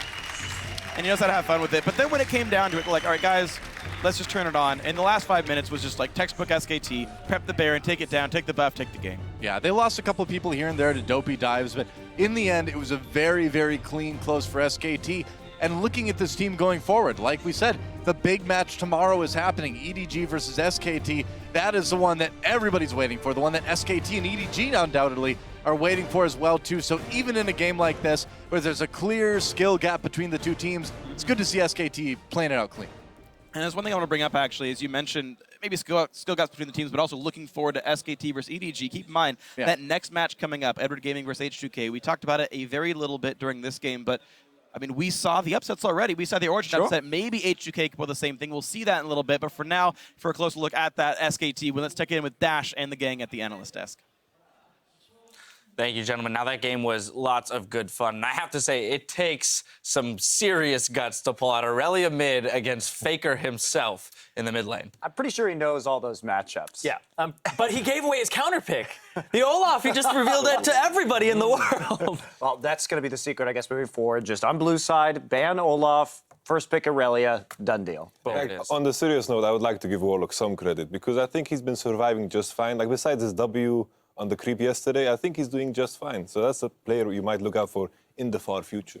Yeah, and absolutely. And the way they approached this game was absolutely good fun. And they hit on it multiple times throughout the cast. The tenacity in which they approach the game, looking for those fights and definitely always looking to make moves and improve throughout the game. But I do want to take this opportunity to check in with you guys on Twitter and see what you want to ask the desk. First up, Juan E274 writes, what's the reason we are seeing Azir so much at Worlds, even though he's been nerfed?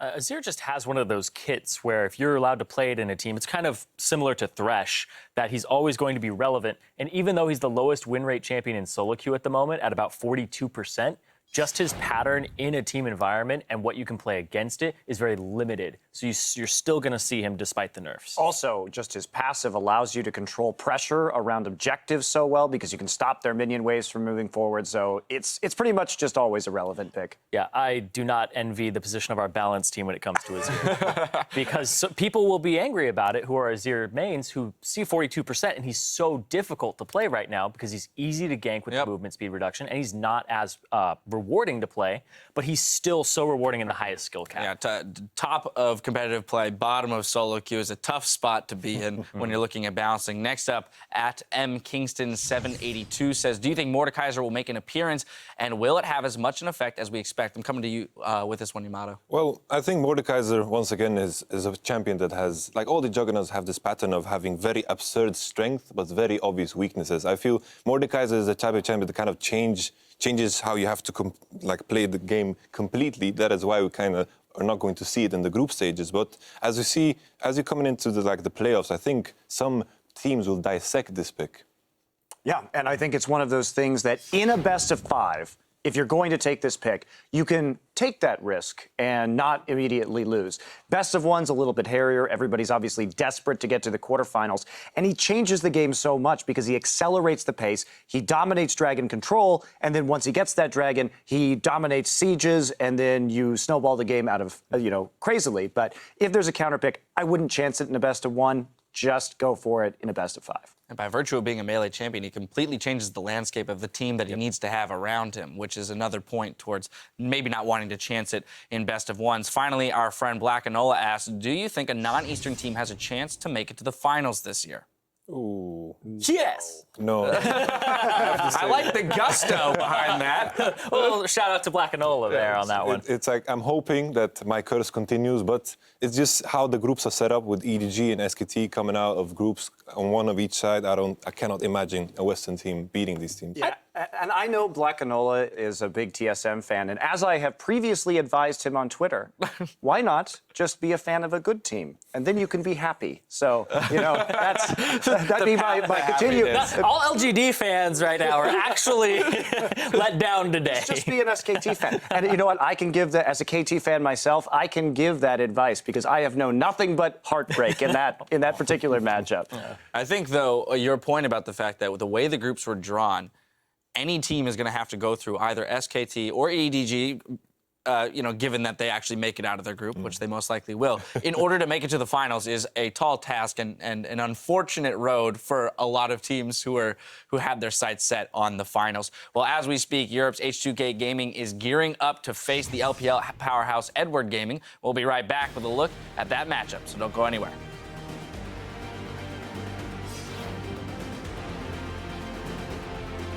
Bang low, so is Lloyd. Wolf going for the bloodthirsty kill here. Got Bengi. There's Repel. Does he get the execute? He does. A little bit of damage at the undertow. Meanwhile, Lloyd Marin with the kill. It was so close. Look at the outplay, but suddenly 007 here. Marin caught in the mid lane, though. There's a knockup. This might be another kill for BKT. Oh, he's not gonna... Oh, he made it! Flash over the wall with that flame spitter. Gets himself a kill onto Lloyd. 007 knocked up, and Faker is going after G4. Yeah, Nexus goes down, and SKT takes it just like we thought. GG.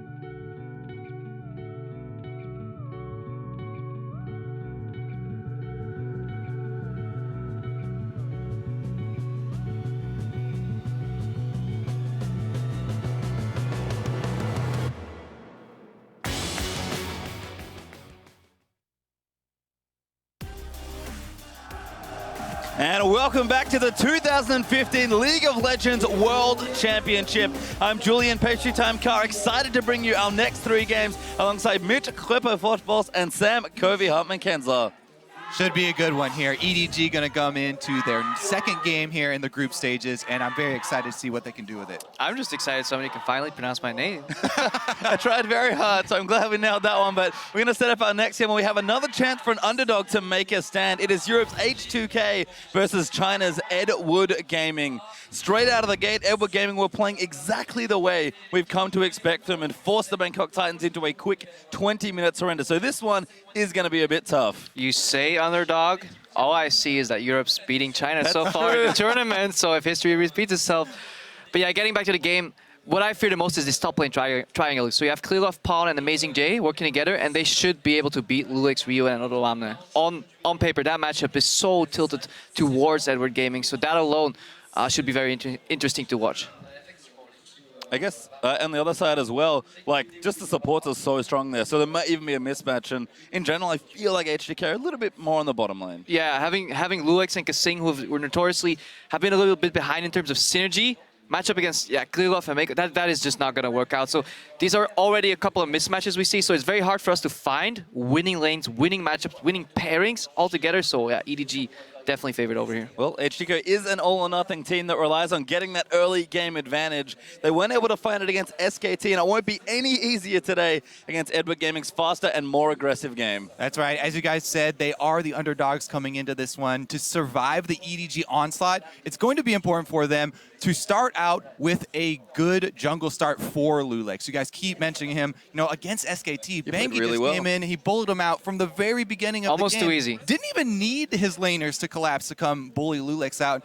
Wasn't able to even drop any defensive wards, so that's where it really went wrong very early for them. Also, H2K are going to have to watch out for the early dragon fights. We saw, you know, they were even able to claw their way sort of back into the game, and yet at that dragon fight, they kind of chased a little bit too much tunnel vision for them, and they got pretty far behind in the mid game. I mean, it is so easy to get just overly excited when you are the underdog, when you're pitched to really lose that game and you somehow get a bit of a lead or you're winning a fight.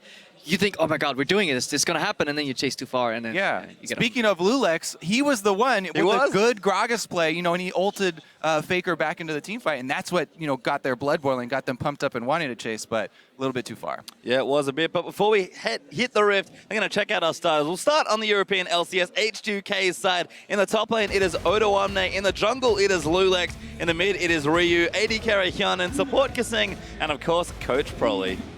Yeah, I wonder if they will actually give him Zed this time around. Probably he wasn't able to let Ryu lock it in before. But that's going to be it for H2K. For the LPL's Ed Wood Gaming, it's going to be up top, Amazing J. In the jungle, Clear Love.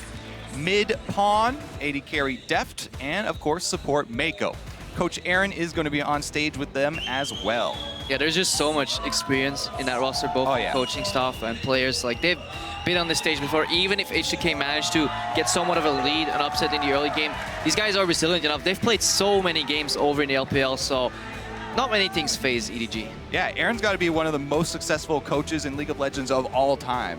Absolutely, and I think the nice thing about this matchup is no matter what, EDG do like to punish you early. They can play different styles, but they prefer being proactive. And H2K, we already know, they're really coming out of the gate swinging team. So we could have a very fun, very chaotic game, especially in the early stages. Yeah, I'm quite excited to see if H2K can keep pace up in the early game, because they have had, you know, strong showings in the early game. You know, throughout the European LCS, you guys talked about their lane swap a lot in the early stages, you know, in spring and something like that. Yeah, so H2K have gone through different phases. Some part of the season where they were incredibly strong, 0 to 10, so they just had really good laning phases, but obviously to do that against a team of EDG's caliber, relying on that strength, probably not the best strategy, but they were also just really good at the start of summer, especially in lane swaps, in the Western style lane swap, which is actually one of the more successful lane swap styles so far in the early stages of the tournament. However, they didn't have a plan B, so whenever one of their scripted moves kind of just fell flat and people started defending against very often these dives that Odoamne came down for, then H2K was kind of lost, and we could see that in their play, just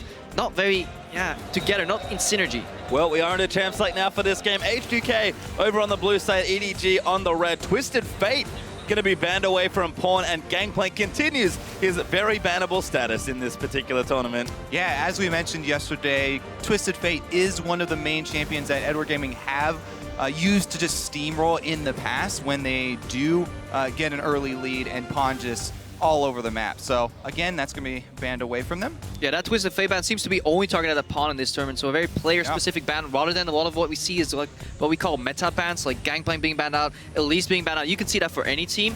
Pawn TF, different case. What was even more impressive was that yesterday it was banned against them from the red side, so they didn't even want to try and counter it and, you know, let them pick it early on the blue side and then go for something that could pressure him. But this time around, Prolly's taking the helm. Yep, gonna make sure that's banned out there. Elise also banned by H2K, and Lee Sin the response from Edward Gaming, so some of these top tier junglers actually getting taken out now. Immediately springing to mind is again the Gragas that Lulex used yesterday. I think that H2K will probably prioritize that fairly heavily. Elise and Lee Sin being off the board are the top two super early game junglers. And Lulu, most notably, actually gets open. Mordekaiser been 100% banned still, I believe, and Thresh is Edward Gaming's final ban. Lulu's been perma-ban status so long that it feels like some of these teams may just not even have the Lulu strategy on point, and then the enemy team is using that to bait them into early picking and hoping that their strategy isn't that well executed, and then they can get more OP picks in return. Let's see if H2K fall for this trap, or if they actually just get Lulu and win. Yeah, so, well, Lulu is up, and then there is also the option of getting one of those Juggernauts in the top lane. So you don't want to just have the Lulu plus 80 carry. Darius up in the top lane's another great Lulu target for a lot of the buffs that she'll give up. So EDG not going to let them have that combo, it looks like, hovering over the Darius already. They want to split it up. Yeah, it looks like Clearlove's looking at Rek'Sai here. Obviously, that pick goes up in value if Elise and Lee Sin are banned, and Clearlove obviously good, fantastic Rek'Sai player. He's got so many games on Rek'Sai. Yeah, I think it's probably his best champion. So, I mean, maybe going to trade Rek'Sai for Gragas here, but Lulu was, of course, the first pick for H2K. Edward Gaming just deciding what they want to do with their next few picks. Lots of flexibility. They'll lock in Rek'Sai and Darius once again for Amazing J. And here we see EDG wanting almost 3 picks and only having 2 slots available to them, so they have to let the Braum go, or the Braum could be an elaborate hover bait, but I doubt it. I think Braum is definitely pick worthy on the first rotation on purple, but so is Darius, so is Rek'Sai. So many choices open here in this champs lane. Yeah, the Unbreakable just provides so much value when you are facing a Lulu buffed AD carry to buy that amount of time in a team fight where you can block out so much range damage. Yeah, we saw yesterday Unbreakable can just instantly deny Lulu's Q to the wave clear, and suddenly that tower that was not open for siege suddenly is available to be taken down by merit of the support player. And remember, they banned Kasing's Thresh here as well. He's a very proficient Thresh player, so Mako can have fewer options depending on what H2K wants to go for here in the draft. See a lot of different hovers. Lulex really flipping through the champions. Does settle on Gragas and Braum. Yeah, I think it's pretty funny actually. Both the junglers were kind of planning on those two anyway, and they just missed paths anyway. Ended up with what they wanted. H2K haven't really given away too much information yet in this draft. Lulu first pick is expected by Edward Gaming, and then a generic tank jungler plus a Braum support. This is a very, patch meta draft so far. Yeah, I mean, you know, they are saving the solo lane picks here for H2K, but top lane's already been shown for Edward, and I do not expect Edward to early pick their mid lane, even though they are hovering over Yasuo right now. I would expect them to do the bottom lane double lock in and just save Pawn for the counter pick. You don't want to give away your mid lane counter pick for free. No, I like that they're at least, you know, maybe showing something. Hey, this is a threat that we can bring out. Kalista was also left open. That's a hover now for EDG, and Deft and Imp actually, both from the LPL, been very proficient on that champion. Kalista Kennen is one of the more brutal lanes in bot lane. Not only is Kalista just so good at trading, having a range support with that, any range support with some CC like Kennen or even Annie in this case. Holds true. Holds true. You just keep talking until they lock something in. It's just so really hard to deal with. Yes, Braum has Unbreakable, but you're playing against double ranged with a CC component, and we saw what Mythic could do on that Annie, especially when you have Kalista to pull him out of sticky situations and throw him back in the enemy team. And it's hard to say if it's Mako's best champion, but it might be his most famous on Annie. So Annie Kalista, the bot lane there for EDG, as H2K consider their final 2 picks of this draft. Seen a lot of Zilean hovers for whatever reason in the tournament. Don't expect H2K to be taking that one. Yeah, this is going to be fairly difficult for them. Ryu, last game yesterday, he was able to get the counter pick to try and get some carry potential for his team, but he's going to have to blind here, go a little bit safer, and be very wary of Pawn, because Pawn can play so many different champions in the mid lane, and he just utilizes counter picks so well. Yeah, just about anything there, and EDG have left the counter pick open, so we'll see with 3 seconds left. They do swap away from the Zilean. It seems like it will in fact be Tristana and Fiora as our last 2 H2K picks. Obviously means that Lulu is going back to the mid lane. We were thinking about H2K, what do they need to fulfill this composition? More damage, because a one-dimensional Lulu composition kind of runs out of steam towards the late game. Now you have a lot of damage, but both of the damage sources are physical. Yeah, it's actually pretty interesting, the Fiora-Darius matchup now, because yes, Fiora does have mobility and you can try and outplay the Darius Q to get either inside or outside of the blade. But with the reduced base stats for Fiora, just the toe-to-toe combat gets even more difficult. If you go straight into Darius and try and get inside the axe, he still stacks up bleeds on you, and he could just overpower you that way. The biggest advantage in that matchup is that Darius' Q is incredibly telegraphed, so it should be an easy riposte for Fiora. However, then you're standing still, your defensive tool has been used, and we've actually seen that being used to be baiting. So you riposte the Q from Darius, and then the jungler comes in and kills you, so yeah, I very definitely weird. think this is a pretty heavy skill matchup. Certainly indeed, but Pawn has picked a very famous champion for himself with Super Saiyan in a quarterfinal to carry his team all the way through to a eventual win. It is Pawn's Kassadin. Very low on wave clear though here on EDG. That's why we see a lot of these teams that come out swinging, confident that they're gonna win, but they don't take into effect the possibility that they could actually get behind in the early game, and then suddenly without wave clear, things get rough. Exactly. The wave clear has been a really big problem with teams that have been trying to get their hands on juggernauts really early. So your top lane, you know, is going to be a juggernaut, isn't going to be able to help much with that. So if these teams get behind, then they start to bleed turrets very early, and the global gold that your opponent's going to acquire can sometimes be enough to overpower you in that mid game. H2K here, running up that composition, they do have the tools to deal with a lot of the threats from EDG. They can kite the Darius, they can stun lock the Kassadin. One of the issues with Kassadin is he jumps in, then he has the mobility to go out. Braum passive being able to be applied on multiple members of the EDG lineup could be crucial for H2K to potentially challenge EDG in this game. Also, this bottom lane can be explosive. Like, this is a very, very dangerous bottom lane for whichever team gets the early pressure. From either jungler or from top lane teleports, any sort of influence on bottom lane is going to result in a blood. Even just 2v2, I love aggressive jumps from a Tristana or a Braum in this matchup once any cooldowns are down. You know, any or Kalista, use a Q, use a Rend wrong. It's just an aggressive jump because Braum can jump after block Unbreakable, and suddenly this matchup is just so different. Well, as we get into the game, tweet at Eleval Esports and let us know who you think is going to rise in groups. We've given you some of our thoughts, but use the hashtag H2KWin or EDG win, and we'll see who you think has the edge in this particular matchup. Going to be tough. EDG likely coming at least somewhat favored, but H2K, a team that can certainly bring it. And if they're going to bring it, it's going to be nice and bloody in the early game. Definitely agree. That, especially that bottom lane matchup that you're talking to. So let's jump on the rip and see about this early game. Will we get some deep wards scouting for any sort of lane swap, or will we actually get to see the 2 versus 2 even matchups? H2K up on the top side of the map here. And we've seen, I think, a big importance on lane swap series. Never mind the lane swap. We have a big invade. 5v5. Is this going to happen? No vision here. They're going to clear.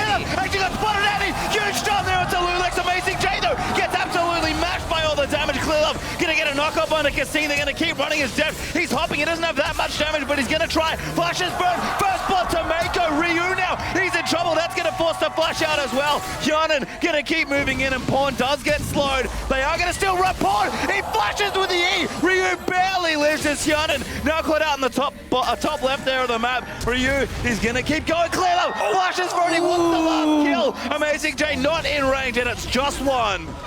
Pretty much everybody blowing their flash on both sides except for Lulix. There's only one flash. Hyanan's flash. Okay, Hyanan.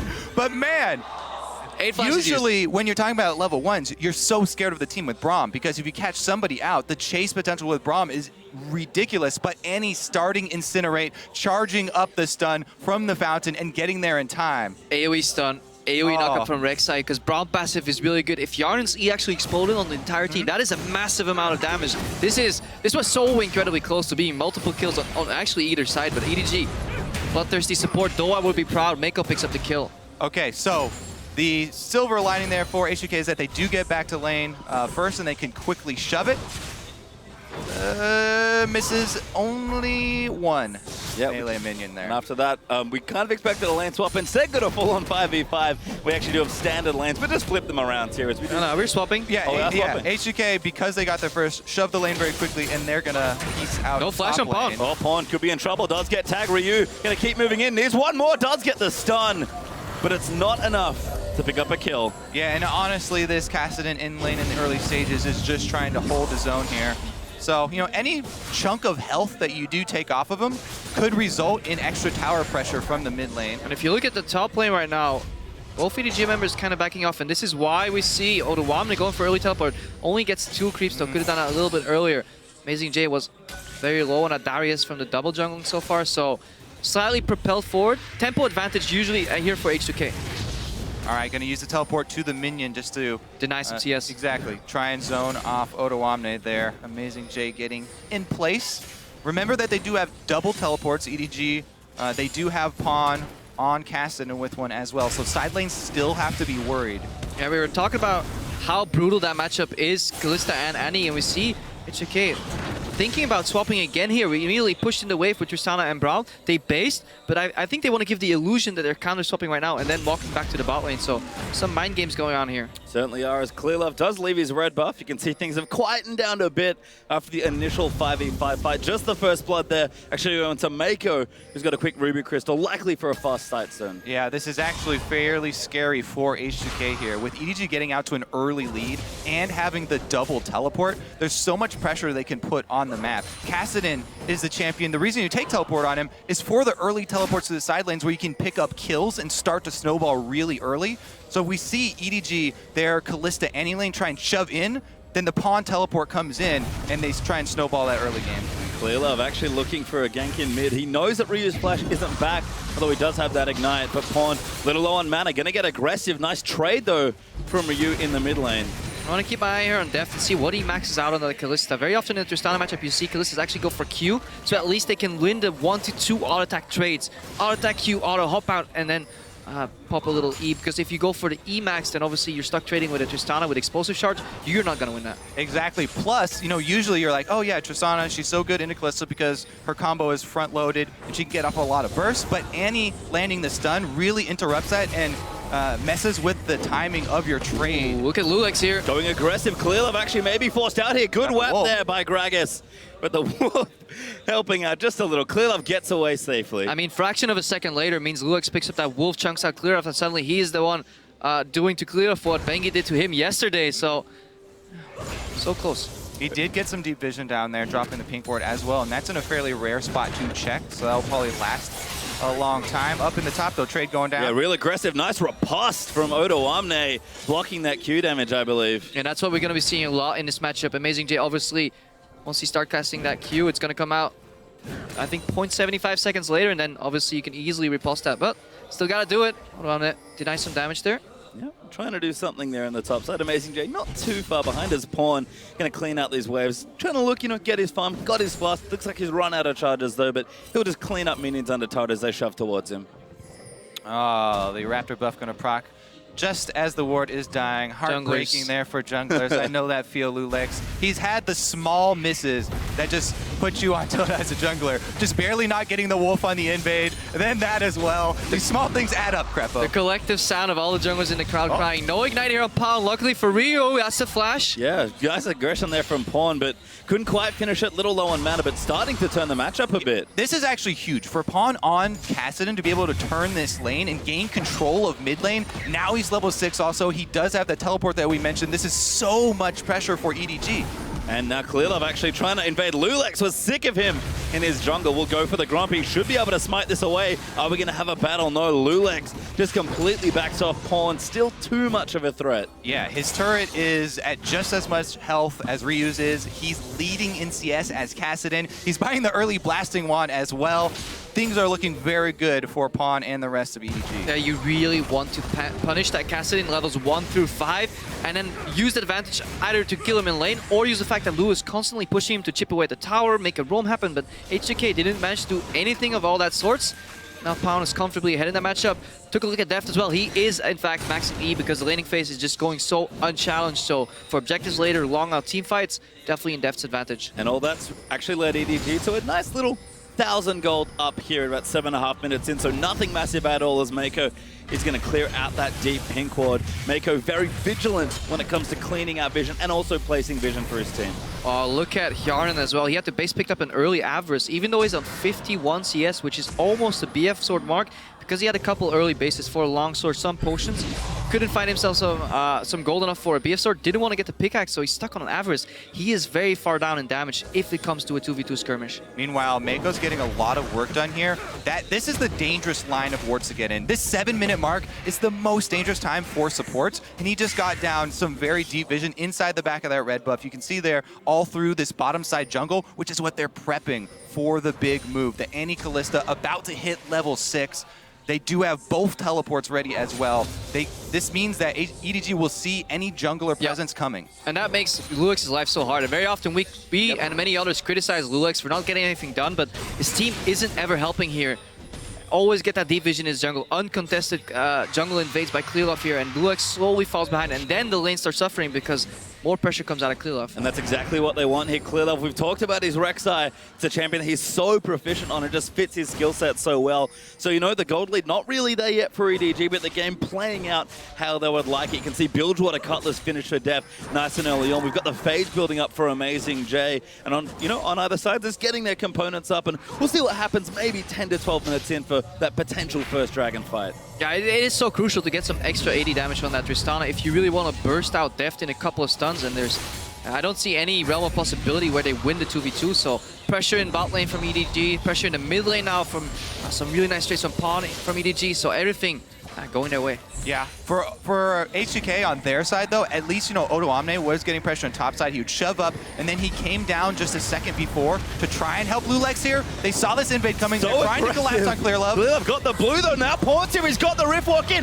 gonna go in for Lulex. Ryu ults himself, but Clearlove flashes in for the Unburrow. Great casting, ignites good, Ryu's gonna get it, but Pawn is still chasing. Odoamne, he's come down, Pawn's barely gonna live as Odoamne challenges him and wins. Now Amazing J gonna chase himself down. And the ultimate there from Odoamne, fully healed Ryu. He's coming in to back him up. Amazing J riposte through. The slow's there as well, just on the edge. Ryu's gonna go for it. Odoamne claims the kill. The #1 point we said for H2K, protecting Lulex's jungle. They did it here. The early collapse there. Odoamne shoving the lane, having priority in top side, and they're able to make Clearlove pay for coming in and stealing that blue. And Pawn really wanted that kill. He left Clearlove alone. Ryu managed to kill him. Then Pawn comes back in, gets hexed, and that gives enough time for Odoamne to come in. So greedy player by EDG finally punished, and a good collapse from H2K. That's what we want to see more of in this game. Yeah, great response, and too aggressive by Clearlove. I didn't think he was going to go straight for the Unburrow. That's exactly what happened, and paid the price for trying to steal that blue. Back in the bottom lane, though,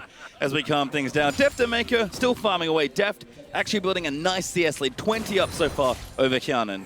Yeah, it was definitely touch and go there for a while with Pawn coming in on the Kassadin. Pretty big impact, but man, the healing on the Grand Challenge definitely underestimated. And they're able to chase them out of H2K territory. But again, they're still behind, even after that. That's just a small victory for H2K. Yeah, but one of their 2 damage sources is propelled forward. Look at the Tiamat already finished on Odoamne, so he's now 2-0-0. If you get the lead in any of these Juggernaut matchups, it tilts so far in one of the people's favor. Either you push and roll, but Lulex in trouble, gets bursted down. Clearlove cleans up an easy one. So dangerous to go by yourself here, trying to ward, and EDG catch him out. 3-man, they do not hesitate to burn everything. That's going to be Dragon as well.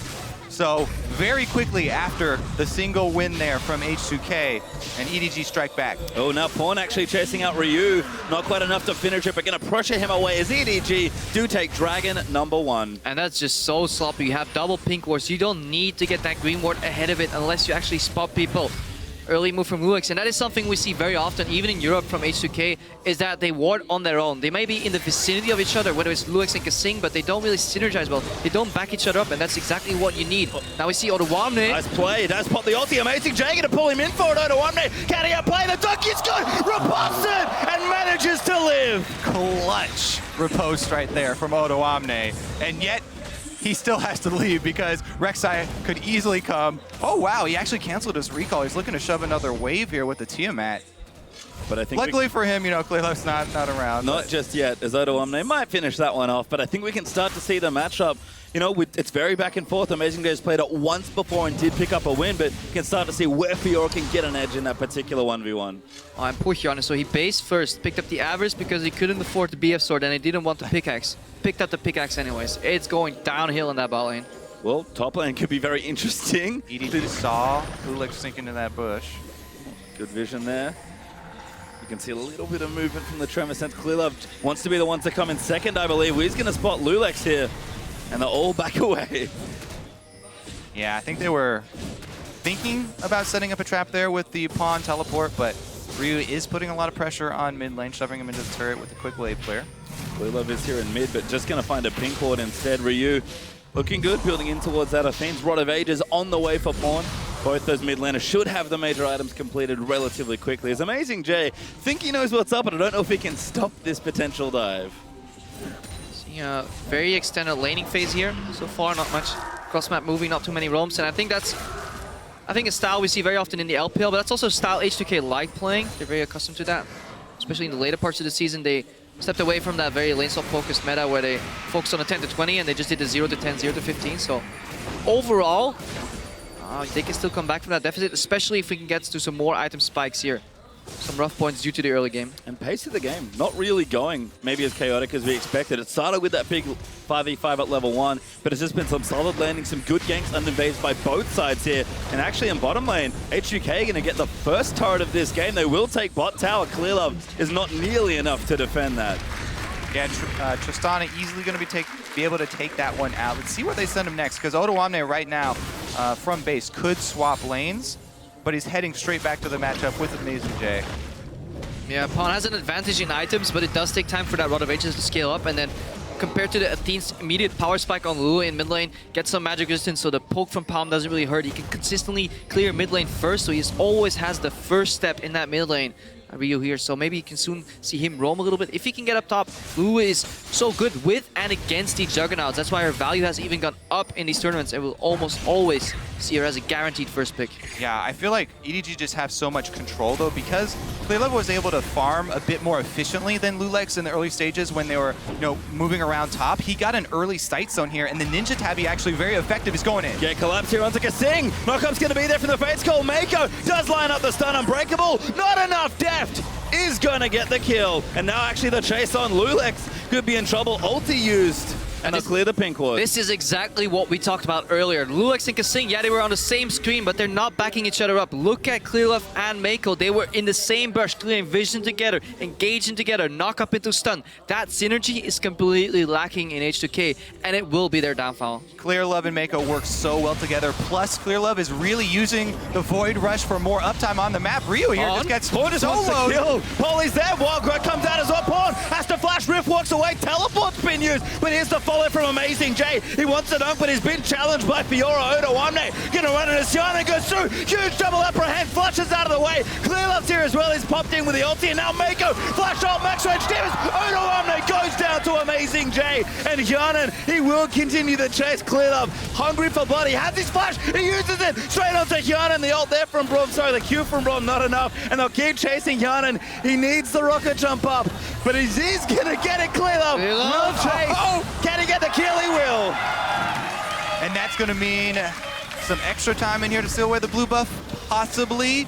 They do have Sight Zone as well. They can just drop wards over the side, so blue buff still on top of it. That could also mean pressure on top turret. A lot gained there for EDG, collapsing very quickly into the mid lane. And we're really starting to see what it does to Akasin if he gets untouched in terms of pressure, and he can just farm up 10 CS per minute, roughly, is the goal you want as a mid laner. Pawn right now sitting at 0.6, 0.7 of that, so really getting farmed up his Rod of Ages stacking. Look at the damage already on Ryu. Ryu is forced to ulti, but Pawn, he makes it out alive. Yeah, so Pawn able to get a lot of damage done, and then the flash rift walk, as you said, to evade odoamne, even though odoamne get the first teleport into the fight. And then that jump from Hjarnan barely does it, so Amazing J flashed out. And obviously the turret zoning out in that fight makes Hjarnan's life so rough. And then Mako, again, flash Tibbers. That is bread and butter when he plays Annie. For me, whenever Mako picks Annie, I have this vision of a 4-man Tibber stun. That's what he really excels at later in the game, and hopefully we'll get to see more of that. Yeah, clearly able to get right in there and get the knockup as on Hjarnan to stop him as well. And as you know, he ends with a death. So close for Tristana to get away, but a very aggressive and a trademark aggressive flash from Clearlove to secure it. Bottom tower did go down as well, so EDG do pick up a tower. H2K though, still ahead in that metric, 2-1 in towers. 1 up in EDG for Dragons. This one's back alive, so they might be able to get it, and still up in gold for Edward Gaming. Yeah, they should be able to secure this fairly easily. Deft on Kalista, so far ahead. You kept on checking in with the build there from Hjarnan. A traditional, Infinity Edge Rush AD carry being behind versus the Kalista is just so frustrating for H2K right now. Tibbers is down, Lulex is in trouble, does die to Pawn. Now gonna keep running, no, do they want the dive? The stun does not hit EDG, just gonna shove mid instead. And this complete map control in terms of vision and pressure is really making H2K break apart really. They're trying to move out, but every time they move even near the river, Mako and Clearlove are already in unison. This tower looks to fall now as EDG just gonna shove some spears into it. H2K doing a nice job defending. Clearlove does back away from it all. Looks like the top laners are pulled down as well. As you can see, even with the lead, still fairly difficult for them to take turrets. Ryu on the Lulu does have very good wave clear when backed up by Tristana, even with Tristana having no items. And I wonder when EDG is actually going to start playing this game as a 1-3-1. They have a double teleport on their mid laner and their top laner. Both their top laner and their mid laner are really good in 1v1 scenarios. It's impossible to solo kill a Kassadin because he only fights if he wants to. And he can pressure you in that side lane with the mobility, with the teleport. It's going to be incredibly hard for H2K, whose composition relies around grouping so much, to get out of that split push. Yeah, the one strength for H2K has been Odoamne in the top lane on the Fiora. He's been their point of power. That's the only reason that their top lane outer turret is still standing. You can see the items, honestly, for both sides starting to come out. We've got the Hydra down for Odoamne, but the Black Cleaver there. I think we're just going to have a fight. Odoamne does pop the ulti, but Clearlove is here. They are going to come in, but I don't know if it's enough. He'll get pulled back in. The teleport from Pawn. Amazing Day, already too low. Heal does go up. He hits the vitals, but he does die as Odoamne dashes back in. There'll be a trade there, and now Ryu caught out in the top side. Kasing trying to make it happen. Lulex here, but Mako and Def already up, collapsing so well are EDG as they'll keep running through. Fate's called down, double Tibber stun. Def gets the neck till Clearlove finds a knockup. Hjarnan coming in, but he doesn't have enough damage. He'll keep diving straight through. Great buster shot from Hjarnan to save it, but Def hopping man around the turrets, and they're still going. EDG, they want the last, they will not get it. Def hops out the tower. Oh my God. Me and Krepo both hands on our heads after that skirmish from the bottom lane of EDG. What a great play. But where was Hjarnan? That entire fight was 5v4 until Hjarnan joined them on their tower. Fantastic buster shot. You would think Def would die, but then Def just hops out, uses Lulex as an escape. That's what Lulex has deterred to right now. Being used as a vessel to get out of that tower range. Def still 0 deaths here, and he's getting ready to carry these. Plus the timing on that counter engage from Deft and Mako, where he uses the Kalista ultimate right into All right, we'll take a look at it here, because Odoamne does do a good job chunking down the vitals. He's going to actually proc the healing, and that's almost enough because Ryu made the first roam, but again, teleport from Pawn, he's there as well. Yeah, if he could have just killed Amazing J immediately, use that Q on Pawn, maybe the fight could get different. But look at your minimap. Deft and Mako are already zoning Hjarnan, so he's taking the long route around, and then look at him, throw in your Tibbers, your Annie, then throw the Tibbers. Ryu gets stunned, so beautiful 1-2 combo every time by EDG here. Then everybody thinks Deft is dead here with that knockback, but he goes with the heal, barely gets out of range of Lulex and secures another one. And again, classic Def popping the summoner spells just when he needs them with that heal as EDG starts a rocket ahead as far as gold goes. Now 5,000 gold up in this particular game. We've talked about the items from H2K. They've got at least one major item on most of their players, but EDG have at least 2. Yeah, Deft right now, he's got the Runons plus Blade of the Ruin King Power Spike on Kalista combo, even upgraded boots, whereas it's just the Infinity Edge for Hjarnan. And then Avarice with 400 gold. Okay, there, your Avarice that you've kept your eye on all game. I hate that item, personally. I think it just delays the builds way too often, and you're better off just getting early power, especially in a non-BF versus BF matchup. BF pickaxe into Cutlass can actually be the breaking point of this matchup. H2K didn't manage to read it. props to Deft and Mako though for playing around it. Their synergy has been on point, so much synergy pairing within that team. Deft and Mako, Clearlove and Mako, top side of the map. Everybody works as a team, as opposed to H2K, very fractured.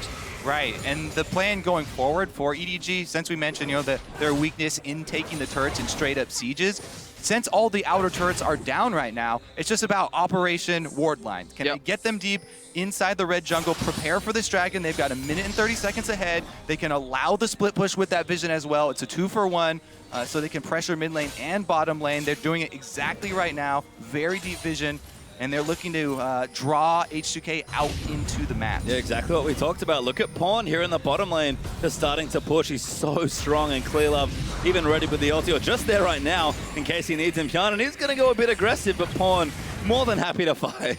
And Pawn, after just getting the Phoenix Codex for cooldown reduction, went straight into the Zhonyas. That allows you to go extremely aggressive in the team fights because you don't have to wait for the Rift Walk while taking damage. Up at top, though, another duel. Nice bait, actually, by Amazing Jay. He knows his team is coming. Odoamne goes a little too far, perhaps, but the team is running around the wrong side. Def going to start to hop off the Krugs, but Odoamne looks to be safe. That was actually a good reaction by Odoamne. The second he heard Rek'Sai scream, he knew that he was getting collapsed upon, especially since mid lane was entirely dark. And then the safest path is actually charging at your closest enemy. That's how you beat flanks, you collapse on them. But Ryu is caught in the mid lane. Collapsed anyway. Pawn getting aggressive. Clearlove trying to line up a knock-up. He does have his flash. Look for him to use it as Pawn now. Going to move in. They'll get the knock-up. They'll chase Kissing. He's not dead. Mako, yes! Will pick the kill up. Just barely, though. Yeah, that entire act right there from H2K was just every man for himself. Try and get out alive because Hjarnen's not there. There's nowhere he can make it. He's just trying to push as hard as he can while EDG are going to take this Baron. I don't think H2K should even get close because there it is. Oh my god, they've gone in onto Ryu. Damage out there. Q will land from Pawn, and it's an EDG special. They get one pick straight to Baron. Yeah, I don't know what you're going to do there for H2K. They already had lost one member. Now it looks like they're losing another. Throwing Mako. They got him off Baron, though. They did. Odoamne, nice moves there as Pawn's trying to chase Lulax. He has caught him. As we move back in, Deft gonna get the arrows out there. Slow is good. Pawn will collect it. EDG playing with the necessary amount of respect. They know the only way to really lose this game at this point is lose a Baron and maybe 2 kills. They just hunt the jungler, hunt the top laner. They almost get Odoamne there, but I think he repulsed an anti-Q stun and just walked out of there. So EDG don't get Baron, but they're still in full control. Kobe talked about that vision earlier. They're just setting it up consistently and then using their aggressive gap closers to really find these favorable fights. Yeah, talking about drawing H2K out into the open, that was the very center of the map. And EDG did not waste any time. This dragon definitely should be forfeit here from H2K. EDG are going to take it. Unless Kasing can have a magical... No? All right. Trip does try it, but will not connect as the dragon number 3 will in fact go to EDG. The gold lead starting to really stack up now. 7,500 gold as H2K will respond. Should be able to get this tower. EDG caught backing here. So a nice little move there from H2K. Deft even going to clear some things out. Very strong. His next shop will be a big one here. Going to go back and spend a whole bunch of money. And you can see EDG just getting stronger and stronger across the board. Yeah, Deft sitting on 2,000 gold, and that's exactly what separates him from Hjarnen. So Deft alone is 2,000 gold ahead of his lane opponent. Tracking the top laners, Odoamne is actually the only person, I believe, ahead of his direct opponent. Odoamne has 8.5k gold acquired this entire game, 7.7k here for Amazing Jay, so that's the saving grace. Credit where credit is due to Odoamne. Our questions about the Fiora Darius matchup have been answered. Definitely he did have an advantage, and even in the face of a lot of extra team pressure from EDG, he's done quite well for himself. It just has not been enough. That one bastion of hope for H2K up in the top lane has run out. Turret's gone down. Yeah, very big goal discrepancies too, just between Clearlove and Mako as a pair compared to Lulax and support Kasing there, and you can really feel that in the game as well. Vision is more efficient for EDG, it gets placed deeper, EDG works better around it. H2K feels like they're drowning, they're clawing to get back into the game, and Odoamne alone will have an incredibly hard time getting them back into it. And speaking of that vision, EDG with the dragon down, doing what they really love to do, try and get vision around that Baron. They've taken the Rift Scuttler. Actually, no trouble there for Clearlove, does tunnel his way to safety. H2K's composition does excel when they group. That could be the one angle they're looking for, you know, group up, you know, Jugger Tristana, call it what you want, Lulu plus X. Does very well in many scenarios, especially when you're grouped. Yeah, they do want a bit more crit chance from Hjarnen. Uh-oh, here comes the teleport. Yeah, Pawn actually flanking in now. Goes straight in onto Hyanan, knows what he wants. Gonna look for a wild growth. This burn. Mako does land the stun. Hyanan not going to live as Mako picks up his 3rd kill. And now EDG gonna do exactly what they do at this time. Run straight to Baron. H2K have 2 bad choices now. Yeah, and this is the way you play the Vision game. Stun here on Lulex. Pawn back in. Lulex knocked up there. Oh, Bromot from Kasing will not save his teammate Pawn. Gonna keep jumping back in. They'll just chase here as Kasing gets mowed down by Kassadin. EDG's just leaving poor choices for H2K. What do you want? Face check and die, or face check and lose, or don't face check and lose Baron? And there's no way to win that decision tree here. Good patience from EDG and vision control paying off yet again. The vision control has been such a steady story for EDG, and their use of True Sight, upgrading the double oracles, so many pink wards purchased for them as well. They actually dropped the most wards per minute yesterday of any of the teams. Yes, it's only a single game though. 1 game sample size, boys. Plus, it was a dominating win for them, so it does make it fairly easy. But yeah, Mako, he's right now is tied in kills with the entire H2K lineup. Generally, doesn't bode well. He has unlocked the Bloodthirst. Like we mentioned, Doa is going to be happy. On, he'll keep clearing some stuff out here. Going to take the Grump away. But again, the gold lead now ballooned almost completely out of control. EDG almost 10,000 gold ahead. Yeah, and this is one of the few times we see Righteous Glory still being built on this patch. Mako going for just a very offensive Annie. Distortion boots, Righteous Glory, just all you have to do is close the gap. If you can't get there, Deft will give you a little nudge. Just get that stun down and your team should have enough damage to follow up. Yeah, I've got a question for you, Mr. Support Main. How do you feel about selling the Spell Thieves and going coin to upgrade into the Talisman instead of going Righteous Glory? Since Righteous Glory was nerfed and Talisman is so efficient now, are you a fan of that path? I think, or do you like the extra beefiness that Righteous gives you? It is a longer cooldown the as well. benefit of Talisman is that you can both disengage and engage, since Righteous Glory only works on offensive movement. Lower cooldown. However, EDG have no plans of disengaging this game. They're just gonna go straight on forward, and Mako, all he needs to do is survive for potential and extra stun rotation. So in this game, in this particular case, extra health, extra beefiness is all he needs. His job is only to go in, potentially trade his life for others. Yeah. But EDG is killing H2K so fast that Mako doesn't even die in these fights. Yeah, and they've taken that bottom turret as well. Getting very close to 10,000 gold ahead. Look at Mako on Pawn. Maybe even posturing for a dive. They'll line it up. They've got the Baron buff. EDG, very efficient once they get Baron. They usually close the game out from this spot. Yeah. EDG are like, they're like a hipster with a fixie bike instead. You don't need, you're only going one direction. You don't need brakes either. Well, I'm going to try and knock down some more turrets. Odoamne feeling tricky. But Amazing J is going to shrug off that ulti. The rest of his team's there. They'll knock down this turret in the top lane as their tier 2 falls. It's 5 turrets now for EDG. Yeah, this item point is where Darius hits like phase 2 and it becomes so hard to deal with. And Deadman's Blade gives him so much innate mobility and tankiness on top of that Black Cleaver that works so efficiently. And no more 1v1 potential for Odoamne. H2K is already, they're starting to lose the group fights, and then Lulu compositions become in very, very peril territory. Yeah, I mean, we can touch on the builds. The massive extra gold definitely helps out a lot for EDG. They're going to just bully this turret Well, down. they've actually stunned. He's taking a lot of damage, but they take the turret cleared up. Will still live. Odoamne and Amazing J having a brawl on the backside. Def will get a kill, though, onto Gragas. They'll take the tower, take the kill. That's all the tier 2 turrets dead now. And again, Rek'Sai can just ultimate right back onto the field. They've got the Baron-empowered recall. There's just so much map control with this squad. Easily going to be able to pick up this dragon as well. Complete control here for EDG. Yeah, that is the advantage that 2 teleports and a Rek'Sai jungle bring to you in terms of tempo. Every time you base, you can start the action so much quicker than the other team because you can get back there, set up for the... You're actually too early. Yeah, That's I mean, important. You're just too quick. People make fun of the farm alarm from Rek'Sai and they're like, oh yeah, she's just getting back on the map to farm, she doesn't do anything. No, that's huge. That's how Clearlove got such a good early advantage in experience and gold and got to the early Sightstone. It's a domino effect. Uh-oh, Ryu. Someone's in trouble. It's Ryu. Mako does stun him up there. Ryu's already used his flash. Def gonna keep hopping away. Amazing J's the next one. Doesn't even need the dunk. Thank you very much. Def says, Mako, I choose you. I want to kill here, but goes on Amazing J in the end. Yeah, EDG, prime position to close. Let's see how efficiently you can do it, because that's what you got to look at when you have tournament favorites in group stages. How efficiently can they close? What will they give away in the later stages of this match? H2K, you can see getting a bit creative now, trying to camp out a brush, because running out of options here as EDG are well and truly ahead, about 13,000 gold here in this game. H2K can still fight back. They'll be back in their base and see what they can collect here. But EDG very rarely lose a game when they're ahead, and they have carved out a very large lead for themselves in this particular game.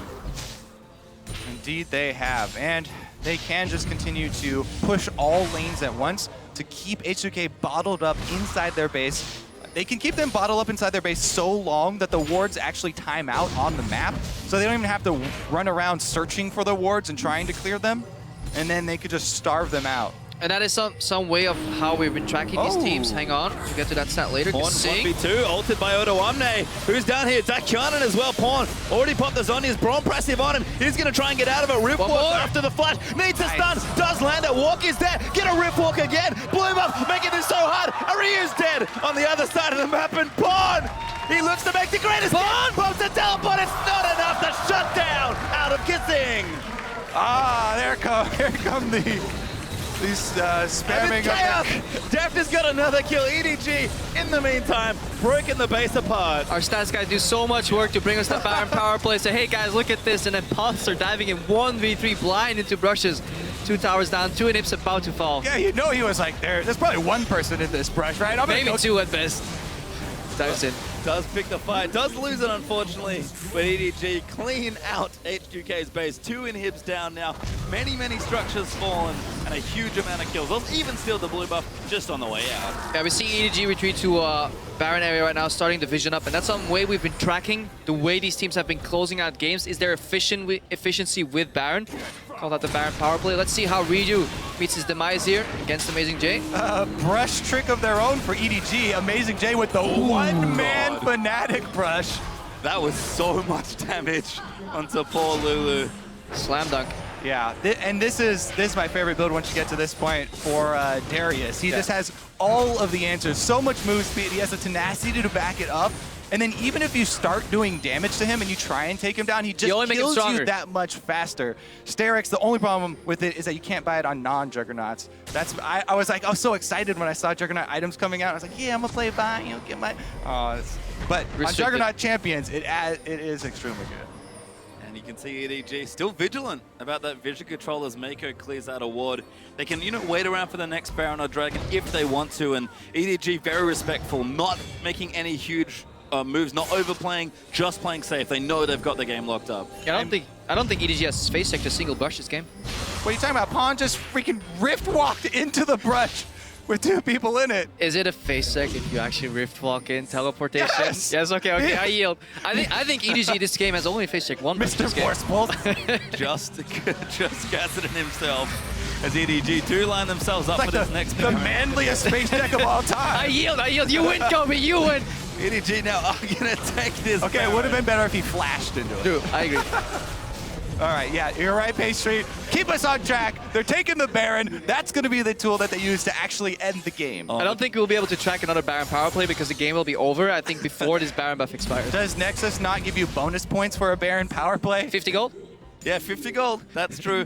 That is the technical worth as Amazing J. I don't feel like that accurately represents the gravity of taking a Nexus, but... I mean, it doesn't compare to an average play, let's face it. Oh my.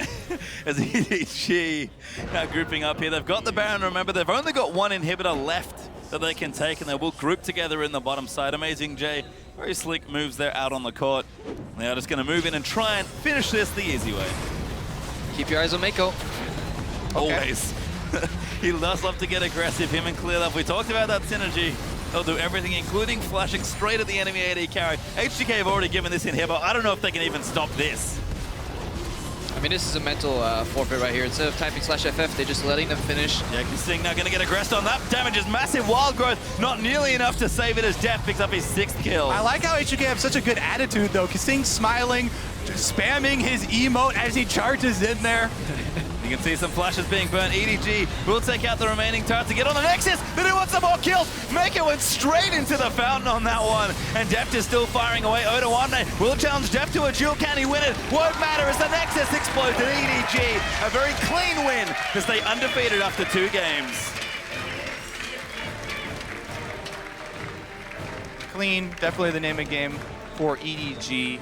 So much control over the map from the early stages of the game. Clear Love using that Rek'Sai, working with Mako to set up their vision. We're still waiting for that SKT EDG to really confirm who's going to take number 1 and number 2. Tomorrow, my friend, tomorrow. First game. Going to be a massive game for sure. We've seen both SKT and EDG stay undefeated in this group. They're expected to come out, out of this group as the top 2 teams. I guess the only question is which order, and we're at least going to get a glimpse at it tomorrow once they do take to the Rift. But EDG, another strong win, very similar comp, don't show too much here, and they'll pick up another win for themselves. And Oderwalner involved in 4 out of H2K's 5 kills. 1 kill that I believe he wasn't involved in was that manly face check from Pawn, so it doesn't count. Involved in all the important kills here, and he played well, but H2K as a whole just outmatched. Yeah, certainly looks that way as EDG pick themselves, like we said, a nice clean win. But H2K, tough game certainly to start your World Championship. It was going to be a tough group for those 2 teams. They had to play SKT and EDG back-to-back. So H2K still have, movement here in this group for sure. But it was always going to be a tough start to your World Championship. Yeah, they knew what they were in for. As soon as the group trial, the top end of this group is so heavy for them. Coming into it, though, and trying to attack EDG from the very beginning. They started with their invade. It's just EDG had the anti-stun charged up, ready for that invade, and starting off on the back foot like that for H2K really took a lot of wind out of their sails. Yeah, they started right. A couple things could have maybe went better. Luix dashes over, perhaps seeking the deny clear of some farm, but then slowly it starts coming down. And yeah, the synergy mismatches is the biggest thing that I take away from this game. Well, for a deeper dive into EDG's in, we're going to check in with our crack team of analysts. Thank you, gentlemen. We're going to start off with the picks and bans because we saw the all-important Lulu fall over to the side of H2K, but we also got to see the Fiora Darius matchup in the top lane and Kassadin making a showing here at the world stage. I feel definitely like H2K had a really good draft in response of the Darius, had a kite composition, but what I wanted to see them do is put the Fiora in the mid lane against the Kassadin and then just pretty much put the Lulu on top against Darius. I actually think both are fine matchups, though, because the Fiora can just go ahead and Q in every time that the Darius charges up the Decimate, and then you're able to not give him the heal, and then the Lulu just auto-attack harasses the Kassadin during the laning phase. So I think they're actually both fine matchups, but maybe that one was optimal, because I do like Fiora into Kassadin early game, and they didn't punish it enough. I really don't like it when EDG plays Kassadin. This is one of my biggest beefs with EDG, and they play Kassadin about as well as you can, but with this kind of scaling that Kassadin needs. And what happened here is EDG picked a composition with virtually no wave clear. And this was just not at all punished by H2K. Now, EDG gets away with Kassadin a lot of the time by having Clearlove just standing in a brush in mid lane, waiting to counter gank and trying to force a 2v2 when Pawn has to push forward to recall. But I just don't like their overemphasis on this particular champion, and I think a good team will punish this. So it makes me nervous to see EDG play it. Even though they play it about as well as you can, there's still some serious flaws, especially after that level 1. There were a lot of missed opportunities from H2K. Level 1, Zyrene, talk to me about that because there was a lot that happened in a couple minutes. Yeah, I thought it was an intelligent decision by both sides. H2K, I look at their comp. I go, okay, I have Lulu, I have Braum, and they have a Kassadin. Of course I want to invade on them. But then EDG says, well, of course they want to invade on us. They all stack up. Mako charges the stun, multi-man stun, and then they end up getting a kill. But they blow 5 flashes to do that. And that's the big part for me, because it's 5 flashes for 1 kill, and Lulex does nothing. And he has his flash up for the next 5 minutes when nobody else on the enemy team does. Go to a lane, body slam flash Kassadin, body slam flash your top laner. Do something with that summoner spell. Get your team a little bit of an advantage because they used too much for 1 kill. And I think the worst thing about that was it was Kasing who was on Braum trying to gank. Why can't they work together to just get the kill onto the flashless Kassadin? I mean, it's like appallingly basic professional League of Legends, and nothing was done about it. It's almost unfathomable. And I mean, Lulex's scoreline at this end of this game, 0-8-2. Yeah. Yeah, there's enough said there. He spent most of this game living in a jungler's paradise. I mean, as a jungler, everyone's flash is gone. My God, there's a Kassadin in the mid lane. get in there. Absolutely. Absolutely. Now, on the flip side, though, a player that I want to point out for having played a pretty terrific game of League of Legends would be Clearlove, his counterpart on the other side of EDG. Yeah, I definitely feel like Clearlove in these team fights was showing up at the right time and executing perfectly. This is a great example of how he plays this fight out. He's skirting around, he's waiting for the opportunities, and then he just cuts him off, forces the flash out, and then the rest of it, you can take it from here if you guys want. Well, just coming in right here, Clearlove's going to follow up onto Hjarnan, and you're going to see him actually flash the Tristana ultimate in just a second. So coming in, getting another knock-up onto Hjarnan, just beautiful awareness by Clearlove of the positioning, the cooldowns that are still up. Now, it did start a little bit questionable from H2K because they saw the teleport coming in. odoamne had actually had the teleport priority, and I think they should have just turned back onto Amazing J's teleport location immediately instead of trying to chase the Kassadin, who was already chunked out of that fight. But Lulax didn't have any mana, so their ability to skirmish may have been a bit questionable, but I think they may have been able to turn and burst down Amazing J instead of trying to overcommit to the Kassadin. Yeah, they did a lot of chasing of Kassadin here. Even in the bottom lane where Pod was able to rift walk like 4 times and try to get away, they did a lot of chasing him around. But it was way too late in the game to do that. Chase him around level 2, level 3. Go after the guy in the mid lane that you need to exploit pre-6, and they did none of that. It's like, but yeah, Clearlove did a great job. Speaking of the Kassadin, I think even though I don't think it was the perfect pick in this scenario, I think Kassadin is a pick that we should look out for because the buff is significant and like especially against the likes of Azir that we've seen a lot in this tournament. Do you pick the Kassadin into a Lulu? No, I would not. Never.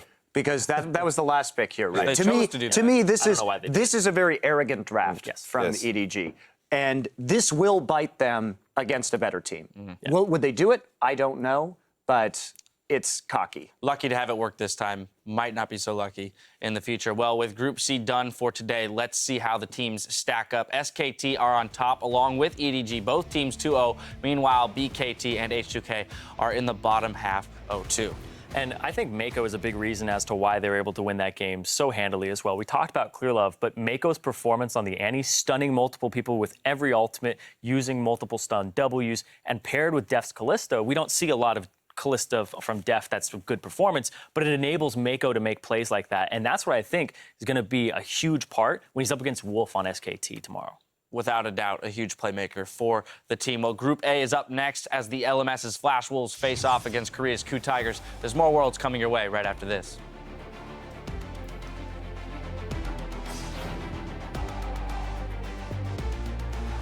EDG likely coming at least somewhat favored, but H2K, a team that can certainly bring it. Gonna get a knock-off on Cassini. They're gonna keep running his depth. He's hopping. He doesn't have that much damage, but he's gonna try. Flashes burn. First blood to Mako. Flashes out of the way. Clearlove's here as well. He's popped in with the ulti, and now Mako. Flash ult, max range damage. odoamne goes down to Amazing J. Coming in, but he doesn't have enough damage. He'll keep diving straight through. Great buster shot from Hjarnan to save it, but Def hopping man around the turrets. Bond, he looks to make the greatest. Bond pops the teleport. It's not enough to shut down. A very clean win to stay undefeated after 2 games.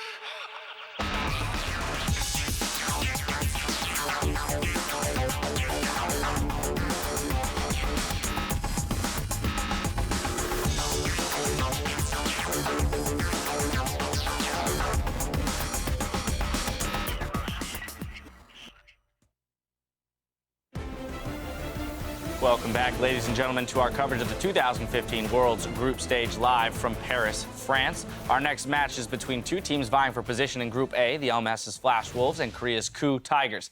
Now, yesterday, the Flash Wolves lost to CounterLogic Gaming. Zyrene, what's your take on their performance? It was a pretty close game, but ultimately, I would claim neither of them are big winners. They did not look great in that matchup. A substitution, though, that we're going to be coming in here because the game ended pretty much off of an Xmithie Cocoon hitting Kramer. Well, Kramer's out today. It's going to be NL in instead. Yeah. Seriously. You say thank God, but that implies that NL is in some way a major upgrade to Kramer. Let me tell you, he's not. He's not a major upgrade to Kramer. It's the lesser of two evils. Perhaps we don't know yet. Yeah, it's kind of a strange thing because statistic-wise, they played about the same games, 22 for NL, 18 for Kramer. But then their statistics are Kramer averages down 3.7 CS, but then NL averages up at 10 minutes at 3.7. There you go. So he's a better laner. His champion pool is like Varus and all these crazy things, though. So is it really something that's a big boon to them? I don't know, because you might have to draft around it. Also, some of these champion disparities, Kramer is known as Vayne player. Sivir for NL, that kind of stuff. So it's that you have to think about the kind of champions they're playing to when you take those numbers into consideration. Right, but also could be indicative of the fact that they might want to change up their play style. If they're going to move back towards a Sivir in the AD carry position, they could entirely change the way that they draft coming into this game. Like, speaking of the draft, like the previous game that they played, I think the biggest, like against COG, the biggest problem was the draft. I felt like play-wise, they were the better team in this game. All right, well, interestingly enough, their opponents today, though, had a very strong showing against Pain Gaming, and they particularly showed that they were able to close out games. It was just a classic KOO Tigers game. They did have a little bit of a hiccup early on in that game, but they came back nicely, played out a pretty consistent, slightly perhaps disadvantageous early game, and then transitioned into absolute dominance in team fighting and objective control. And this is the KOO Tigers. They know exactly how to team fight with a variety of compositions. They're so good at identifying their win conditions and playing to them that it's really difficult for them to lose. Unlike KT, where I think there's a lot more upset potential, KOO is ridiculously consistent in the mid game, and that should give them a pretty easy ticket out of this group. Yeah, I attribute a lot of that transition from early to mid to Gorilla. You say thank God for NL coming in. I'm like, oh, there's still Gorilla on the other side in the lane against him. But maybe Gorilla's just going to roam around. He gets his team out of holes if they end up in them randomly, like we saw against Pain Gaming. So he's kind of their safety. So I think that's definitely something that when you face KOO Tigers, you not only have to beat them in the early game, you have to keep Gorilla down and stop him from roaming around. All right, with all of that in mind, you guys know the drill. Who do you think is going to win? Yamato, we're starting with you. KOO Tigers, of course. KOO Tigers. Monty. KOO. Yep, I'm drinking the Kool-Aid as well. I'm going on the KOO Tigers. I just think they're superior across the board here. There it is. We got to let the graphics catch up. That's how quickly you guys went down the line there, that our graphics couldn't even match it now. As we send it back to the guys in the booth, the cards may seem stacked against the lesser-known Flash Wolves, but that only drives them harder to play. 因为我们现在也不算是被看好，就是我们应该说支持的人不多，然后我们一样就尽自己全力去打出我们的成绩，希望让他们另眼相看。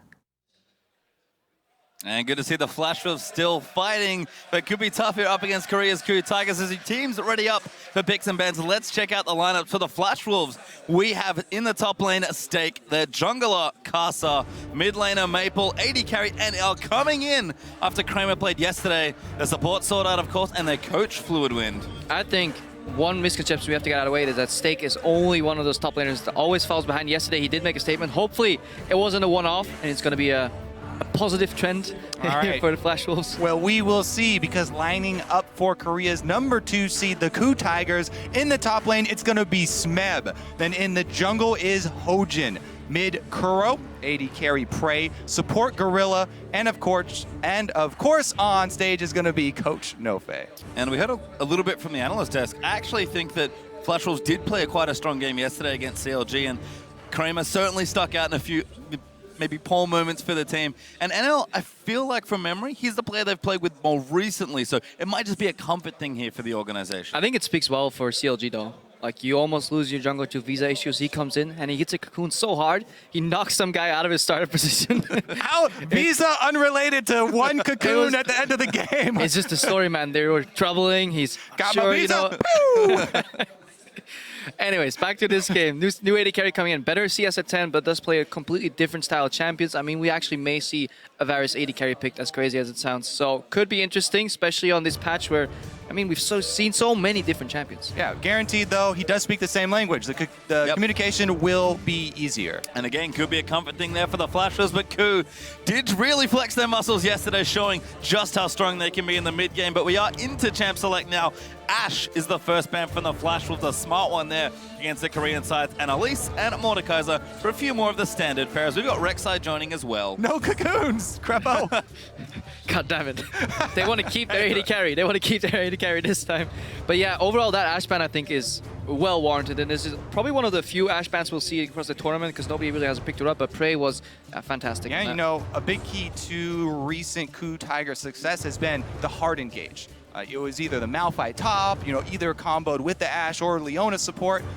Some form of really hard engage has been a big part of a lot of the recent success of the team. So I expect them to look for it somewhere else now that Ashe is banned. Yeah, second AD carry ban actually as Kalista does come out. Gragas banned, and that leaves Gangplank wide open, but Lulu is open as well. Coup Tigers waste no time. Lulu and Lee Sin. Yeah, the all-important Lulu locked in. Plus, Lee Sin is very important here for Hojin because Karsa's such a big player for Flash Wolves, him plus Mabel. We always mention it when they're coming up to play. Lee Sin is a perfect champion for Hojin to try and combat the early stages of the game. I want to see if Karsa and Maple can get back on track, because yesterday we talked them up so much how the synergy between jungler and mid laner could really destroy the enemy mid and Paul Welter, but it really didn't come out. Maple actually even fell behind a little bit in CS, so overall, not as high of a performance as we expected. Instant Gangplank, I'm not quite sure how these picks correlate. You know, Lulu better than Gangplank, Gangplank better than Lulu, but I guess we'll find out this game. How can I hold all of these top lane juggernauts in my champion select here? Mousing over Darius and Gangplank as well. I don't like the combination, but it looks like they're going to lock it in. So that's Gangplank mid then, almost guaranteed. Well, whichever solo lane they do go, you know, technically I guess you can swap them, but it leaves you very melee heavy. They are going to balance it here with the Nidalee for the jungle, and it is going to be a lot of early pressure like we talked about. Nidalee's still a champion that if you get the initiative on Lee Sin in the early jungle skirmish, then you can still come out on top. Yeah, this could also be a throwback to preseason 1 where he had the double bruiser bot lanes. Yeah. And all the juggernauts steal them away. But the main thing is why I mentioned I don't really like the double melees for solo lanes is because it's going to be so hard for them to get through Lulu. Like, you're fighting through Lulu, these Glitter Lance is the bane of Darius' existence, right? It's going to slow him down, take off the bonus from his Dead Man's Plate, and they also have the Alistar to protect as well. I mean, something I like doing when I'm analyzing team composition is just like play out a fight. They try to run at you. You have Lee Sin kick to kick them out, Glitter Lance to stop them, Polymorph if they get close. You have a knock-up, and then you have a line of traps and a zap. How are they going to get through that? They almost need Black to flash. Shield is a key for one person only, though. Yeah, we saw it on Cloud9 as well, how that Black Shield can work really well against some of these Juggernauts, so that could be it. And yeah, lock your targets in place with Varus ulti. Yeah, let's catch things up here. Alistar, Jinx were the picks for Coup Tigers, but Flash Wolves NL, we heard about it. It is the Varus Morgana. Yeah, they mentioned, you know, different champion pool, different AD carry. This is the Varus coming through that he played so often. And yes, he does go tier even in the bottom lane as well. And there's Gnar, actually. A pretty common response to a lot of these melee juggernauts that we've started seeing. Gnar sort of dropped out of the meta, mainly due to Yasuo top lane becoming a thing, but Smeb happy to pick it up here. Yeah, and that is, I was talking to some of the top laners here, and that is their go-to pick for the Darius matchup because of the control that you can have if you stay at max range and you're able to land the slows. He has alternate build paths too that you can choose Frozen whether Mallet. you're ahead. Yeah, exactly. Frozen whether you're ahead or Mallet, behind. Black Cleaver, so many options here on Gnar. We can even see a full tank Gnar if you're really far behind and go for a team fight. Something for the Ku Tigers here. If they get behind and Lulu gets put on defensive duty, meaning her shield, and ulti all go towards carries, then she actually doesn't bring that much magic damage to the fight. That leaves Ku Tigers with a very AD heavy focus composition, even though they have an element of magic damage. The thing is that, none of these guys really stack armor. Darius builds a lot of health with the Juggernauts, but Jinx should be able to get to the point where the critical strikes are going to be tearing through before he starts really building heavy armor, unless he alters the build path and loses out on damage. And I mean, same thing holds true for the Flash was here. Triple Obviously. 80 carry, but the value of that Black Cleaver on Darius, if he gets ahead, if he can get that early for early group fights, can actually mean a lot here. Shred some armor, maybe Varus then starts poking a lot, with his Qs later on in these fights too. Will be very interesting to see how this plays out. Well, you guys going to keep sending in your predictions to @LOL Esports with the hashtag FWin or KOOWin, and we'll see who you think will come out ahead in Group A. And again, we saw strong performances from both teams. A couple of flubs maybe in the early game, but both teams looking strong. Coop maybe favored, but anything can happen here at Worlds. Yes, we have seen upsets already. Ku, as you said, gonna be the favorites, and they are gonna have the all-important Lulu. That's the main thing I look for is a shreddable front line when you have a Jinx and you're gonna be targeting the front line.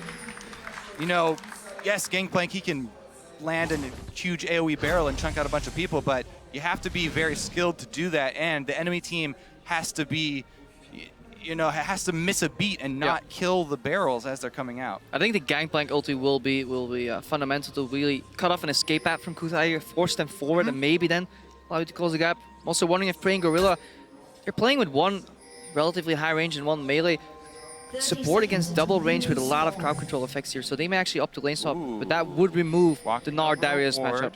Well, right now we are seeing teams sort of posturing.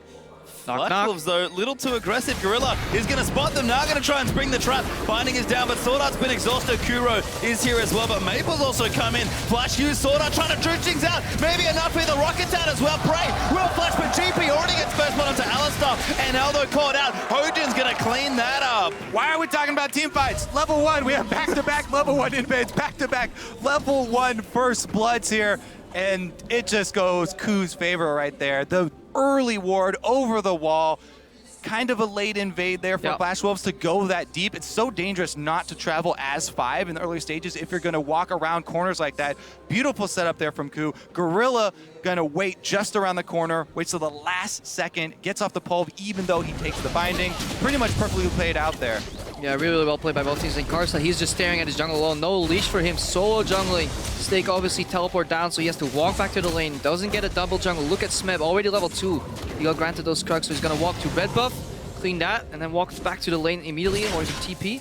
Doesn't look like Smeb's actually tanking too much. He may actually walk straight to lane. We do have a pause here, as the early game is shook out quite interestingly here. 3 kills already in 2 minutes, but you mentioned the jungle there. Could be tricky. Yeah, Smeb actually doesn't have teleport, so no way he's going to teleport back to the lane. That's actually why the double jungler got changed up. Usually you see the top laner tank, base, but this time his jungler has to tank everything. Yeah, so this is a bit worrying for the Flash Wolves because we mentioned not only are they double melee solo lanes, but the wave clear doesn't really come in for them until Gangplank starts to get the level where he can spam barrels, and until NL on the Varus gets the freedom to change lanes. So this early lead for Ku could spell some early disaster for Flash Wolves. We'll see how well Ku can actually control the vision, though. As we talked about many times, the early game hasn't been their strongest point, but this is such a great start for them. Karsa did start on the left side of the map, and he's looking to path obviously towards bottom lane, where both flashes have been expended. Both Prey and Gorilla flashes have been used. Prey is running Cleanse as well. Yeah, we didn't mention. On that Jinx, so that's something we completely glossed over. That is obviously to deny NL's possible ultis, but that leaves you a heal down in those exchanges. So if Karsa can get a good jungle path and gets to bottom lane, things can shake up again in Flash Wolves' advantage. I mean, is there maybe an issue there with no leash coming up for Castles Nidalee? Nidalee does farm very quickly. I mean, we'd have to ask a jungler. Hey, Kobe. I would say yes. Anytime I don't get a leash, there's a huge issue. Because on the other side, you mentioned, yeah, Karsa starting on the top side, he's going to end his route on bottom, but so is Hojin on Lee Sin. And if you get counter-ganked as Nidalee by a Lee Sin, you are in big trouble. Because in the early stages of the game, the guy going for the gank has to use his gap closer to try and gain distance on the enemy, and it exposes yourself because you've used half of your ability kit. Really opens you up to something like Lee Sin, who has 2 sets of dashes. You can safeguard and land the Q. Well, we pop back into the game in Stake, actually. Nice little trade there onto Spep. Maple under fire, though, as Kuro just chucking out bubbles there on the Lulu. We've seen the junglers actually force back there from Karsa quite early on. Hojin, though, going to go back as well. And one camp advantage here, Hojin. They double jungled a little bit, so he gets the Raptors. XP should be roughly even. Smeb should be slightly ahead here of his counterpart Stake in the top lane experience-wise. But I don't think any major mismatches here on the level 1 altogether. Stick in mid lane for a little longer. Maple, the big player here for Flash Wolves. We've seen him perform quite well yesterday on the Echo. We'll see what he can do here on the mid gangplank. Yeah, and really no surprise how the early stages are playing out here for all the matchups in the lane. On the top side, Stakes being pushed in. Meanwhile, bottom side, Ku are actually shoving both mid and bottom is playing fairly aggressively as well. So both junglers are naturally going to gravitate to this bottom half of the map. As you said, they both started their routes up top side. They're both going to finish. Oh, early blue buff handoff here from Hojin. Yes, he does not need, any sort of energy regen or cooldown reduction, but even so, you rarely see the first blue buff handed off to the mid laner. What that is going to do for them, though, is tremendous pressure from the Lulu. Keep Gangplank under his turret and deny some of the early snowballing of the gold income that GP does have. Oh, Hojin trying to get frisky, but Karsa is going to clear out the ward. Very nice pink placement there from the Flash Wolves. He's got to know that there's a pink ward there, but the damage is already done, the value from that pink ward. And yeah, Kuro was already pushing in Maple here, but you have a breaking point where Lulu just runs out of mana. With that blue buff, you can continuously keep the pressure up, and eventually this Gangplank will run out of flask stacks, and that's when this matchup really starts breaking, and then you can back up your jungler for invades, and that's something we didn't see in H2K game, but we may see here since Ku Tigers have shown a lot better synergy overall. Yeah, the other thing that little play did trigger in my memory is how many times Nidalee was banned against Karsa in the normal season here. Because the mechanics of that ward clear, yes, it was a very small thing. It was just able to instantly clear a ward, but it's those small things with how cleanly he pulls off that Nidalee attack reset combo to instantly clear that ward. This guy, Nidalee was banned so often against these guys in the normal season. I mean, it's the difference between having to guess whether it was an Oracle clear or an actual pink ward clear if you don't have time to watch, so those little details do matter. What we did see, however, was Maple cancel an auto attack on a barrel, allowing Kuro to escape there. Remember, Kuro's flash was still down. If that barrel procced, he could have actually taken a lot of damage, and then the lane could have tilted in the other direction. Well, instead we do visit the bottom lane for the first time. NL doing just fine so far on the Varus, keeping nice and even in CS, but Prey and Gorilla have been pushing quite aggressively here to the bottom side. Varus, pretty good in general in lanes, but Prey and Gorilla clearly have initiative in this lane. I mean, to push so far up all the time with no heal summoner, has the cleanse, but no flashes. Pretty bold move, but they're confident in their trinket ward placement and just generally locating Karsa on the map. Yeah, speaking of trinket wards here, Karsa actually sitting on one and hasn't transferred over to the sweeper quite yet. Time for Smeb to get an Oscar.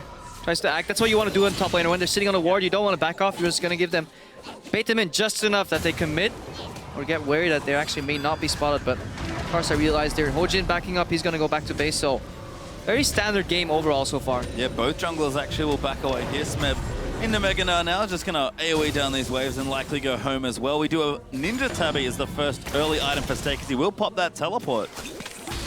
Overall, gold is actually relatively heavy in favor for Ku Tiger. 600 gold at this point in the game is definitely a significant lead overall. So pressure from Kuro, especially in the mid lane. He's 11 CS ahead right now, and it's only going to get worse over time here. Yeah, and I think Ku are extremely happy with the way this is flowing because they're really looking for some extra damage on. Ooh, huge spear from Karsa. Good wild growth though. Kuro not going to fall for that one. And even if he doesn't get the kill, all that matters is that Kuro is now out of mana, the lane can get pushed in, that freeze can get reset, and somehow Flash Wolves can get back to farming though. But Gorilla's roaming, but look at the top side. Yeah, everyone trying to get in this mid lane. Kuro eats another spear, but I don't know if the Flash Wolves fancy themselves a tower dive. They do spot Alistar and Lee Sin, and everyone's going to back away to their respective lanes. All right, yeah. As we were touching on before, though, Q, what they're really looking to do is wait until Prey has some extra damage, and then they get to the point where they really unlock the extra power of Lulu, and they can speed him up. They can have the team fights where they're able to make use of the Jinx resets. Interesting here. NL bases and picks up Tier and Pickaxe. Might run into Prey's BF sword later on, so that could be interesting. Over time, though, those Qs hurt from Varus. If we have the same distance with no really engaged, it's really hard for Alistar to engage in these type of lanes. Yes, you're playing against Black Shield as well. If you use Alistar offensively, you lose a lot of the value from the combo because it's way better if you can space it out defensively. So we could actually see NL pull ahead in this bot lane right now. Well, part of the reason why the lane has been going so well for Prey and Gorilla, even in the early stages, was the first blood for Prey that enabled him to buy those boots. Yep. So he was able to dodge bindings really easily in lane. He's able to dodge a lot of the arrows. You can still shoot an arrow from max range out of Fog of War, and then it becomes almost impossible to dodge. But the extra move speed for anything that is in vision will help. Let's see. The stake clears out means in the top side. Kasa does actually have his own blue buff, so did not give it over to Maple. Maybe looking for a bit more carry potential here. Zero of fade completed there for Maple. Looking here at Smeb on the top side as well. Giant spell first, actually, so no offensive item just yet here for the Gnar. Yep, doesn't need to bully quite yet. It does signal that he'll probably go for that Frozen Mallet and look for the solo lane pushing.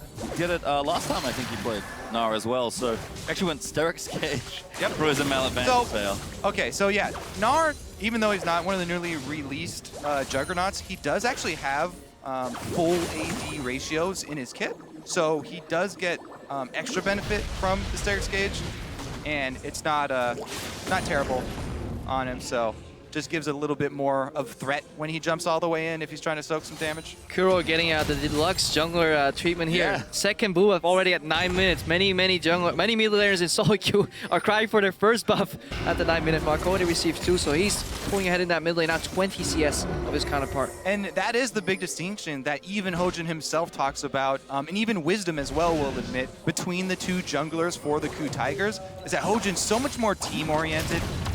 Obviously here donating a lot of the blues to Kuro. Yes, he is on Lee Sin, but even with the builds, he's usually a lot more team-oriented, and he is the captain for the team as well. So setting his team members up for success here, like a good jungler would do. Well, do you, Kobe? Do you set your teammates up for success? Kasa in the mid lane. No comment. Trying to get with a gank onto Kuro. But Hojin's here as well. Kuro more than happy to go aggressive. Q blocked actually there. Spear's getting blocked as well. These minions, real pesky.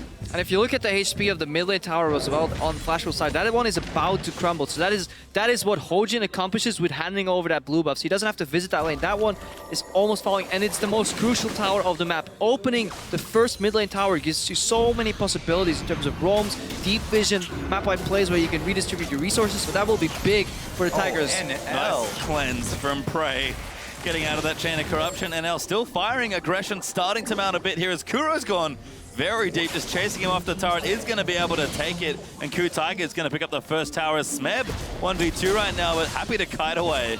Yeah, Kar's actually working with Stake quite often here at the World Championship. Not able to get something done up top right now, but visiting up there a lot more than people expected. And as we see the Tigers here go for that dragon, we could see how comfortable Smeb was in that matchup. He even walked back into that lane 2v1. So that's what Karsa has been doing this game. He hasn't been ganking, but he has been visiting lanes that were in unfavorable positions and pushing them out with the laner. He's been mid twice to break a freeze. He's been top right now to help Stake push in and be able to base. So he can't gank because his teammates need him to facilitate these losing lanes already. Yeah, exactly. I mean, even though I do have a bit of an issue with showing top like that when the mid lane is losing so heavily, because, you know, KOO obviously have so much control here in the mid lane with Kuro constantly pushing with those blue buffs, it means that the instant dragon is going to be the obvious choice there for KOO, that they're going to answer if you do show top. But as you said, he's trying to make something happen. You're like, there's just helping his lanes. There's no really good option for him right now.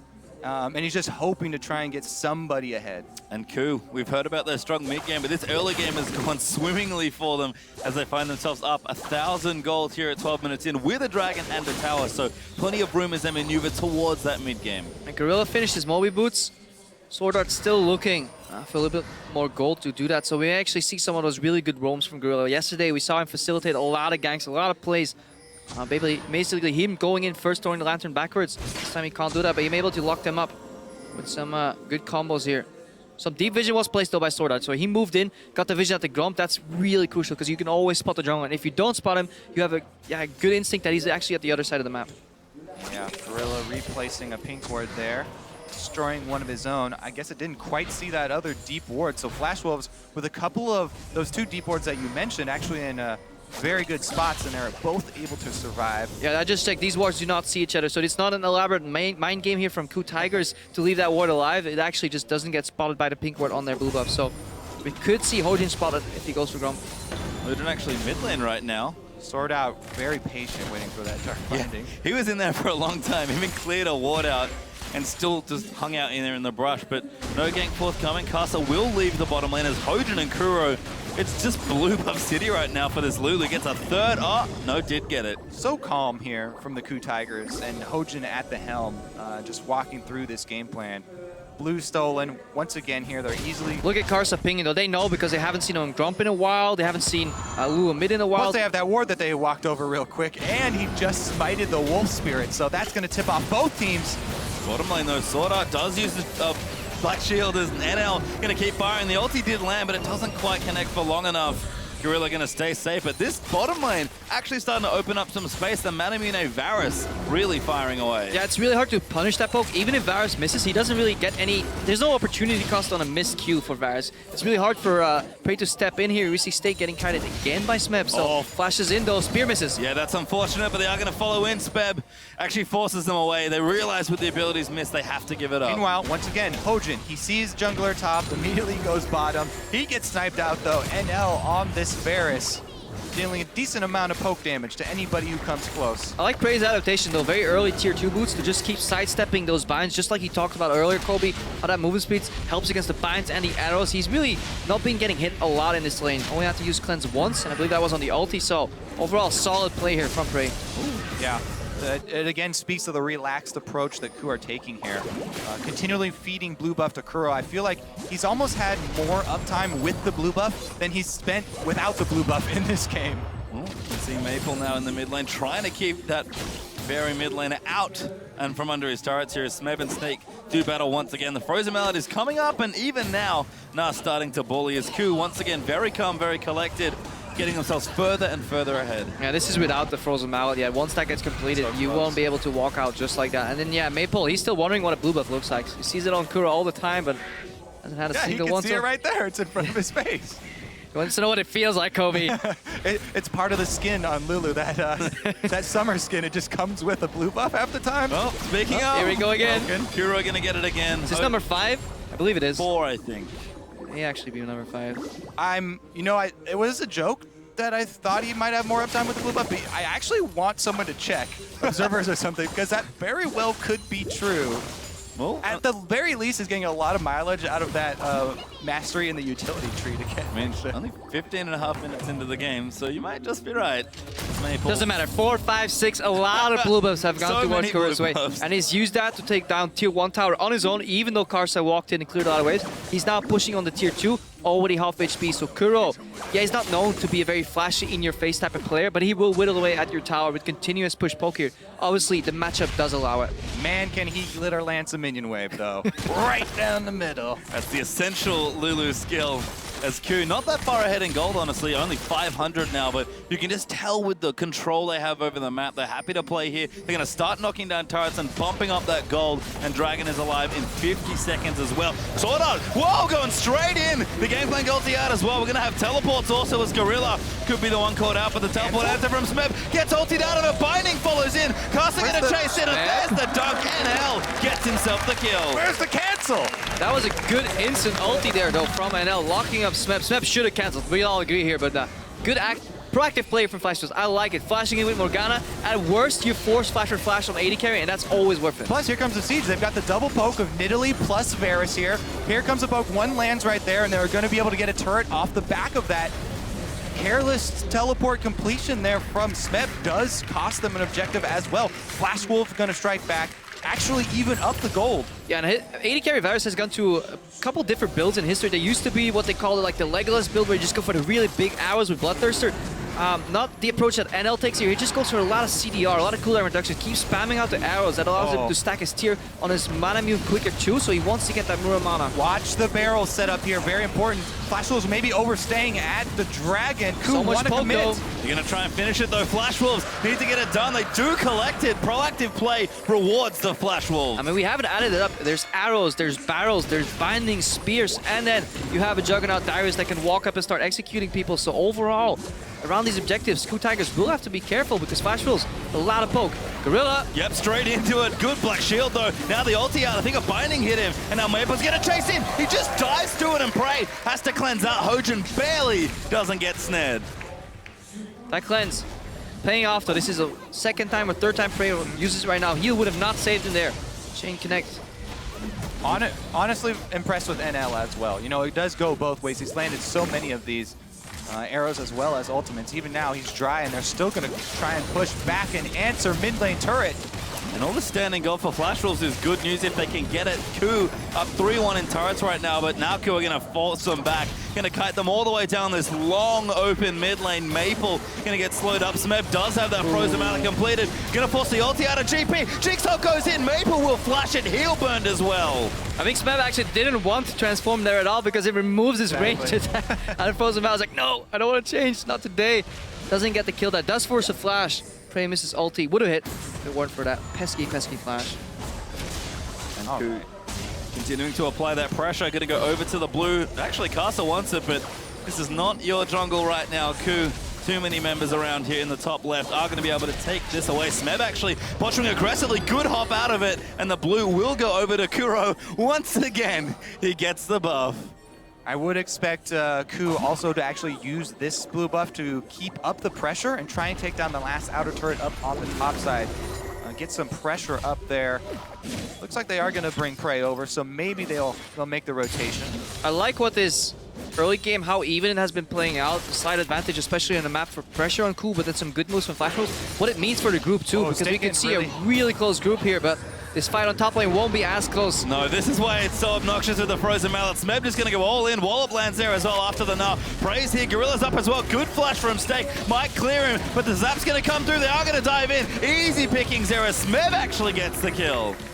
That's the reason he goes Frozen Mallet so quickly. That's going to be that outer turret they were looking for. Even easier than they thought it would be. Nice dodge there from Kuro. Ulti missed though by NL, and Kuro's going to keep chasing. Flash Wildgrowth gets the knockup. Black Shield across the wall is going to maybe keep him alive, but Hojin picks him off with a Sonic Wave. Honestly, Kuro with the dodges on these skill shots, pretty impressive there. Goes in for the flash knockup as well, and it's not only going to be one turret, but Prey on the front line is going to take down two. And the Ku Tigers train really rolling now, starting to knock down turrets with this Jinx. We've talked about the mid-game since the start of the tournament, and it's arrived. Yeah, that tower status almost reflects the blue status. We just got word from production. It wasn't 5 blue buffs so far, all gone to Kuro, as opposed to Flash Wolves have only gotten 2 blue buffs, and I believe all of them went to Karsa here. So Ku trailing ahead right now. It was a little even, but even though they have 5 turrets to 2, only having a 1,000 gold advantage means if Flash will stay even and they can even up these towers later, they will actually spiral ahead in gold because they're actually being better in fights, but Ku is just playing the map a lot better. Yeah, and we've seen what they want to do. You know, Flash Wolves, they've got the Nidalee Varus poke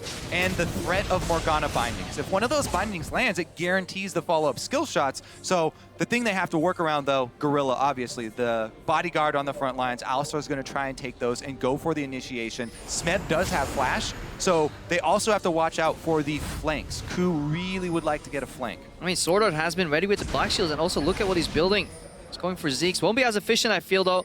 He actually want to cast it on Gangplank instead of on NL there, because that won't really help him too much. Kura here, let's see that again on NL. There's 1 dodge, 2 dodges. Gonna go in here for the flash, and then dodge another one as it comes out. Just... Is it a dodge or a miss? Debatable there. I'd say... I'm gonna go dodge. I feel if you point blank knock him up and you still miss, I don't know, man. I'll leave my vote out this time as Dragon back in a minute 40. Kuro, there we go. Blue buff number 6 as he goes back to base. Rabadon's death cap is likely close, if not finished. So Ku going to be nice and strong again. We keep harping on about it, but the strong mid game is where Ku really excel. They've got themselves a slight gold lead, not massive here, only 1,000, but they've got the items to do it. They've got the tools to try and really snowball the game. Yeah, exactly. You keep talking about the tools for engaging here, and usually when it's the poke comp, you're like, Ku really need to get to that back line and stop this poke, but they've got the Jinx with Critical Strike already, and Lulu backed up, so they can even shred frontline. Yeah. If they catch anybody, and they're able to get Prey a reset, he can just run them down. And that's also the nature of Flash's composition. We talked about it in Champs, like they don't really build all that much armor, so nothing really constitutes as frontline here. We see NL, Black Shield, get out. Smeb, good duck binding. Hojin kicks someone out of there. Now they've gotten Jinx ultis out as well, and that's going to be the kill for Kuro. Sorta pops the ulti, but they're going to keep chasing Warlock. Locks up Stake. He's going to get gnarred into the wall. Kuro going to keep firing away, and Prey finally gets onto that front line. Going to try and do the damage. It is there as Prey picks up another. That was some fantastic chaining of abilities here from the Ku Tigers. I'm just so impressed with Hojin on this lead. Everybody's talked about, yes, he needs to return to it. They got 5 AD back. We're going to see it again. And he has not disappointed. Certainly not. I believe 2 for 2 in plays now on the champion in the games that they've played, including this one. And look good at both times here. 2-0-2 right now for the Ku Tigers junglers. They're looking for a pick. Maple going to get fired on Dark Binding. Good dodge out from Prey. Whimsy really helping out there, but no kill forthcoming. Maybe just the Dragon that's spawning right now. And Sordo actually forgoing that Ziggs, he's actually just turning that Amp Tome and that Cloth Armor into the makings of his Zhonya's Hourglass. That's what he wants to, because he basically wants to become the front line. He wants to walking zone with his ulti, then press Zhonya's later, but he'll need a lot more gold to get that item though. Sword in trouble. Prey doesn't have his ultimate though. But Ku have some good poke down. They're going to start this Dragon. Pinkwater already ready in the pit. We'll see what Flash Wolves can do here. They just have to start the Dragon. They do it quickly. Yeah, Flash Wolves really have to land the poke. They got a pretty good one right there. Smeb ultied up. They're going to try and collapse in onto him. He will hop out of it. And Dragon does die. Ku, I believe, yes, did pick up Dragon number 2. They can rotate. They can rotate mid, even go for a potential Baron. They're pinging both. Let's see what they decide. Yep, Flash Wolves going to just run down there. They've got some towers open. We've talked about the gold lead being so close. Flash Wolves in touching distance with basically one turret. But you know what? I think they really want to secure a blue buff for Nidalee to continue the poke. Like this poke for them is what they have going. And without the blue buff, it's been really difficult for them. Wow, they're going to give it over to Maple instead? I guess we'll find out soon. Maple, yes, does get his first blue of the game. Going to go back. I think Infinity Edge is close to finished, if not done for Maple. Is going to go back and does have it. Okay. I mean, this is the core, right? For Gangplank, Triforce, iEdge. I want to see some impressive barrels then. If you get a blue buff, if you take my blue buff, your barrels better be on point. But in a jungler and Kobe clearly coming out there. As Flash Wolves, again, keeping it really close, going to mash this minion wave. Look at those barrel mechanics. That was a great barrel. That was beautiful. You got a lot of cash right there. Okay, that counts. Minions thankfully don't move too often or move very predictably. Maple, though, starting to get stronger, and it feels like it's one fight away from either team taking momentum in this game. Let's see if Maple can get the Scuttle Crab with the barrels. I think that is the real challenge. The real target.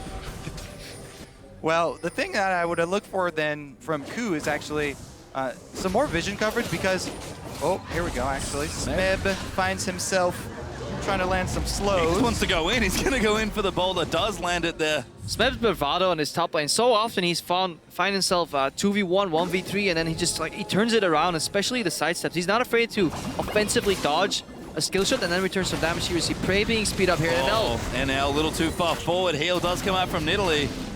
Prey right there, breaking the barrel chain. Attacks the front one that's ticking down first so that he cuts off the chain reaction. And that's something we haven't really seen all too much. So often Gangplank gets so put up in a priority and so many highlight reels where, especially where Palm, for example, gets that 4-man barrel here. Hang on, finish that story later. Black Shield, Sorda is going to dodge out of the way. Heal again from Kasa. But the TLDR is, just kill the barrel. So many highlight plays could have been prevented if people just auto-attack the barrel. And that's why I say prioritize vision right now because you don't want to have to face check a brush. Yep. If a barrel explodes on multiple people, maybe a catch. Gorilla does combo into Stake. Chain though out. Gangplank God's going to zone them away. This is not a bad fight for the Flash Wolves, but the ulti out from Nick. It's good. There's actually a barrel. Barrel does get it. Spam jumps in with a Flash ulti, but Carter's already taken out Prey. Flash Wolves double kill there from Gangplank. Going to keep running. Kuro almost forced to flash out. Maple's blue buff runs out, so obviously no more barrels. But that was so close. Fair enough. If Bray's traps connected on Stake there, that would have been a reset and a cleanup fight. They just landed just shy of Stake, and he managed to walk out. Didn't die to the Jinx ultimate either. And then really good barrels there from Maple, but overall, good fight here from the Flash Wolves. And Flash Wolves actually got themselves a lead in this game. KOO are going to try and line up a Baron steal, but the Flash Wolves looking to take control of this game. Just wait out the Q right now. You don't want to let Hojin get a free shot in there. Gonna land another one onto Maple. Still dangerous for him, though. Have to be careful. Teleport up for Smet, but he's not alive. Hojin, here's Stake. Oh, goes in, kills Agent! That's gonna give him the Baron Casa! So low, but he heals himself to safety. Flash Wolves get Baron! Stake with the big plays, jumps over the side, and he has the cover fire to get out. And the patience just overall, not only on this Baron play, but also being so many towers down here on the map. Flash Wolves haven't really panicked. They haven't really made any moves saying like, oh guys, we're so far behind. They realized they were only a couple thousand gold at best behind. And they've really been playing to the strengths of their composition. Yeah, well executed poke composition. Let's watch that fight again. All right, so Smeb obviously on the front line, starts it out with the slow. Look at traps now. Gorilla uses everything that he has on it as well, and they sit in this Gangplank ultimate. There's the poke that lands from both of them, and now that's the barrel chain, and he gets into the back line as well. The big deal though, Karsa goes in and takes down Prey. You have to be very confident on the AP Nidalee to go for that. Sneaky Kuro finally steals a KOO blue buff. Oh, sorry, that's his own blue buff. He steals his own blue buff. He claims it again, yet another one. So that's the story of the game. But overall, Stake narrowly escaping death there twice in that fight. Almost gets pinned into the wall from the Gnar ulti. Yeah, so close. He managed to survive. No resets there. And Flash Wolves ahead with Baron with a Pokemon. Baron buff is the best against and with poke compositions. 100% agree with you there. And I have to say, Stake probably the most underrated player coming into this. Hojin, he's in trouble. They're going to keep going. Gangplank ulti's going to slow him down. Stake winds it up. That's a kill for Flash Wolves. They're going to keep things rolling. And they're just going to keep starting the siege. They're ahead in gold. They've got the Baron. They've got so much momentum here. It's so hard to deal with this. Yes, you have AoE wave clear from Jinx. It's physical, so Baron buff doesn't really negate it all too much, but you have to walk up. Look for NL. His ultimate is still available. Look at Prey. His cleanse is also available. And Flash Wolves continue poking up. That Baron siege minion is almost impossible for KOO to get through. NL's going to move forward. The barrel's up for poke. Instant wave clear as well. That is going to be a turret. Yeah, they're so good at sieging because the barrel stacking gives you a lot of wave or zoning potential at the turret. So you can block them completely off of the turret, not to mention all the poke that's coming through. And Flash Wolves able to clean up a lot of the standing gold. Yeah, both Nidalee and Gangplank serve a similar role when it comes to sieging. So much zone control from that poke, whether it's a spear throwing at you, the potential barrels being placed, Gangplank's ulti can be placed, and more importantly right now, if a fight breaks loose, Sword Art can actually engage, pop ulti, and have Zhonya's ready to zone in these fights. Once again, that's why we mentioned the wards that KOO needed to get down for vision control. They also need them down for teleport flanks. Smeb caught, they actually are going to go in. Ulti out from Varus. Maple flashed himself to safety. Gorilla goes down. The Flash Wolves are just riding such a huge wave. What is KOO gonna do? They need an ultimate here from Smeb, but he's too low. They're backing up. Inhib's gonna drop. And KOO are now 10,000 gold behind almost. Their mid inhibitor has fallen. They're safe, careful play, and just a few well-played team fights. And all of a sudden, this game's turned completely around. And it all started with a single cocoon to knock Kramer out of the lineup. NL comes in. Big I was like, where are you going with this, NL plays Varus, and Varus, honestly, this team comes, Danos just pointed out, we have to draft around NL's poke champion, Varus, in the bot lane, and they did, and KOO Tigers weren't ready for this much, like, hidden poke. Exactly. Honestly, it's a very intelligent comp drafted around, as you said. The signature Varus pick here for NL. Woo, shots fired there at the bench. Good old as KOO. Honestly, I think just can't believe they're in this position. They were at the mid game. They had control. They didn't have a big lead, but they had everything in place, and they just couldn't do the next step. Flash Wolves held on. Yeah. And then one team fight in this game is completely blown away. Yeah, I have no more qualms about giving blues to Maple. I would give him every single blue. You deserve it, my friend. Why didn't you give him any sooner? He could have. I'm bowing right now. But honestly, we actually haven't really seen Karsa poking these fights with blue buff, so let's keep it at a draw for now. But overall, doesn't matter who gets the blue buff, there's just so much poke on this Flash Wolves lineup right now. Baron buff has expired though, so they don't really have that protection cushion from those minions right now. They will die faster. They still can die if Prey gets the reset, because he's building towards his third item right now. If he gets the Last Whisper, he's going to negate some of that armor that's built up, but it is incredibly hard for him to position and dodge all that poke coming at him. Yeah, the outer turrets here are pretty much trivial for Flash Wolves to knock down, so they have this giant war chest now. And a huge Baron power play here, as you can see on your screen, 6,500 gold. The biggest Baron power play from the entire tournament so far, and we'll see that's why you won Baron with poke compositions. We talked about it earlier, KOO were behind or slightly ahead in gold and massively ahead in towers. If Flash Wolves could hang out and even out those towers, they would swing the game back. Yeah, and I just want to tack on to your poke composition, built around the favorite champion for NL. 19 is the number of times that Nidalee was banned away from Karsa in the normal season. Talk about it so much at the very beginning, but he has really been outstanding. Let's see if they can see why. Smeb looking for the flank, NL gonna keep moving. Smeb now just caught out of position. Karsa gonna try and chase him down. A fight on two fronts. Smeb will flash out. They're gonna keep moving. It's Stake. Wants to go in. Goes in for the wild growth sound. Doesn't quite go for the ulti. Looks for the dunk. Doesn't get it. Mobile's unstoppable though. They got the flank, but you're gonna have to retreat on all sides here. Flash Wolves just turn and fight. They're gonna take down the inhibitor turret here fairly easily. And that's what you want to, the moment you notice you're gonna get flanked, you want to engage on the weak side, at least get that fed away and then turn around. But Flash Wolves so far heading gold. If this was even gold, this could have been beautiful for KOO Tigers, but yeah, they're starting to drown. There's just almost no plays left for them to really come back into this game. They need to do everything they possibly can to wave clear and hold out. It's going to be very difficult for every blue buff you're going to do that. All right. It's a game of blue buffs, man. So it has to be told. I see you. Well, at least right now, blue buffs have been hotly contested, but the Flash Wolves, honestly, in a commanding position now. Actually, 10,000 gold ahead in this game. They've knocked down 2 inhibitors and in a prime position to close out this game. I guess the only question left is, can they? Because KOO, they are capable of a comeback. They do. They are capable of a comeback.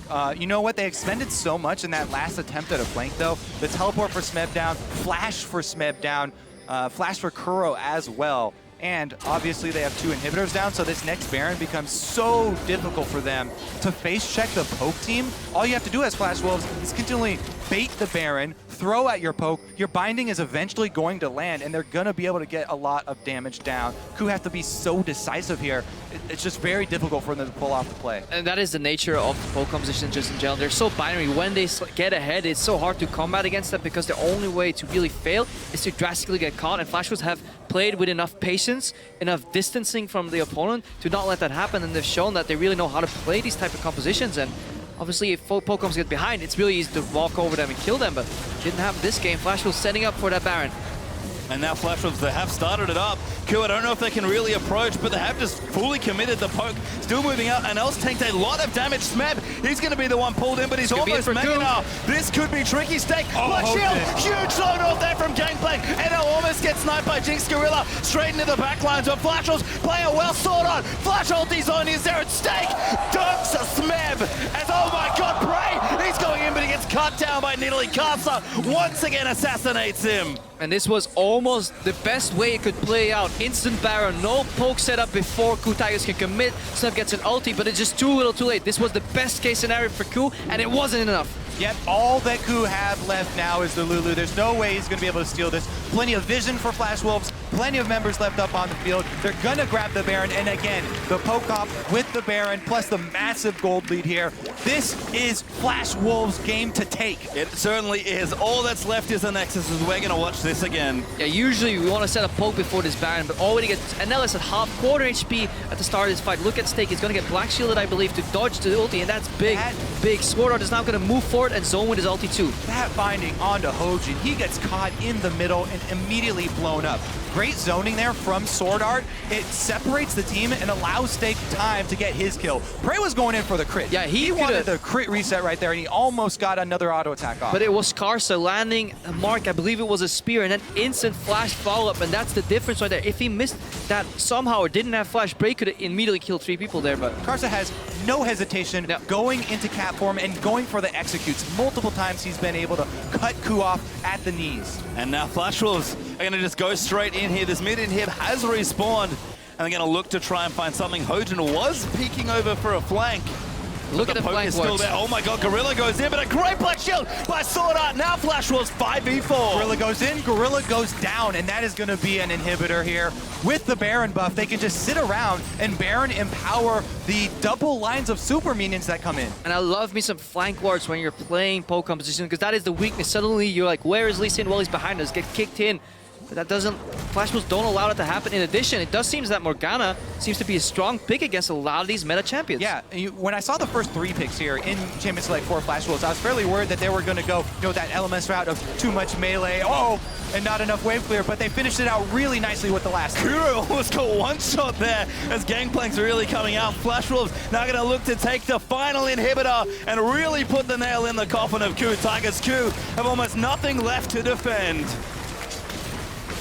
And the Flash Wolves on the brink of another Game 2 upset. If you guys have limited watching time, highly recommend Game 2s, because apparently these are the big ones. Yeah, just this group in general is about to get so excited. CLG, close game against Flash Wolves. Dianos just tore it apart, said it was horrible. KOO Tigers were going to win, but now Flash Wolves, they turn it around. They're at the verge of taking their first win at Worlds. Hojin tries to assassinate ANL, but he doesn't get it. Flash Wolves might just be KOO here. One Nexus turret is down. The Super Minions in the Baron are doing too much. KOO Tigers too far behind. Can't do anything.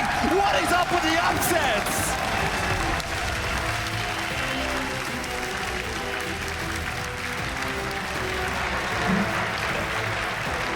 And the Flash Wolves, a well-deserved win.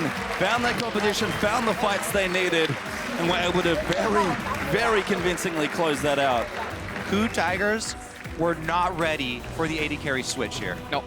Or just for the poke in general. When I looked at this lineup initially, you saw some elements of poke, but once you really saw that Dragonfly play out, you start to realize just how much zone control Flash Wolves were offering. And then also Stake, criminally underrated it seems coming in. It almost became a joke. Stake absorbs in the top lane, he doesn't do anything, but so far, 2 really solid games from him, so props to the Wolves. And I think, like we've already alluded to, everyone on Flash Wolves stepping up this game. The top side of the map looked good yesterday when they played against CLG. Kasa, Maple, and Stake, even though Maple looked a little shaky in the lane, did step up, but the bottom lane change, what a difference. But the change this time was, KOO Tigers weren't running any hard catch. So they had no point and click CC. Remember, Mako, for example, with the Tibbers, you had Cocoons. Nothing was in that lineup for the KOO Tigers. The best catch they could have was a combo from Alistar followed up with traps. A couple of times, those traps were just a little short from prey. And then these fights get so incredibly hard because of the distancing the Flash Wolves managed to acquire in these fights. Gangplank barrels plus the double poke coming out from Nidalee and Varus. Black shields. Black shields and the bindings to set things off. It came together so well at the end of that Champions Select. I don't think KOO were even ready for it. Nor were we. They were, exactly. I mean, we were joking about Barris AD carry, boys. But well, yeah, because we're like, oh yeah, we know, NL plays a whole bunch of that. He's the one subbing in, but he showed why he had so many games on it and why they had success. I honestly don't think they'll be able to get this type of comp any time in the future in this. Karsa's Nidalee also fundamental in this competition. Even the little things like the heals occasionally, you don't really keep track of that, but poke comps, they occasionally get hit back, but then if you can sustain up, you have Black Shields. A couple of really nice ones from Sword Art as well. Gorilla went in multiple times, but Alistar W now is a little slower. It is easier by a small margin, and that could be the difference to stop those combinations. I love that you mentioned Sword Art, because given the caliber of player that Gorilla is, we heard about Sword Art. The whole thing is that he protects NL. He's AD carry. He's, the big brother almost. He did an amazing job that game. Absolutely outstanding. I think, yeah, all the guys that were in charge of the Skillshot champions definitely deserve some praise in this. And Maple as well in the mid lane with the Gangplank. Even though he was constantly shoved in by this Lulu that had permanent blue buff, he was able to hold on. He didn't die, and he was able to stack the Bankplank up to get the Infinity Edge Trinity Force combo, which is what he was looking for. Bankplank, not quite as Bankplank as the old GP10 back in the day, but the most important part is for this match is now CLG up next. They could actually get in first somehow in this group, and we'll have to see how hard they play, how much advantage they get against Pain, I believe, and then we can see how this group will play out, because if Pain, for whatever reason, manages to get an upset or just goes even against CLG, the remaining matches coming this and next week could be just a joy to watch overall. Yeah, even in the first 2 days, a lot of unexpected movement here. Yeah, I honestly, after seeing the Flash Wolves play, CLG struggle a bit against them, but really clutch it out. CLG, look at this next game. They're probably thinking, oh, it's fine. Like, let's just take it easy. They must win this next game now. Beat Flash Wolves. Flash Wolves beat KOO. I mean, by proxy, CLG #1. Just like I picked him. Very well. Transitive property of I did miss the Worlds. fact that Flash Wolves would beat KOO because KOO's my #2, so that kind of doesn't hold up. But yeah, transitive property of Worlds. And again, KOO, a team that was kind of expected to, I think, do very well, but can certainly have a feast or famine sort of style. We saw a bit of famine that game after the feast in their first one. And it was crazy because they had everything in place. And then the Flash Wolves just said, you know what? We want to win this game. Turned it on. Sordot goes in, gets aggressive, huge team fights, and that was all they needed. It's just so rare to see in this metagame a team be up so many towers and still not have that large gold advantage because it just goes hand in hand usually once we see these games. But yeah, Flash Wolves hung on and then even out that gold. Well, let's get a bit more for an inside perspective on the Flash Wolves' first win here in Paris. We're going to send it down to Shocks. Thank you so much, guys. Joined here by Steak from the Flash Wolves after a fantastic victory over the KOO Tigers. Congratulations. Thank you. I mean, an amazing game from your side. You guys went for a poke composition, Yeah. which is hard to execute. Tell me why this versus the KOO Tigers. Because we have Gangplank in the mid, so playing a poke comp is a lot easier. Yeah, and Neverlose, his main is Varus. So we're pretty confident with that comp. Yeah, we know that is his main champion, and it's quite interesting because Kramer got put on the side and NL got put in. Tell me what happened kind of in your team after yesterday coming into today. Oh, we prepared NL for this match earlier, so it has nothing to do with yesterday, yeah. All right, very interesting. You guys definitely showed up. You actually had two very good games both today and yesterday, and you're quite the underdog coming into these matchups, especially versus someone like Smeb. How do you deal with that? Because it seems like you're just doing fantastically. Well, it's pretty easy to go in the game knowing that I'm gonna be the only one to troll our team. Yeah, so like Maple's gonna carry me no matter what, and NL's gonna carry me no matter what, so it's pretty easy, yeah. Well, that's a nice way to look at it. Finally, now that you have this victory and you've seen what happens in the group, how high do you rate your chances for getting out of the group and getting into the next round? I think we're gonna make it through, like, I don't know, I think very high. You can be confident. This was a fantastic win. Congratulations, Thank you. Steak. Thank you. Some more insight. We're going to go back over to the guys at the desk. Thank you, Shocks. And yes, a very solid win for them. I do want to kind of work through this one incrementally because I think there's value in going step by step. So starting in pick and ban, Yamato, I feel like some people looking at the composition that was drafted by Flash Wolves would initially have some fear of the double melee, triple AD comp that was drafted and how it might play out throughout the game. For sure. Like, I've been talking so much about Darius' strengths, and I feel like poke composition kind of forces the enemy team to walk into you, and Gangplank and Darius is just perfect in those scenarios. And KOO Tigers' composition didn't really have enough engage to kind of cut inside that team composition. I don't know if I feel like they didn't necessarily have enough engage. I feel that it was misplayed. Smeb, who is normally a very good Gnar player, KOO Tigers are very good around playing around the Fury management on Gnar. It was just bad this game. It was terrible. And he was teleporting even for some of these endgame fights with very little Fury. They were trying to engage from the front. It's not going to work in this composition, right? You have a form of engage with Alistar. You can follow it up with Lulu.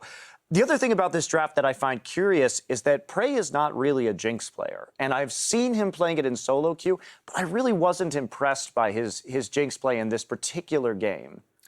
Yeah, and honestly, you have to kind of see this coming, too, in the pick ban phase. When they put in NL, we know he's a Varus player. You look at Karsa, most banned champion against Flash Wolves is Nidalee, banned 19 times during their season.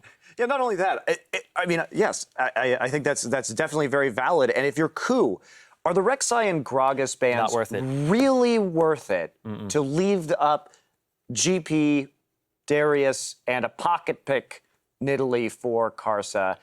They just looked a little unprepared, a little sloppy here. I think their gameplay in the early game was quite good, though.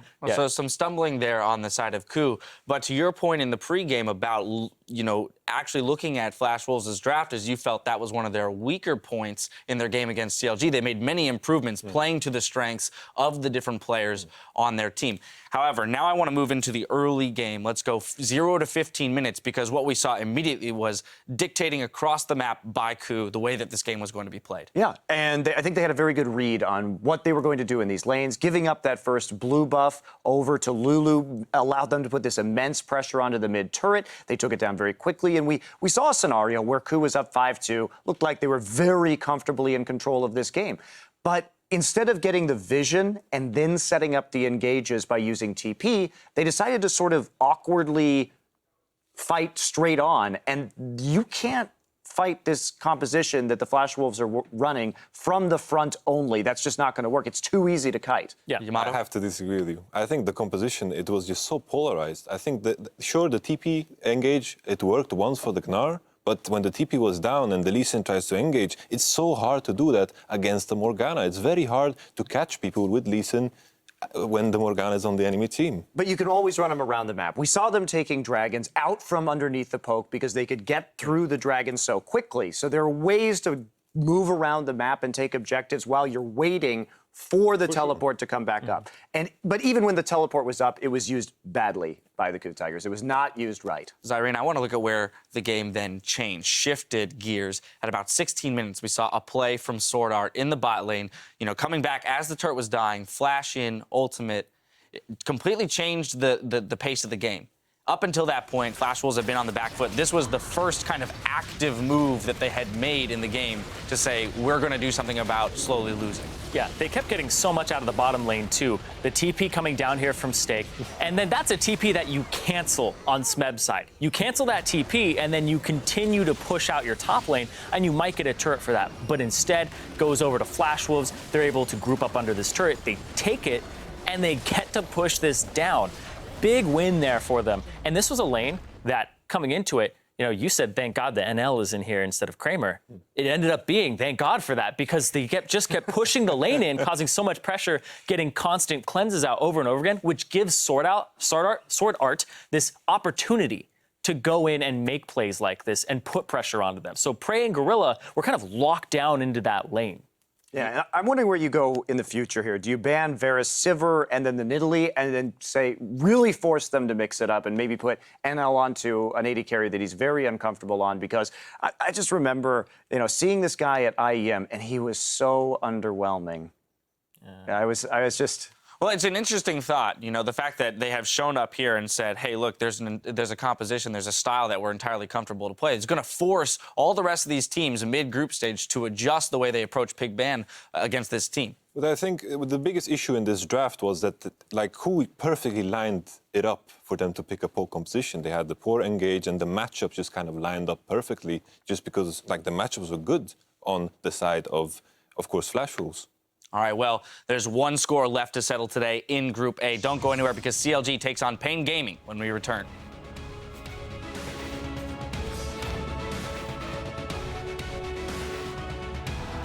Both teams looking strong. KOO maybe favored, but anything can happen here at Worlds. Flash use Sword Art trying to dredge things out. Maybe enough with the rockets out as well. Prey will flash, but GP already gets first one onto Alistar. It's good. Barrel does get it. Smeb jumps in with a flash ulti, but Carter's already taken out Prey. Smeb will flash out. They're going to keep moving. It's Stake. Wants to go in. Goes in with the wild growth sound. Doesn't quite go for the ulti. Flash ulti's on. Is there at Stake? Dunks a Smeb. As oh my god, Prey. He's going in, but he gets cut down by Nidalee. KOO Tigers too far behind. Can't do anything. What is up with the upsets?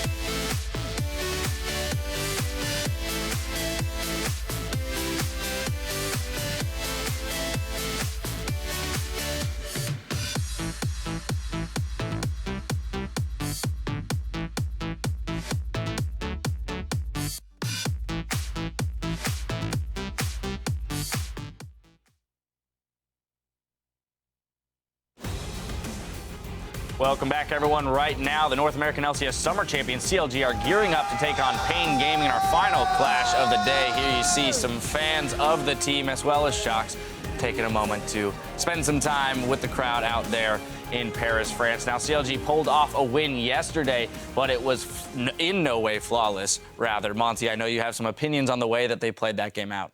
They just didn't play to their compositional strengths. They were not willing to group up and try and siege turrets. And their shot calling honestly looked like it needed a lot of work. I think that had they not landed that cocoon at the end, it was really the Flash Wolves game to lose. Yeah, and the Flash Wolves actually put a little bit of perspective on that whole game with just beating KOO. But objectively, though, Zion Spartan was underperforming. That was not a type of performance we were used to seeing from this guy who was playing really carry-oriented stuff in the top lane. Still got a carry champion, but was just getting destroyed by Stake and Karsa. All right, well, ultimately, they'll need to pull it together, rather, if they want to start Worlds 2-0 and take sole possession of Group A. I have to say that I'm thinking about the game, Flash Wolves versus CLG. It's like Flash Wolves kind of gave them that game in the draft, thinking that CLG kind of played their favorite team composition and still played so poorly, which is shocking to me. Yeah, they really lucked out on CLG's side. They were able to get Lulu, Darius, and Elise, the best jungler, one of the best mid laners to flex. Just really, that's a gifted comp to them. Yeah, it was. And I don't think they're going to have such an easy time this time, because if anything, we can say Pain's drafting was at least solid, and they had a very nice early game execution as well to sort of get a slight early advantage. Yeah, we were more than impressed with their early game. Unfortunately, you go up against the likes of KOO, who will, if given the opportunity, close out an even game past 20, 25 minutes. Now, one last time, I'm going to put you guys on the spot. Zyrene, I'm coming to you first. Who's taking this game? There's been a lot of upsets today, but I'm still going with the favorites in this. I'm going with CLG here. I'm not going to go with Pain. I feel like CLG, they are probably going to come out on top of this group, considering the performances that other teams have been having, in my opinion. Okay. I'm going to take CLG. I still think KOO will take first place in this group, but I think that CLG should be able to overpower Pain here. But just given what we've already seen in Group A, it does look like it's something that's much closer than I had initially anticipated. Finally, I have to say Pain Gaming. Shockingly. It's like my mind is ladies and telling me no, gentlemen, but the my body- first time that the desk is not in agreement. So, let me tell you why, right? Please. I think like Pain Gaming has shown some good qualities, and I feel like CLG with their best composition still showed that they lack that mid game and late game, and I feel like Pain Gaming can punish that. All right, well, there we have it. The first time we have a split desk. As we kick it to our casters for picks and bans, Kami admits he has a lot of admiration for CLG, and this is a matchup he's been waiting for a long time. Well, I think CLG is a great team, and we're looking forward to playing against them. I know my bot lane is really looking forward to facing CLG's bot lane, so we're happy for those games as well. And I'm a fan of Pobelter as well. I've watched him for a long time. Not only Pobelter, but I'm also a fan of Hotshot. I started playing League of Legends by watching Hotshot stream, basically. And so I'm really looking forward to playing against CLG as well. Well, Kami had a pretty good game yesterday. He's going to get that chance now to take on Pobelter and CLG. But before we get to Champ Select, let's check out the teams. On the blue side, for Counter Logic Gaming, we have in the top, Zion Spartan. In the jungle, Xmithie. Their mid laner, Pobelter. AD carry Doublelift. Aphromoo there to complete Rush Hour. And of course, their coach, Zixlol. And I gotta agree with Aphromoo, or I have to agree with Kami there. I'm looking forward to seeing the matchup of these bottom lanes. Doublelift and BRTT, very outspoken AD carries, very emotional guys. Now, for the international wildcard team from Brazil, Pain Gaming. Up top, it is Mylon. In the jungle, Sir T at mid. As we just saw, Kami. AD carry is going to be BRTT, supporting him, Dude, and their coach, MIT. But looking at the matchup, stylistically, I think one opening can be Kami's playstyle into Pobelter's, if Pobelter hasn't changed up, because obviously it's a new pass. But traditionally, Pobelter gets a lot less resources, leans back out in lane and farms. That could open up Kami to roam. We said same about it yesterday. It didn't really actually end up happening because Pobelter convincingly kind of won his lane. But I want to see some Kami TF plays. I really like the way he plays it. I think that pressure will be needed because as much as you're excited to see that bot lane, I think 2v2 CLG's bot lane will absolutely smash Pain Gaming's. And I think Kami, in the first game we've seen from Pain, the only other one we've seen, he was a huge element of the potential to win that game. He's the star player of Brazil, the star player of his team. If anyone's going to make it big for Pain, not just in this game, but in Worlds, it is going to be Kami. Definitely agree there. We'll see if they do try and target him in the champion select here. First off the bat is going to be some hard engage, taking away that Malphite. Yep, he's gone away there, so not going to have that here as Pain do pick a ban. It's Gangplank, very common ban here in Paris. Is an almost insta-ban from CLG, going to take out the Darius. Yep, Juggernaut's falling left and right. Lulu maybe left open, actually has a lot lower win rate than we expected here, that Lulu pick overall. Let's see if they actually bait CLG into picking it. Also, to keep your eye on junglers, because Elise seen a lot of favor here. Early drops, early picks for that champion very, very often. Yeah, Smithy is so good with a lot of the Cinderhulk junglers, though. I don't think that CLG would be too sad about giving it up. That being said, yes, Elise is on the board, so they won't give away the first pick to CLG. Not anymore. They just banned it out here. Elise off the table, so Pain Gaming, even though Xmithie, yeah, as you said, you know, very, very big on the Cinderhulk junglers, just don't want to deal with that cocoon throwing menace. Yeah, there is something, it's so interesting about Smithy because he spent so much money on just individual wards in the early stages of the game, and then that delays his sight zone, but it sets up the first stages of the vision to set up for the rest of the team, and he has to be on something safe to get that first line down. Well, unfortunately, Krepo is not going to get his wish, at least for this game. Kami's Twisted Fate was the final ban there for CLG as Pain, with 15 seconds left to decide what they want to take away. We've talked a lot about priority picks. We've seen Mordekaiser banned 100% of the time. This may be the first Mordekaiser, but nope. Not yet. Pain Gaming even must hurt. It must the hurt. Brazilians. They got their one, but you have to ban it out. Lulu's open right now, and I'm looking at Braum. Even though the champion has a surprisingly low win rate, I think it might even be as low as 0 so far in the tournament. Somebody tweeted that at me, so I have to double check. But Braum, the tier 1 pick, 0 and 8. Our stats guy Sultry whispers in my ear just now. So 0 and 8 so far for Braum. So coming into the tournament, it was top pick, top ban. Suddenly, just doesn't work anymore for these teams. Yeah, I mean, still a strong champion. The record here also could be just because everyone prioritizes him, both the teams that are strong and the teams that are not. Anyways, though, he's not going to be first round priority here. CLG did get their hands on that Lulu, so that does signify a place out here for CLG. It did work out for them before, you know, double lift on some sort of end game carry there. Last time using Jinx, this time we'll see what they go for. And it does play into probably that Pobelter Lulu mid, so he can run that low econ mid laner. So Kami, not an assassin this time, but picks the Orianna, and we've seen that matchup play out. It just, what Lulu does decently well in lane, Orianna just does better, and that's why this matchup actually propels forward for the Orianna. We saw Xpeke do it too, stay even, managed to build very offensively, didn't have to get any defensive items, and then landed that 4-man shockwave, but obviously some setup is required.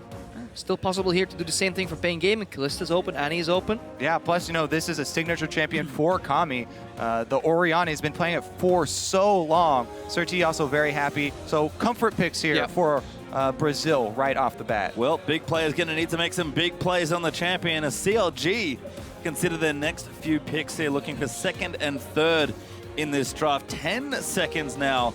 And CLG, after the insta-lock, Lulu have really slowed things down. There's the Lee Sin there for Xmithie. I mean, may see Braum could get his first win here in the World Championships. Again, though, no Hearts TC, and a lot of these lineups in these games here at the World Finals have been looking great on paper, but then you realize if there's no targeted Hearts TC, these teams are so good that they can play around that. That may be the start of your demise. So I need to see if either of these teams actually pick some target CC. Think of an Annie, think of any lockdown immediately can help you facilitate these fights.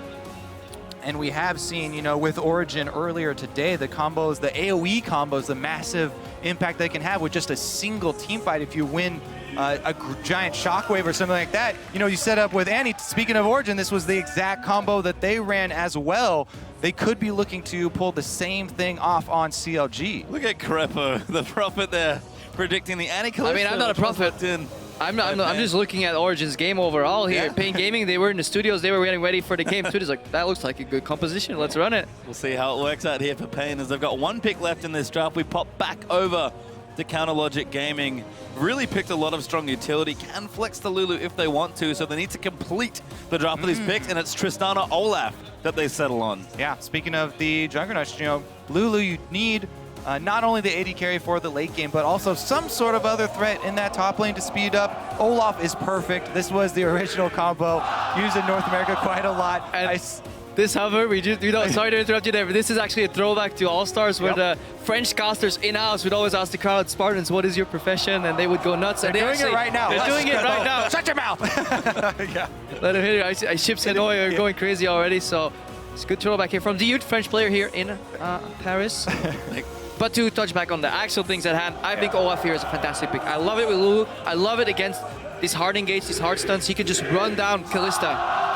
Yeah, also, I mean, this CLG comp is really, really high intensity mid game here. Tristana can get them to that point where they have enough money to start grouping a roam around, knock down turrets very, very quickly, because you put up the Braum wall, and then Tristana, just one explosive charge is going to take out at least half a turret there. So they're going to look to try and chain that early gold and then get Zion. Once you get one item on Olaf, he's backed up by a Lulu. He can just try and run train. Yeah, Nard does complete the draft there for Payno. Surprisingly popular pick here in the first 2 days of the World Championships. Remember, this is our final game of the evening as we get a little further through these groups as the teams play more games. But, gentlemen, the draft has completed. Yeah, really looking forward to see what CLG does with this game. Pain Gaming do have a tendency to go incredibly long in their games, and then facing off against a sped up Olaf late game, a Tristana hyper carry, potential Zeke's on the Braum. That's going to be hard to deal with for Pain Gaming. I've learned something in the last 2 games, though, Krepo. Let's not start talking about the team fights. Let's talk about that level 1. Yeah, let's go back. Late game doesn't matter. Who's going to face check whom? It's not if they face check 5 It's on 5 where. level 1. Exactly. It's going to be where do they go and who's going to have the advantage. Because once again, they do have the same bottom lane. into Annie. And exactly. The Annie can charge up her W, also obviously the Incinerate in the fountain on the way there to get the AoE stun. But Braum, no slouch. If they see one person out, they also have the Olaf. So a lot of ability to chase down if CLG do sort of get the momentum. Did they get the first jump in that level 1? Definitely something to watch out for. But again, we've seen the effect of the AoE from Annie if they face check a brush. And more importantly, double teleport on both these sides here. So we can see explosive bot lanes. We could also see a complete snooze farm fest if they respect the teleports. Depends what these teams bring to the table. Well, we'd like to know what you guys are at least thinking. Who are you calling this one for? Tweet at LOL Esports with the hashtag CLG win to cheer for the North Americans, or for PNG win to cheer for the Brazilians, and we'll see who you guys are backing in our final game of the evening. The French cast are doing an excellent job of hyping up the crowd. They're going insane right now, if you can hear them.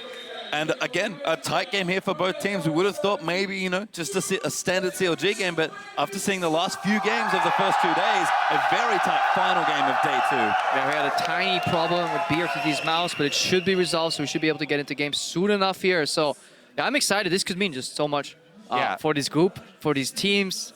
Pain Gaming could cause the upset here, because after all, they're the dwarf in this group. Nobody expects them to almost take any games, but yeah, they have proven that they can get relatively close.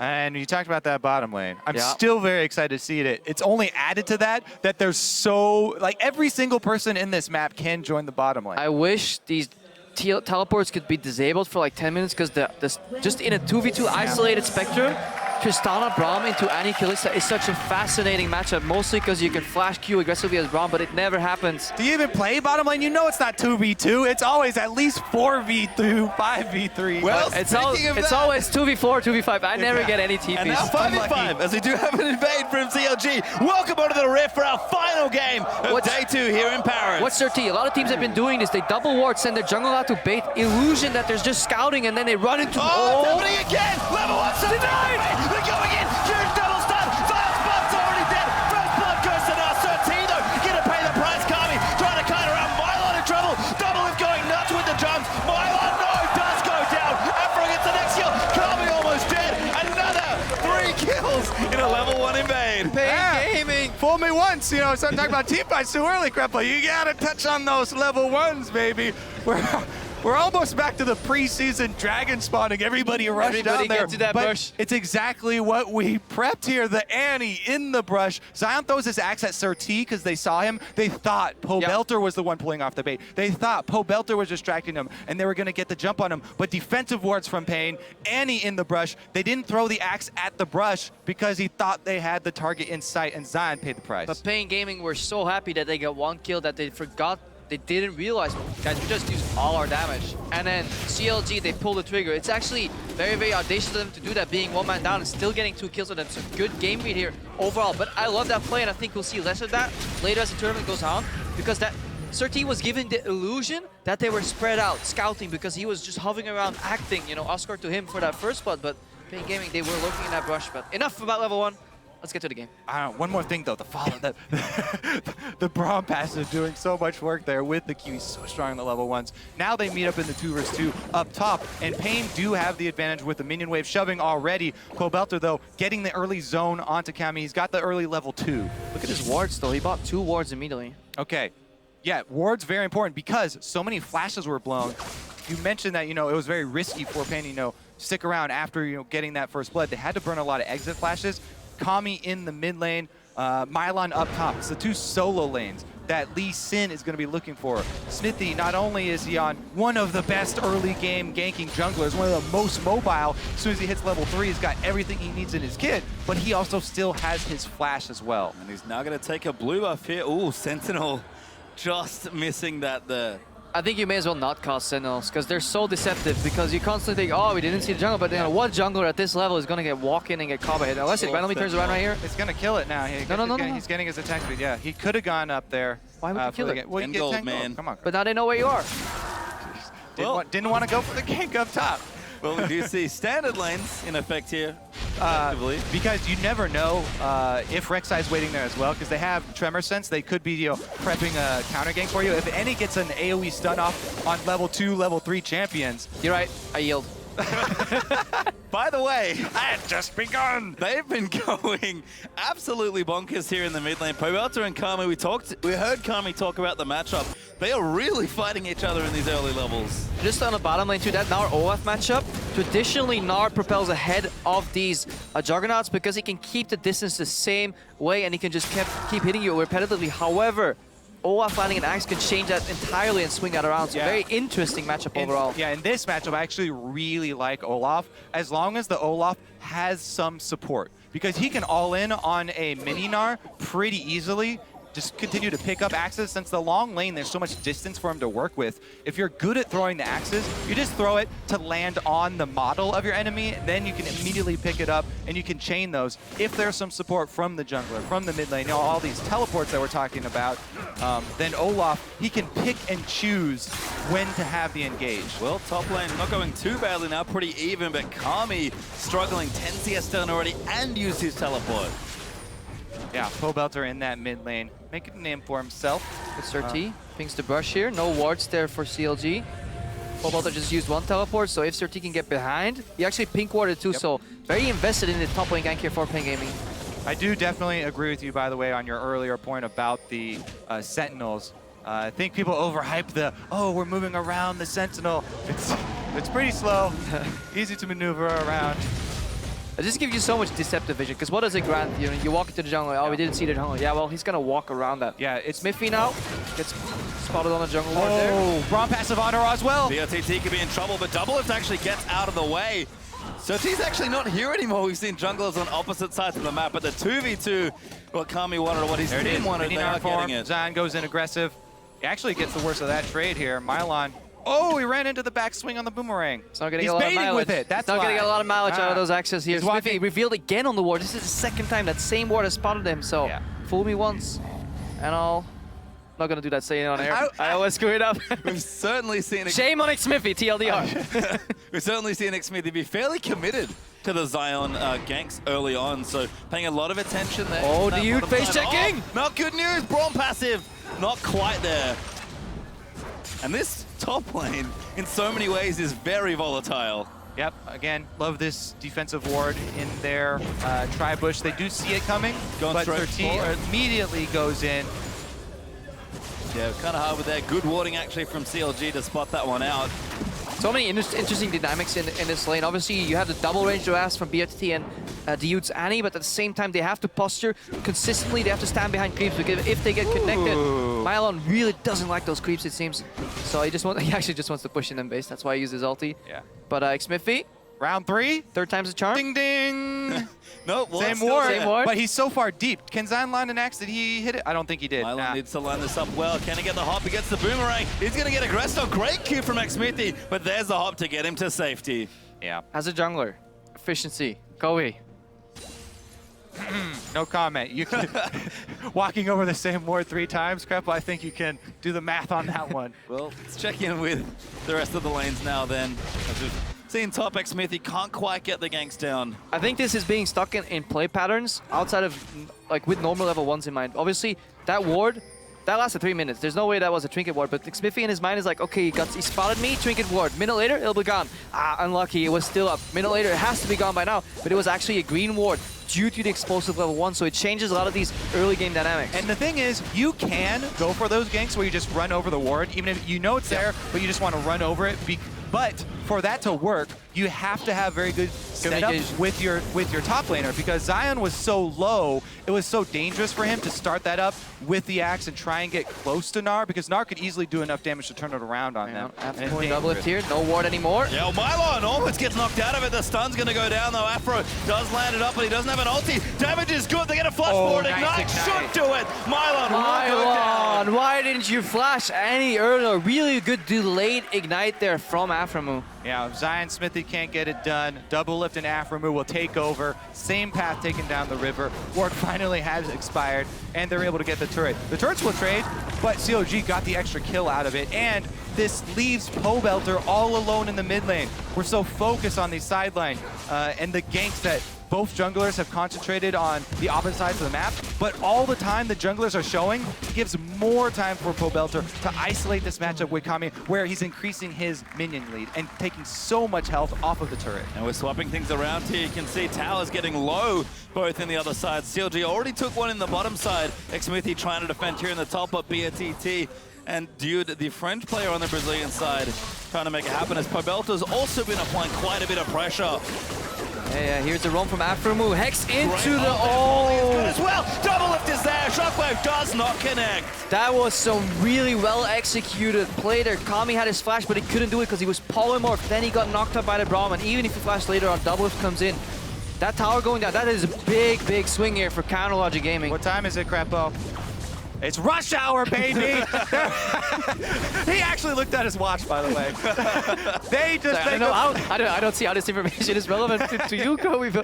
They just made a play, bottom side, grab the kill for their team, swing mid, not only get the kill, but also, since Pobelter had done so much work on that mid turret, they open up the map. The all-important mid turret down. They're able to get the deep vision.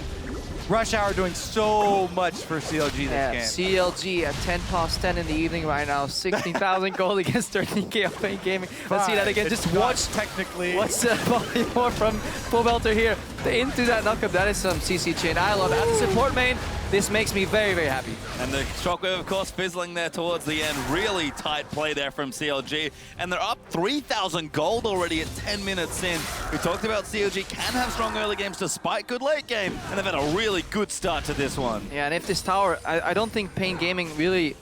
They over-respected CLG. That tower should have dropped a lot earlier. Now, good zoning here from Xmithie and Zion Spartan. They really want to deny that gold, even if it's just a local gold.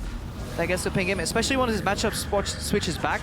Doublelift right now has the breaking point in this Kalista matchup. She's not yet finished Bork, but she's going up against a BF and a pickaxe. That's where Doublelift can just get so much instant damage done. And yeah, start 1v1ing the ADM carry. 2v2, they win too. So really, really big breaking point here for CLG. You can see how active Aphromoo and Xmithie are being now as well. Trying to add to that all here. There's mobility boots very early on, but Afro getting him around the map. And even Home Guard upgrade on him. He's getting out there to make plays. Certainly is there as Pain do pick up the tower in top lane there. Gonna move that gold a little back, a little closer back to even. But Pobelter has been such a bully here in this lane as well. He is very far ahead of Kami, almost 20 CS clear right now. Yeah, we mentioned it earlier. Level 1 all flashes blown, 2 wards purchased, constant shove from Pobelter, the easiest way to lose it, forcing Kami to make mistakes under that turret, dropping CS. Yeah. Again, it's not much, it's 10 CS, but it means a lot in terms of pressure too. Pobelter is always ready to move first. So here's the line that you now take as Pain Gaming. We want to look at this match from their point of view. They need to clear out this CLG deep vision. You know that CLG were just in your jungle. You know that they left wards down here, and CLG are a team that in the past have gotten overconfident when they get this far ahead. They've gotten early leads so often that sometimes they get a little overconfident with trying to take multiple objectives at once, because CLG are a team that strive to be really efficient with the amount of objectives they're taking at the same time. If Pain can actually defensively ward, then maybe they can use this Anti-Kalista to try and pick somebody off and try and get a comeback rolling. We can see CLG, a very quick dragon here in this game as they do take the first one. Yep, do take the first one. They're 2-1 in turrets as well, sort of padding that lead out here as Pain will move themselves down to this bottom side. Yeah, Surti found a pink ward in his own jungle, replaced it with a pink ward of his own. He received Yud, and Surti moving in, gets warded out though by Spartan, but they want to get that tower down. Gonna see a likely tower trade. This is where Mylon has to be careful. If you see the enemy top laner in his zone of his tower, likely that the same thing will happen to you. So get the hell out of dodge, try and farm some jungle at best, but get away from that turret. Well, Zion might have to pop his ultimate here. Let's see if they force it out of him. Just gonna take the hits. Yep, BRTT kind of knew that he couldn't continue there, so they'll try and take the tower instead. Double lift though, we've seen this a lot from Tristana, mows down turrets with the spells in the early game. Pain will get one in the bottom side, but CLG are about to take another. Yeah, early tier 2 boots here on BRTT too, so he'll delay his Blade of the Ruined King even more. Struggling to stay even here. Pain Gaming, they do have some elements of hard crowd control effects, like the anti-tibbers, like the knockup provided from Fate Skull. So teams that fall behind without any of this hard to see have an incredibly hard time coming back, but Pain Gaming still have the tools to close this gap, just like Kobe mentioned, if CLG follow up on that tendency to get slightly overconfident in the mid game. Oh, really splitting the map at this point. CLG are finally going to chase Pain out of their red side jungle. Look at that from Mudo. Good flank here. Oh, the ball's actually caught him. Now they're going to keep moving through. Great ultimate. He pulls out with the Fate Skull. Shockwave does land on a few, but Double Lift's already gotten a kill. They'll trade back and forth. Surti will die. Now the reset here for Double Lift. He's going to keep jumping. 2 for 1 there. CLG win that fight. 3 for 1, sorry. Yeah, 3 for 1 exchange here. CLG flanking Pain Gaming. The Fate Skull wasn't enough. Immediate ultimate there from Afromu2, and yeah, they just got caught. There was no way they were gonna win that fight. So cut your losses. Huge flash kick. Kami in trouble. Does die to Zion Spartan. His ex-Smithy goes full NA on the Lee Sin plays. Yeah, so they're definitely gonna be able to finish off this turret. Yeah, doesn't even leave me time to finish my point. Damn you, ex-Smithy. Still got the Lee Sin mechanics. Certainly on lockdown of CLG, only getting further ahead in this game, almost 5,000 gold now. CLG, going to see if they can continue momentum. Smithy on the aggressively Sin, the Warrior done.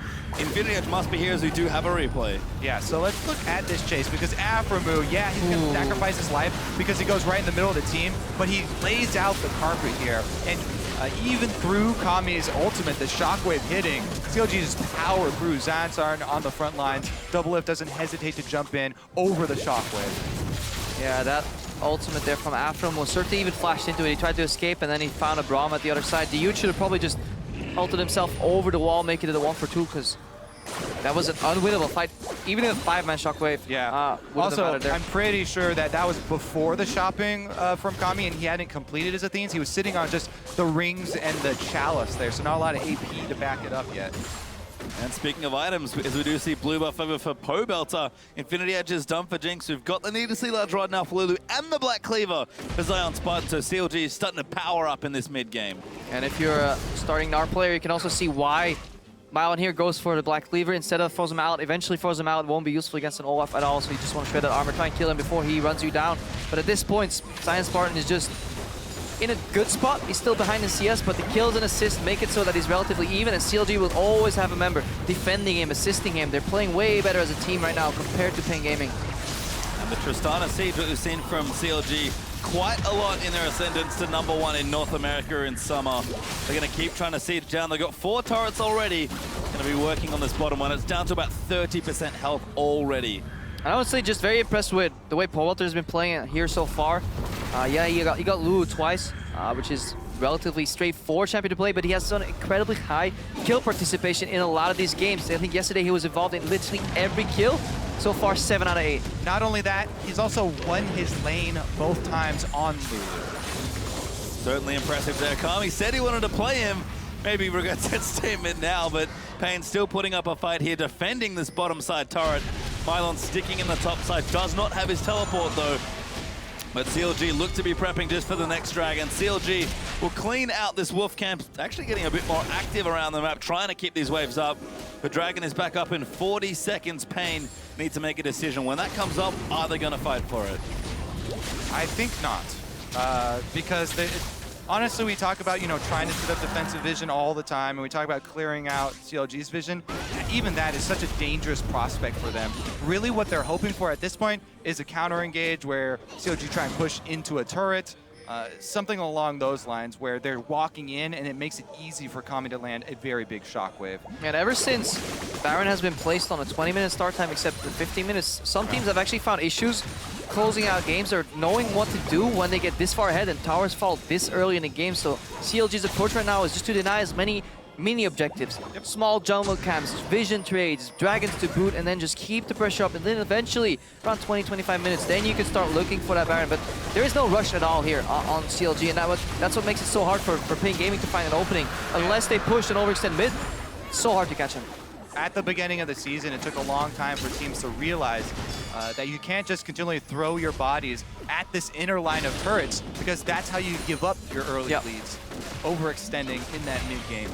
Deny resources. Raptors to prevent the Oracle buff right there, the Wolves so that little Spirit doesn't spawn, and then you go back to your jungle, get some more gold, and then you continuously keep growing that gold advantage, and then you can start throwing your bodies at those tier 2 towers. CLG are certainly starting to pack that snowball. I think they've got to the top of the hill. They're going to push it down now and see how big it can get. 5,000 gold up still, but they did take another dragon, so on the clock now for a pretty good 5th dragon timer. Now sitting 2-0 up in dragons and 4-2 up in turrets. The items do keep coming. Pobelter and Mylon gonna just sort of brush past each other. Mylon will complete the back, but Pobelter even just clearing waves bottom side now on Lulu. The advantage of double teleport, you can just put your mid laner bot, AD carry mid. That's a lot of teams used to be able to do in the assassin meta. Even if you don't have an assassin, you just split push 1-3-1, keep that pressure up, and eventually Pain Gaming, because they're losing all these individual matchups right now, 1v1, 2v2, they have to send more people to deal with one side. That's when teleport transfers over to the other side of the map, and you get another advantage. It's an objective, vision, whatever you want. CLG seem to be more in control in this mid game than they were yesterday. Yeah, definitely. It's up to Pain right now to try and find some fight with a numbers advantage, because while we keep mentioning the double teleports for both teams, and yeah, people can join from across the map, the channel time for teleport is extremely long, and you can burst someone out before they arrive. So trying to even it up that way is what they're looking for. They've got the Annie to start it all off. That would be their #1 hope. And that's something, hang on here. That's Smithy, not little quite deep. there. Smithy gets low, but he flashes out to safety. And that's something we've seen on Western teams as well. That teleport, very often a little late. Very often when we watch the Eastern teams, both LPL and LCK, those teleports coming really early, very often cancelled when unnecessary, but I feel that's something where Western teams need to improve a lot more. Just trigger happy on teleports. Or not cancelled like we saw last game with Smeb.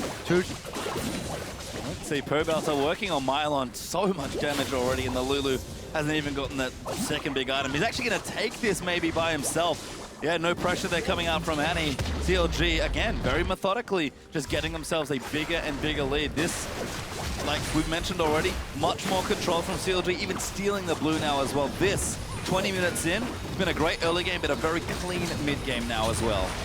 Oh, interesting teleport here from Zion Spartan, looking to cut him off. He pops the ultimate. Find someone, it's actually Kami and Surti. The knock up there from Lulu. Huge damage out there from Zion. Smithy rides in to get the kill and does secure it. That teleport only went, halfway across the jungle, but he was just able to cut off Kami there. And not even the flash is going to save him. CLG jump on the opportunity, finally catch Pain Gaming outside of their base, and now they're going to Baron bait. Yep, CLG copying TSM with their Juggerlock composition. Here we see Zion Spartan again, no ultimate this time though. And Aphromoo does not have his. They're going to need to find someone. Mylon's flashed out. Smithy looking for the flank, but he gets knocked up. That's not enough. BRTT now as a 4v4 will ensue. Mylon, good scoop back to keep himself safe, but Aphro will get the kill and double. Smells blood there as he rocket jumps straight forward. Good move by Pain. If you're getting flanked, always engage on the weak side of the flank. They take out Smithy, but they're just forced to end up training 1-for-1. So CLG is making moves that at worst go even. So very, very controlled aggression here from CLG. Yeah, it could have been better from Smithy there. You do have to constantly keep track of the rest of your squad when you're going for a flank, so it doesn't get turned around on you like that. Here comes the stun on the beard. Quite. If only Pixie passive procs 2 autos. That would be ridiculous. As CLG will back away from their siege in the mid lane. Mylon is back. So you're gonna have to be a bit more careful as everyone can be around here, but the control out of CLG for Vision, you can see them just massacring wards in Pain's red side jungle. Yeah, plus they've got the trifecta of pink wards around Baron already set up to clear out so much of this true sight inside the red. And look at just how dark that Vision is. Pain Gaming now have to face like all those brushes that are being shown by the observers here. For all they know, CLG is right now on Baron with a 2,000 health Baron buff. They find him in the brush though. Surtee, good scouting, that's really good job, but you gotta go with patience. And CLG know that now Pain Gaming, they took their time scouting those rushes. Next time, they'll just insta-rush Baron. But, you know, they've given up the positioning here on the mid lane, and Pain trying to get towards the turret. They are half-heartedly coming over. It looks like CLG have just forfeited this mid lane turret. So Pain Gaming gonna take the last outer now. Yeah, might pay for that Baron bait with a turret. They certainly will, as Pain Gaming have done a great job playing reactively, but sort of keeping up with CLG. This lead has not shifted for so long. Well, they have to be careful. CLG will cede one turret, but they're not going to let two go, so Pain have to be careful not to overextend. Yeah, but look at the wave in bottom lane, though. Just gonna dodge the Q from Xmithy. He has to go in. Good zoning by Surtee. Good cancel! Knock up! Xmithy kicks it, but it's not nearly enough. Solo here as they do tag Kami. They're going. Shockwave lands on the 3. Doubles caught up. Facego's going to move in. Annie down there as well. Zion, those got Orianna into the back lines, and Zion is going absolutely nuts. They're trying to kill BRTT. He will die, but Mylon will fall as well. Mylon was way too late. Pain Gaming need to communicate better as a team what they want to do. They could have turned that around if Mylon TP'd instantly. But right now, Double Lift looking to clean up BRTT does fall to Double Lift. And CLG find themselves a 3-for-2 team fight win. Again, that 3.5 seconds of channel time for a teleport is enough to turn the tide. I mean, the 3.5 hesitation before the channel is... That's not... That's the lag.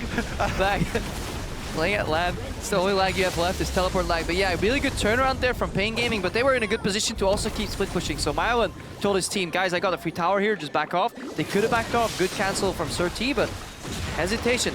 Obviously really easy to spot from us here, but it's all happening in real time for those guys on the stage, so gotta keep in control. That's why shot calling is so important for these teams. Yeah, and sometimes you want to put faith in your team that they'll be able to disengage so you can try and get an advantage and you continue split pushing bottom. If they're able to pull off that disengage and deny CLG the combo there, then by taking that risk, they gain something on the other side of the map. Well, Pain actually going to start this Dragon. CLG a little late on the recalls.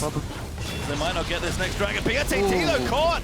Kami will protect him there with his ball. Flying from Zion Spartan. Oh, Zion runs in. Rek'Sai does get it. Pain will get the Dragon, but at what cost there is Kalista already down. Kami getting fired upon by Double Lift, who's going nuts. As now Mylon going to get aggressed on. The stun is there from Annie. That should be Baron. The two main carries here for Pain Gaming down, so CLG should probably make a beeline up there.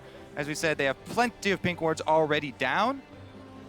Yeah, I really like that vision. They're just setting between Explosive Inhibitor and Baron right now. Yeah, they're just pick what you want. Only good choices left for CLG right now. Poblater wasn't even in that fight, and you really see just a little bit of aggression from the Kalista, forcing her down, and then Zion Spartan can just move in, flank. And it's so hard for Pain Gaming to move in, because even though CLG stopped baiting, those pink wards, they stayed there. They don't go down anymore. Unlimited duration on those wards. You need to see a steal here from Surtee, but so hard. Caught Afro. In fact, Zion's going to try and zone them away. Does not have his ultimate just yet, so this could be a bit dangerous. Baron getting low, but it feels like CLG want to commit on this one. Double. Actually, no, they'll back away. That hesitation from CLG not immediately moving up there can be the difference. You know, a couple of seconds of DPS time on Baron. Double teleports for Pain Gaming, and Kami's able to come in.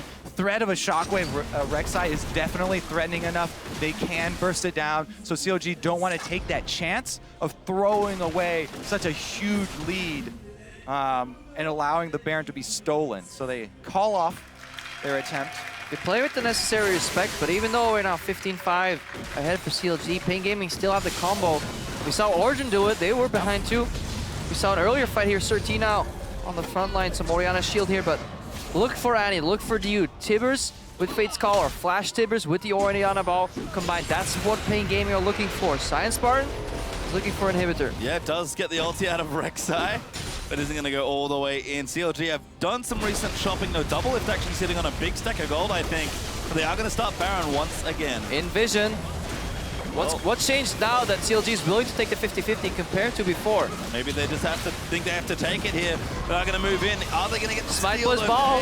They're going to keep moving in. Dude's going to get through it. Timmons is good, but Dude's getting very low. Double moving up. Pobelter gets the kill. CLG was a ruse all along. Mylon's going to get stunned up out of his crunch. Now Megano has to move up, but Xmithy is low. Kicks on Nakami. They'll take him out. And CLG get what they want. And BRTT chase Zion that whole way down the river. Double F still chasing though. Certainly still going. Xmithy runs in. Huge roll out from Mylon. Might be enough. BRTT trying to turn it around, but Zion and Double F far too far forward. Get a crunch all the way through. Pain as BRTT will die for the ace. And poor shot calling again. Kobe, you shouted it was under 1.5k health, that Baron. Surti could have easily channeled over and stolen it with a shockwave, and then Pain Gaming could have disengaged, cleared waves, maybe drop an inhibitor, but they took a very bad fight because Surti and Kami were in position to steal Baron. They were over the wall when Dude flashed Tibbert, so just poor communication. And Zion Spartan, so intelligent there. He's able to gain BRTT's attention.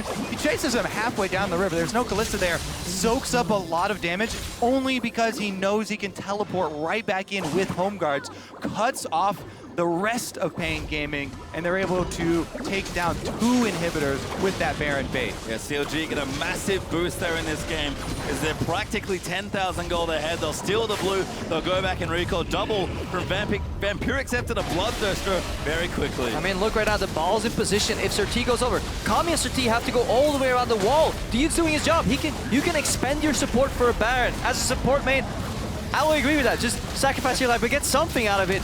Good ulti from Pobelter, by the way, too, because it keeps Xmithy alive for the kick on Kami. Is that not the worst feeling? You go flash Tibbers as Andy. Yes, it got him. And nobody, no damage there, no follow-up of any sort. Afro move, towing the line there. Mylon does get a great ultimate, and Surti actually channeled with the knockup there, but it just was too little too late. With Zion coming in with the teleport full bar of health. Yes. BRTT was really happy getting 3 members pinned into the wall. Runal's proccing on all of them, but too little too late, as we said, because they're just doing different things. If you want a team fight, sure, they could have won that if Kami and Surti went around, but they weren't looking to team fight. They were looking to steal, so Pain Gaming need to get on the same page with each other. Yeah, Afro also had the Unbreakable Wall up for the first half of that while they were stunned, so blocked a decent amount of it. And CLG, as a result, getting very close to closing this game out, have 1 inhibitor left if they want it in the top lane. Dragon number 3 only, or 4, sorry, total, but 3 for CLG will be up. That's unlikely to be a win condition in this game. CLG can do Baron, but right now, they're going to take this tower and get themselves truly 10,000 gold ahead. Yeah, they can just push him in top lane, then disengage back to the Baron again, forcing a very, very long distance face check. Look at all those rushes that have been cleared or dewarded by CLG. Double F so unbelievably threatening right now. 909 on Tristana. Has the Quicksilver completed on top of it. Base of the mountain and Braum to protect him. Poor Sentinel gets killed there by Double F. They know what brush they're in right now, but... There's a lone ward outside the Baron that can maybe spot CLG moving in and out of that. So Pain Gaming are just going to rely on the fact that they haven't seen anybody pass there. CLG cutting him off, though. Yep, now going to try and look onto Kami. They want to fight. They're going to move in for it. Zion pops his ultimate out there from Afro as well as he pops down the Glacial Fissure. Shockwave is not bad, but Kami will die. Zion low. Mylon scoops him out of the way. But a double kill there for Olaf as CLG are going to run forward. They know they can finish things off. Aggressive flashes. Double F goes legendary Hero Worlds. And that's going to be game. CLG will knock it down. They will have a much improved second game. Perfect timing. So yeah, there have been some good plays. That was the good play. Perfectly timed spam. We've been tracking team fights, level 1s, but synchronized icon usage is something that we really have to track at this event, and CLG, they take the crown with that one. Yeah, Ku had a really good one. They were the first to do it with that ace, but there was a little bit desynced on a couple of them. That one, very close to completely in unison. I mean, just need that good shot caller, you know?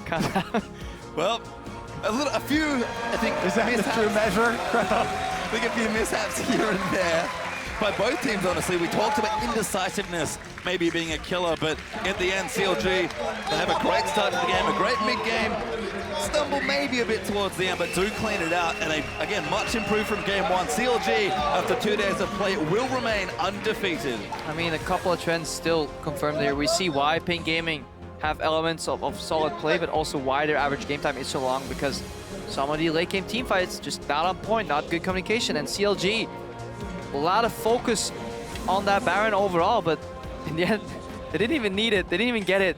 It was just a means to an end here for the bait. Eventually, they found Pain Gaming, but still need to work on those crisp Baron baits because they left some openings for Pain. Yeah, and with that, they are the only undefeated team in their group now. So a lot of mixture early on here, and we'll see if the trend continues. Yeah, and that Flash Wolves upset does, like you mentioned, give CLG a strong chance. I'll take first for now, I believe, but we'll see if that continues moving through. Good to see CLG make such big improvements. It can only mean good things, especially with the Flash Wolves getting it upset. Yeah, just look. I'm really looking forward to the second half of this group stage when these teams start facing each other again. Obviously, we're only like 2 games in, but watching Flash Wolves face off against CLG again, how the pick and bans evolve. Will CLG keep getting Lulu right now? So they have 2 wins, 2-0 on the Lulu. People give it to them. But Pobelter, Lulu generally known as a very relatively weak laner, but he's using really good wards on the side to keep pushing in. So, yeah. And those level 1s, feisty. Oh, man. We got all 3 level, every single game we had a level 1 5-on-5. It wasn't like a little skirmish where they were like 2 people. Full commitment by all these teams. And Pain, I think, like you guys mentioned, have also shown some strong signs here. What do you think they can do, kind of looking at the rest of their group? Like, if one thing sticks out in your mind of what you would clean up, what do you think it is for the Brazilian side? I think if you look at the replays, the fights that Pain Gaming lost convincingly have some glaring errors in them. Like that fight around the Baron where it went under 1.5k health, they could have stolen it. That is easy to analyze, but to get the problem really lies for them is how they lose track in the early game as well. They consistently fell behind CLG, a lot better roaming, a lot better vision. That level 1-2, they could have just got 1 kill and out, but once they get a little passionate, they get 1 kill, they kind of tunnel vision. That's a mark for a lot of teams here, and you really need to be able to judge teamfights as a whole, and that's where shot calling comes in. I don't know who is the main shot caller in Pain Gaming, but they do need to work a little bit on that. Yeah, calmer heads prevail, especially in the mid game when there's so much movement across map. And we get to the points where the side lanes are recalling at the same time, but before the point where the first line of vision wards have been put down, the most dangerous point in the game.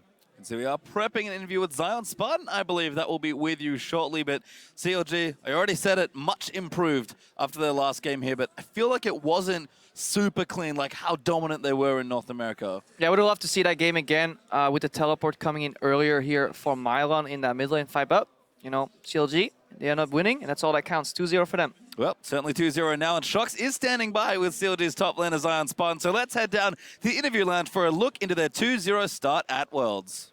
Thank you very much, guys. And of course, first off, congratulations, Zion Spartan. 2-0 on the group. Pretty good start to the tournament for CLG. Talk to me about this game because there's been a lot of upsets today. And then they came out with that Kalista, Annie, Orianna possible combo, and it got close a couple of times. Did that influence your mindset in the game at all, or did you just have your eye on the prize? Yeah, we saw the game against KOO, so we knew Pain is not a team to be underestimated, especially in the early game. They came out ahead of KOO.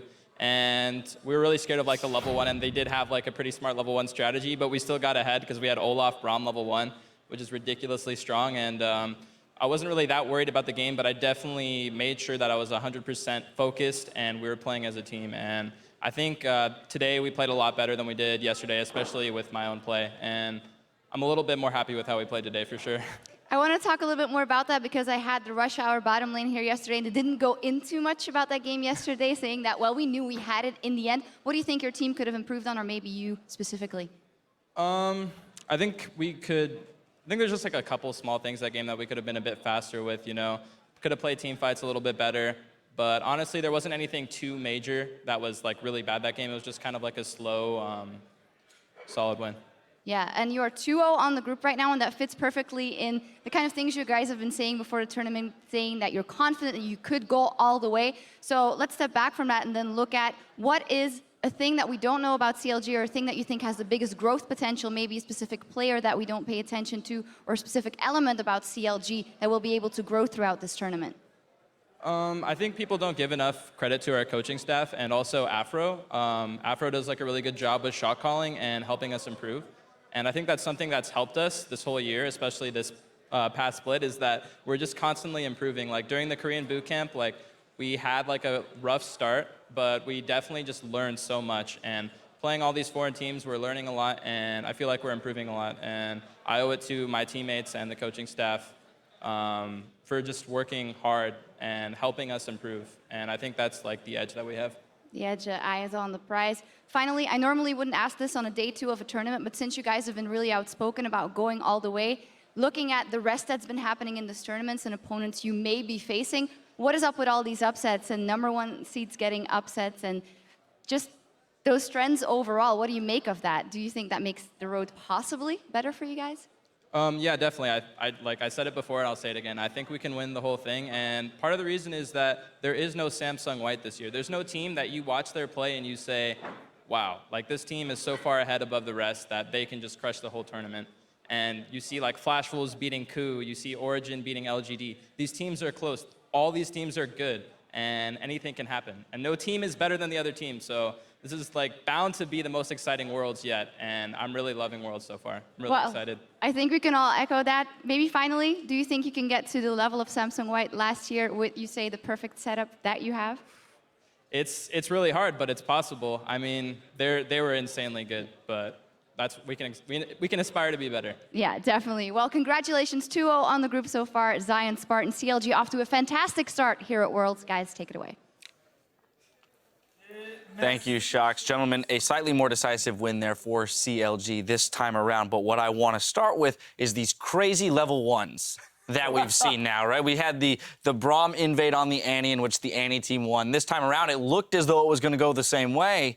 But CLG able to pull out 2 kills to 1 here at the beginning. And I know, Irene, since you were the last person who spoke about those level 1s, I'm going to hand it to you again. I think that when you have Braum on your side, you should be invading every time. And then they paired it with Olaf. It's just a great pickup there. It did look like it was going to go the other way, but then the stun came out. They lost the first blood, but they still ended up getting the 2 members and almost 3 afterwards. But when there's a Braum, you should be expecting the invade. It's what EDG did, and I think that that's kind of the strategy you should be going for, is multi-pronged. Credit where it's due, though. I mean, when we look at the bait that Pain set up there, it was a very clever level 1 from them. Just maybe not the right team composition to do that with, I would say. And that's where I want to kind of go with this, is as we've seen some of these interesting level 1s come out and the patterns that have been formed, and then Pain, you know, making a change based on the patterns they had seen come out, where can we expect level 1s to go? Since today seemed to have a lot more aggressive level 1s, will teams start to trend back towards the line of scrimmage? Are we going to see less, you know, trading of their jungles for lane swap warding and more straight up fighting in the early game? I think you should be going for the level 1 if you think you have the superior composition as many times as you can. That's why I'm like saying Braum every time. Annie, you can get it if you want. But I thought that was a very unique back and forth there in that level 1. That the fact they stood in that one brush as well, the brush by Raptors, because every time I watch a CLG game, their invade is always red side invade on the opposite side, whichever side it is, has the red, go in, send people into that bush, have other people go up, and then you place wards on the sides and just get one by the big gate, put one up above near the turret. It's always the same. And this was actually a very different one this time, where they sent 4 people and just had Pobelter be bait. Because then it ended up being almost a 4v5 over here, but Pobelter got some of that action. But definitely composition strengths. Look at your strengths right away. Can we even level 1 them? And that's what you need to analyze. Personally, I do not like level 1s. Like, they're entertaining, but there's like... Are they a little scary for you? There's like this sense of, like, there's always like a gamble and a risk. And I like to be, I like consistency. And there's almost no consistency in these level 1s at all.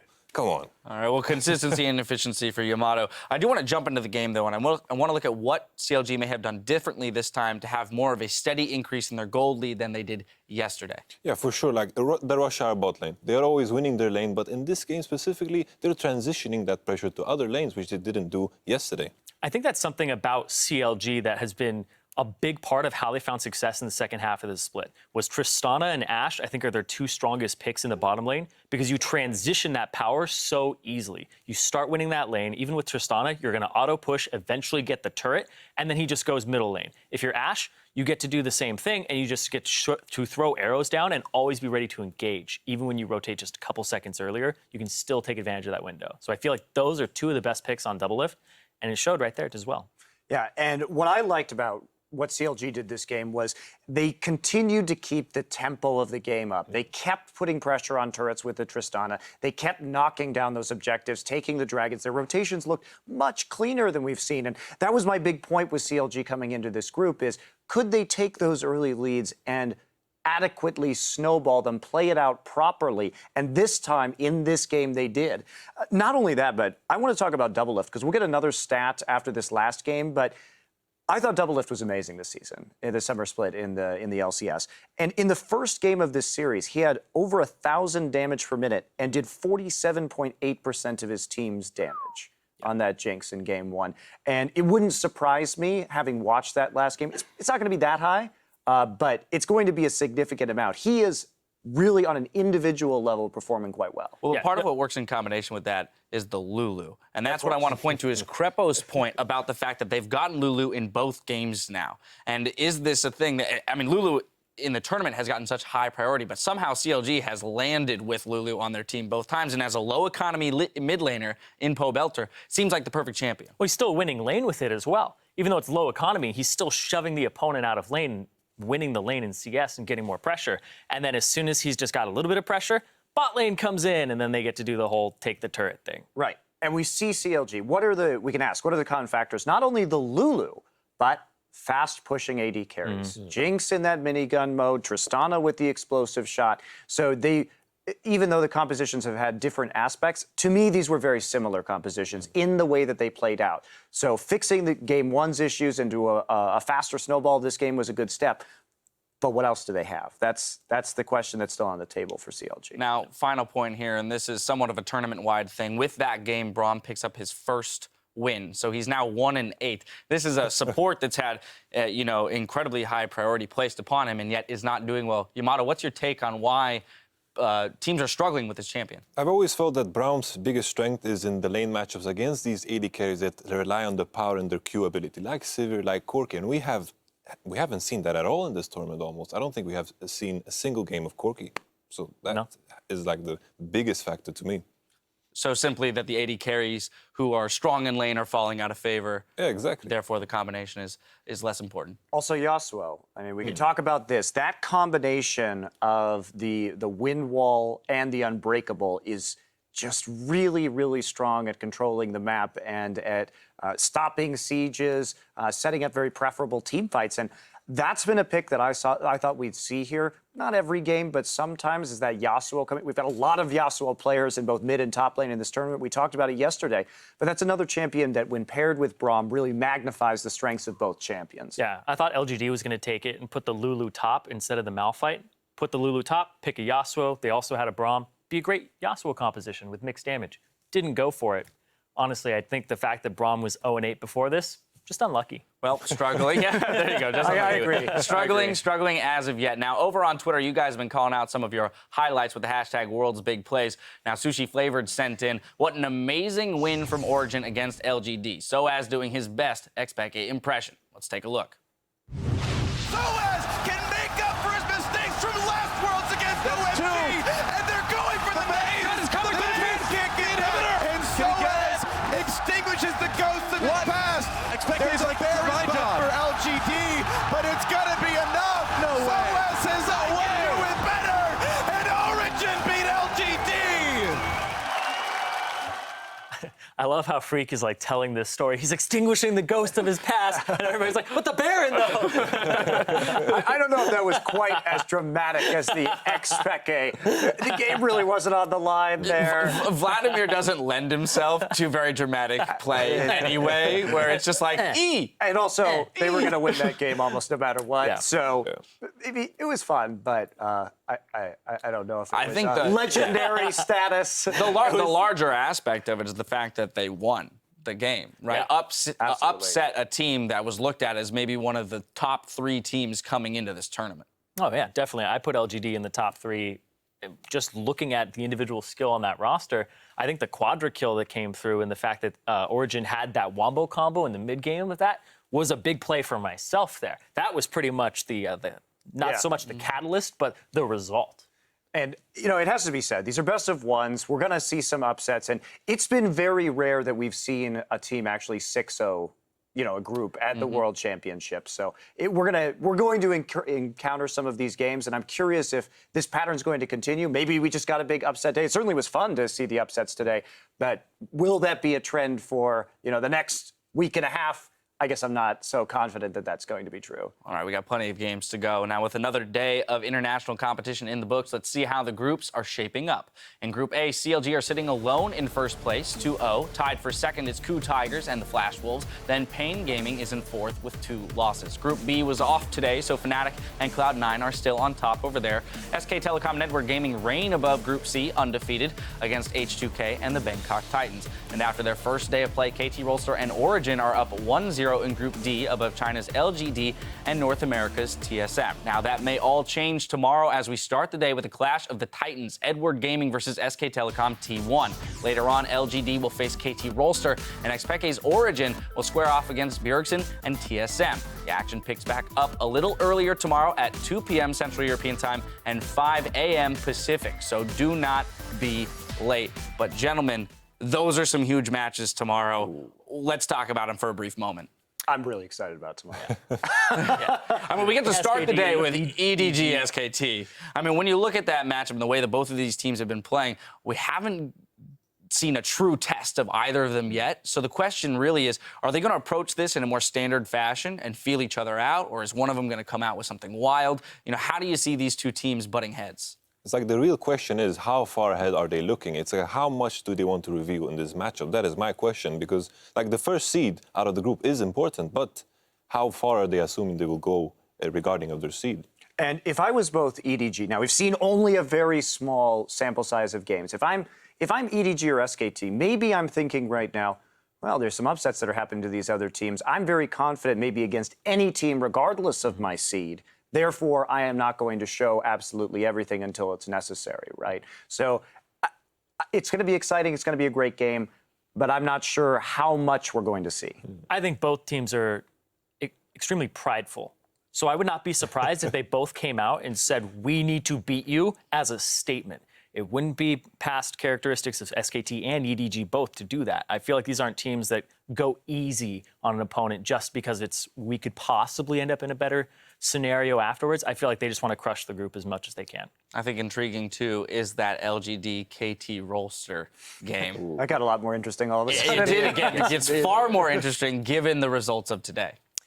I want to see that game really badly. Like, I just want to see, because LGD, they had very, very pronounced weaknesses. You saw TBQ get picked on in Champion Select, and then we saw they've relied on Imp. I want to see them expand. I want to see them have Godvion more of a threat. I want to see Acorn have some better TPs, too.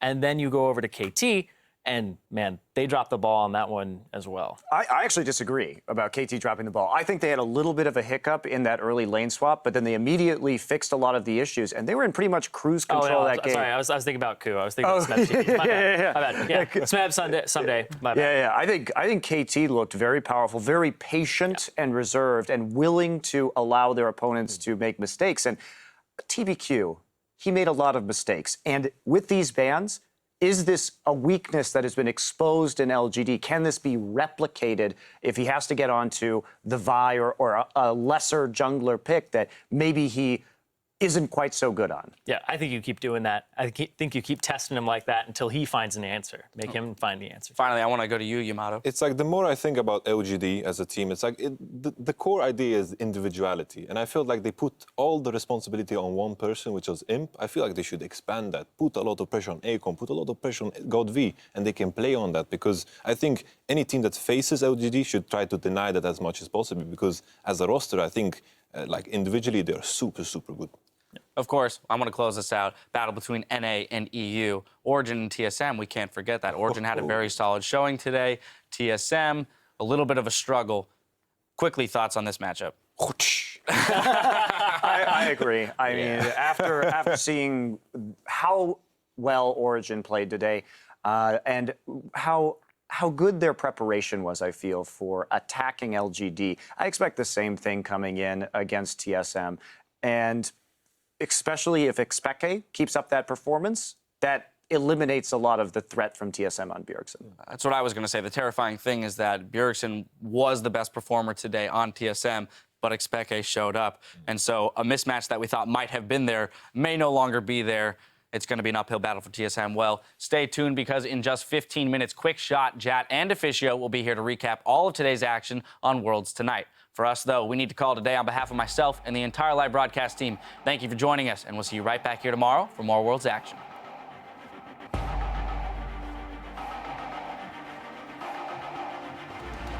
Both of these regions are so far undefeated in the World Championship. Here comes a wave. They're trying to Boy gets after too early. Comes with the knockup. Boy takes a lot of damage from the turret. Someday gets slow, gets taken down. Can win the game for them. And the big everywhere. Score. In comes Nagne. And it's going to be a bloodbath there. Here comes the Chaos Duck. Korea 3-0. Pushes him up to Vega Dukes. Pick up on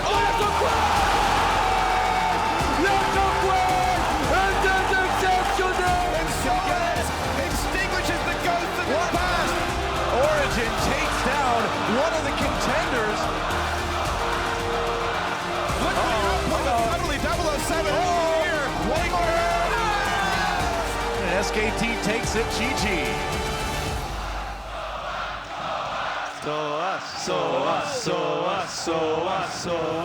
Gonna get a knock-up on the Cassini. They're gonna keep running his depth. He's hopping. He doesn't have that much damage, but he's gonna try. Flashes burn. First blood to Mako. A very clean win to stay undefeated after 2 games. Barrel does get it. Smith jumps in with a flash ulti, but Carter's already taken out Prey. Smith will flash out. They're gonna keep moving. It stakes. Goes in with the wild card sound. Doesn't quite go for the ulti. What is up with the upsets? When I get solo killed by the Brazilian Faker, I want you to be right there for me. Yeah. Don't worry, dude.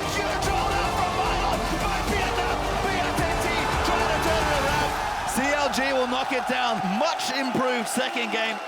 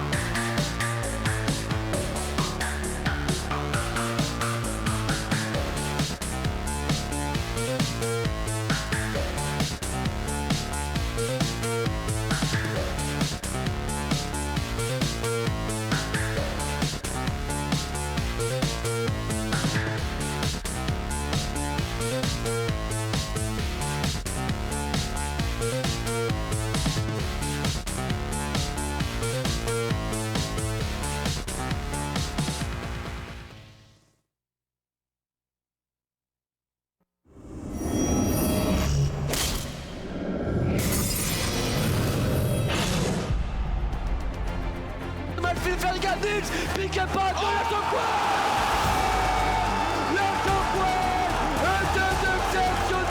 qu'est-ce qui se passe?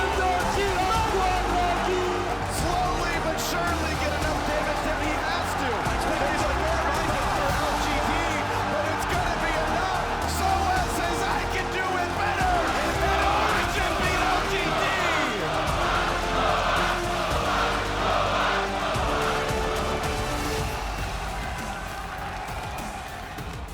And today was another epic day in Paris where some of the best teams in the world continue their battle for the Summoners Cup. The 2015 League of Legends World Championship reaches the halfway point in the first week of the group stages. Welcome, ladies and gentlemen, to Worlds Tonight. I'm Quickshot. That's Jet, and unfortunately this is Deficio as we're here to talk about day 2 of Worlds. 6 more games, 12 in total. Let's start. Hometown, Europe. Origin taking down LGD, the #1 team from China. I mean, that is a massive upset already. Well, it's funny because before the day, a lot of the people were talking, and all the experts were giving their predictions on Twitter, and pretty much all of them were exactly the same, and all of them had LGD beating Origin. But in the back of people's minds, especially here, thought, well, maybe it could happen. But this was literally like 3rd to 4th place in the group predicted by most versus 1st place. And the shockwaves from Peke, the whole game was just amazing. Yeah, Peke wasn't bad. I mean, Peke was the most criticized player. Coming into this tournament, we were like, Peke, he's played he was for a not long good. time, but he's no longer performing at the same high international level. We had so many stats showing how Peke was like the worst mid laner from a major region coming into Worlds. It doesn't matter when you hit Worlds. He's gonna pull off the shockwave, the wombo combo. I think just for Origin, and I think we have gotten so used to when some of the top teams from China, from Korea play European and NA teams, like, there's no chance there's going to be an upset. You know, the European team is going to lose. And now we start seeing more and more of these top teams dropping games because, again, some of the other regions are really picking up the slack. Origin and Fnatic and, of course, CLG is really looking better and it's strange. We're feeling like a lot of that has to do with the strategic choices early in the game. Because we did a lot of talking beforehand about the way teams would be playing the lane swaps. and how it seemed somewhat chaotic in China, and how in Korea they almost never did the turret trade. But North America and Europe were doing the turret trade heavily. And in the past, every time this has happened, we're thinking, oh yeah, Korea must be doing it better. So everyone else is going to fall off here. But it actually seems to be a little different so far. Yeah, I mean, talking about Korea doing it better, North America and Europe doing it different. TSM in the same group, then losing to KT Rolster. Look, that was for a whole different reason. Yeah, okay, but hang on. Neither team came away looking particularly great. Like, TSM were on different pages, right? They were all over the place. They all got caught at different points. Regardless of the fact my boy Bjergsen did well in lane, everybody else in right outside of it. Yeah. But even KT Rolster, they only really got ahead because TSM made mistakes. Now, maybe that's a little bit of correlation causation. Yeah, it's a little bit of hyperbole, but it's mostly true, right? Like, well, I think looking at that game, KT more forced the mistakes from Team Solomate when it came to how they came back in the lane swap.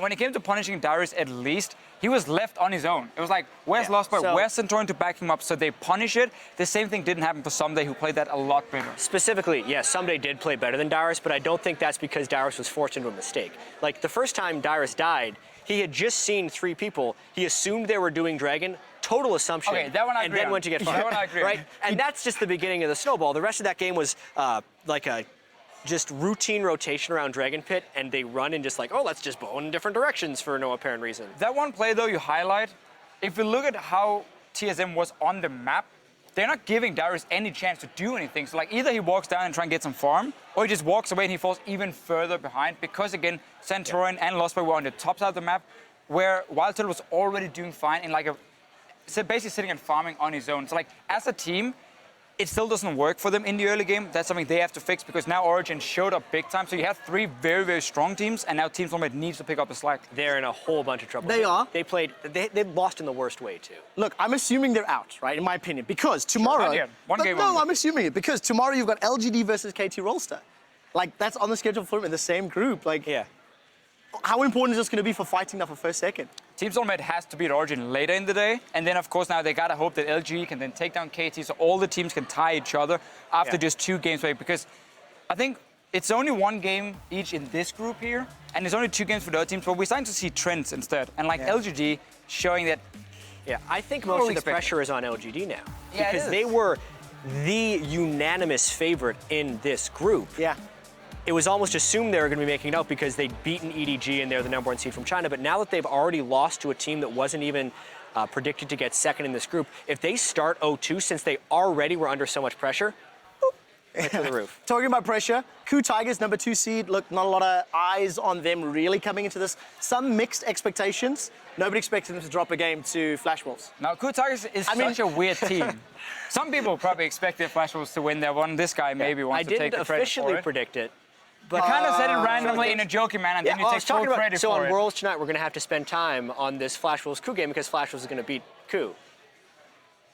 Well, we're doing it, right? Like, we're doing it. Hey, okay, KOO Tigers in that game, I think in the pick and ban phase, it was somewhat disrespecting some of these key picks Flash Wolves has shown before, like the Nidalee for Kai'Sa. Why would you ban the Gragas instead of his Nidalee pick? I know maybe you want the Lee Sin matchup still, I don't buy it. At the same time, you give away Gangplank to a team who then plays Varus as an AD carry with the guy that just subbed in. I feel like you're setting them up to build this massive poke comp, and you just got punished for it. A couple things. NL always plays Varus. That's one of those things you should have known, and they ended up target banning probably the wrong person since they didn't target ban away his best champion. Every time you're banning, I feel like you need to go for the delta of the champion you ban versus the next closest champion.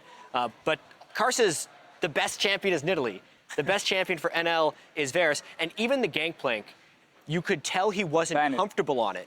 But by the time the late game hit, it was just ridiculous. Just the power you have. Like, oh, okay, here's a team fight starting. They're gonna like chase at us. Here's a massive ulti. Here's barrels that's gonna like one-shot your AD carry basically if you move forward. You're not gonna deal any damage, and we have all the poke in the world. You know what I loved about that as well? Is in the post-game interview with Stake, he's like, Shox asked, what about the swap from Kramer to NL? And he's like, no, we planned it. We knew coming into this game this is what we wanted. Like, this means Flash Wolves had a strategy. They were trying to play the poke. They, planned it ahead. What else have they planned for the rest of this group? Because, of course, CLG and Pain now looking at it and going, well, CLG's looking good, but a surprise upset, just showdown more games. between CLG and KOO the next time they play. That's not a game tomorrow. They have the day off, so they have the day off. Yes, so this group is not playing tomorrow. Till Sunday, Some more scouting time for Flash Wolves.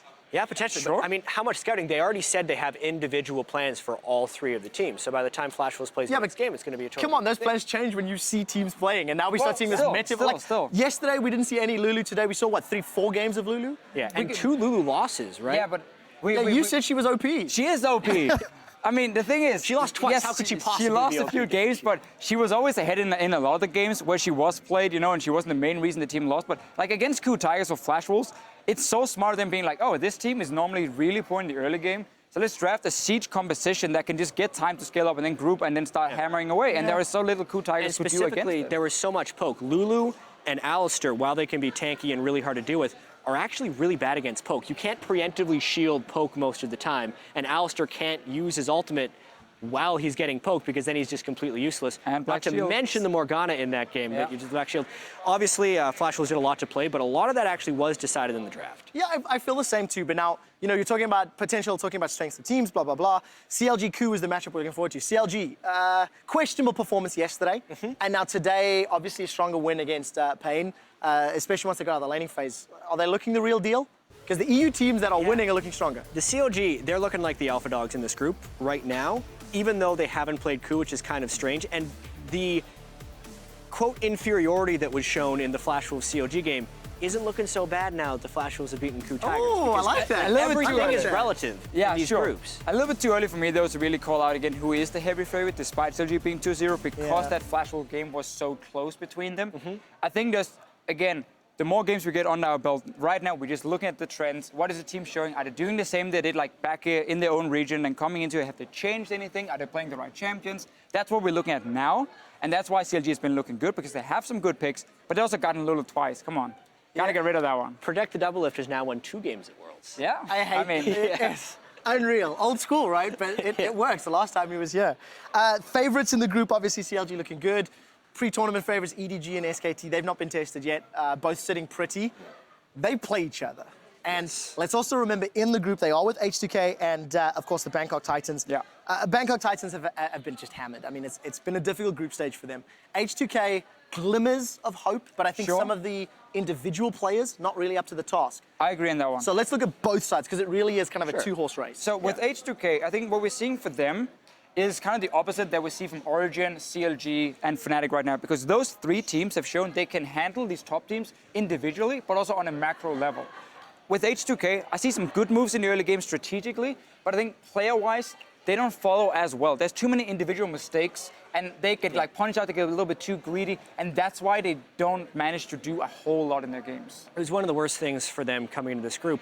I think in some other groups, maybe they would take some games, but they're literally against probably the 2 best teams at Worlds. I mean, it's an impossible group almost. Right, and when the group draw happened, as far as the overall quality of the games at Worlds is concerned, I was really happy about this group, because you essentially had 2 of the weaker teams at Worlds with the 2 best teams at Worlds. So the rest of the groups would end up being really competitive, and we're getting that now. And then tomorrow, we get to have the EDG SKT game, which I'm really excited for. I can't wait. I mean, how do you predict it? Because the only You don't. Come on. But All right, EDG come on. is going to win. Worlds tonight. I'm putting you on the spot tonight. I want you to predict it. All right, EDG is going to win. The Analyst Desk has had predictions all the time, so you're going EDG. EDG is going to win. First of all, SKT plays a lot around skirmish in the early game. EDG can match that. That's what we saw at MSI as well. I think Mako and Clearlove, those 2 guys together will beat Bengi and Wolf, as they did at MSI. And also, I mean, okay, my only question here for EDG is Amazing J. I'm not been too impressed by him yet. If he steps up to the plate and goes even, at least with Marin, EDG takes the game. That's a swinger for me. I think Marin is going to crush in the game. So we're split here. So EDG, SKT? Yeah, I think SKT will win. I've been a big Marin fan for most of the split, only because he was super high gold share, super high farm jungler, top laner on tank junglers, and people were like, he can't transition to the carry top laner. Then he just destroyed on Fiora in the H2K game. Add that to Bengi playing really well, add that to Faker being Faker and being on form here at Worlds, and I think they probably take him down, especially considering the Chinese teams have shown some pretty heavy struggles so far. Except for EDG. We'll have to. But again, 2 fairly easy games. Okay, well, it's going to be a super close game, no matter what. We don't even know if they want to show anything. I'm At passing least this note one on of to us Dash. is wrong. Well, thanks. Your powers of deduction are I had to make incredible. one proper prediction. Let's look at the schedule for tomorrow really quickly, because the one thing we haven't touched on is, of course, Group B with Fnatic, IG, Cloud9, IHQ, and And like my eyes are on that IGC9 game tomorrow to see how well Cloud9 are going to perform. They surprised everybody against AHQ. Let's assume Fnatic are the favorites against AHQ, but yeah, IGC9. IG really needs to bounce back. I mean, what they showed yesterday was not acceptable for them. There were too many mistakes in the draft and in the early game. But they are a team that swings a lot, high highs, low lows. They need to get up towards the highs if they want to beat C9, and they should be able to. They're going to be favorites still going into that game. Again, we've only seen this team play once, so IG is my favorite to take it. Yep. But if they underperform like they did on day one, I mean, they'll lose. It's so hard to balance the recency of results versus the month of research that went into these things. And I so heavily favored IG coming into this group and so heavily disfavored Cloud9. But those one games were so ridiculously swingy. I'm really excited. I get to cast all 3 of the final games tomorrow. I think with Crepo and Doa. So those will be great. The IG C9 game, I'm with Fischio. I think IG will probably bounce back. C9, I think, is doing a really great job of harnessing the power of the underdog. Like they are really motivated by the fact that nobody believes in them and everyone is completely Was it running the 6-step plan to world domination? Yeah. If memory serves. We are in the midst of the 6th step. I'm aware of that. I saw what happened with Vigar middle. Like, this is actually happening. So yeah, Cloud9 versus Invictus tomorrow. They were actually behind us while we were chatting here on Worlds Tonight. Guys, thank you for chatting. We've got some predictions locked in. We'll see which one of you is wrong tomorrow for SKT EDG. He's wrong. I was about to put him in. That's it. Yeah, you guys are both wrong. Whatever. That's it from us here in Paris, guys. We will see you tomorrow as we continue the World Championships.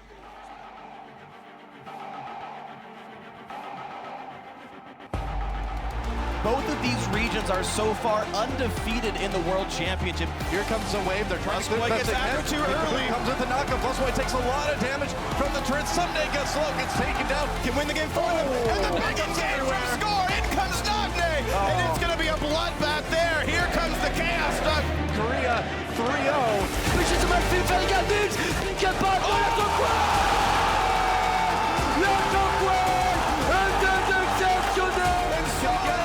Extinguishes the ghost of the past. Origin takes down one of the contenders. Look at the output. Suddenly 007 here. And SKT takes it. GG.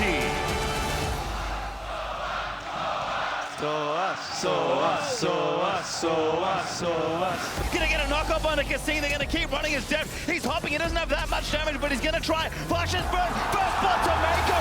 A very clean win to stay undefeated after 2 games. Barrel does get it spammed. Jumps in with a flash ulti, but Carter's already taken out Prey. Smith will flash out. They're gonna keep moving. It stakes. Goes in with the wild growth sound. Doesn't quite go for the ulti. What is up with the upsets? When I get solo killed by the Brazilian faker, I want you to be right there for me. Don't worry, dude.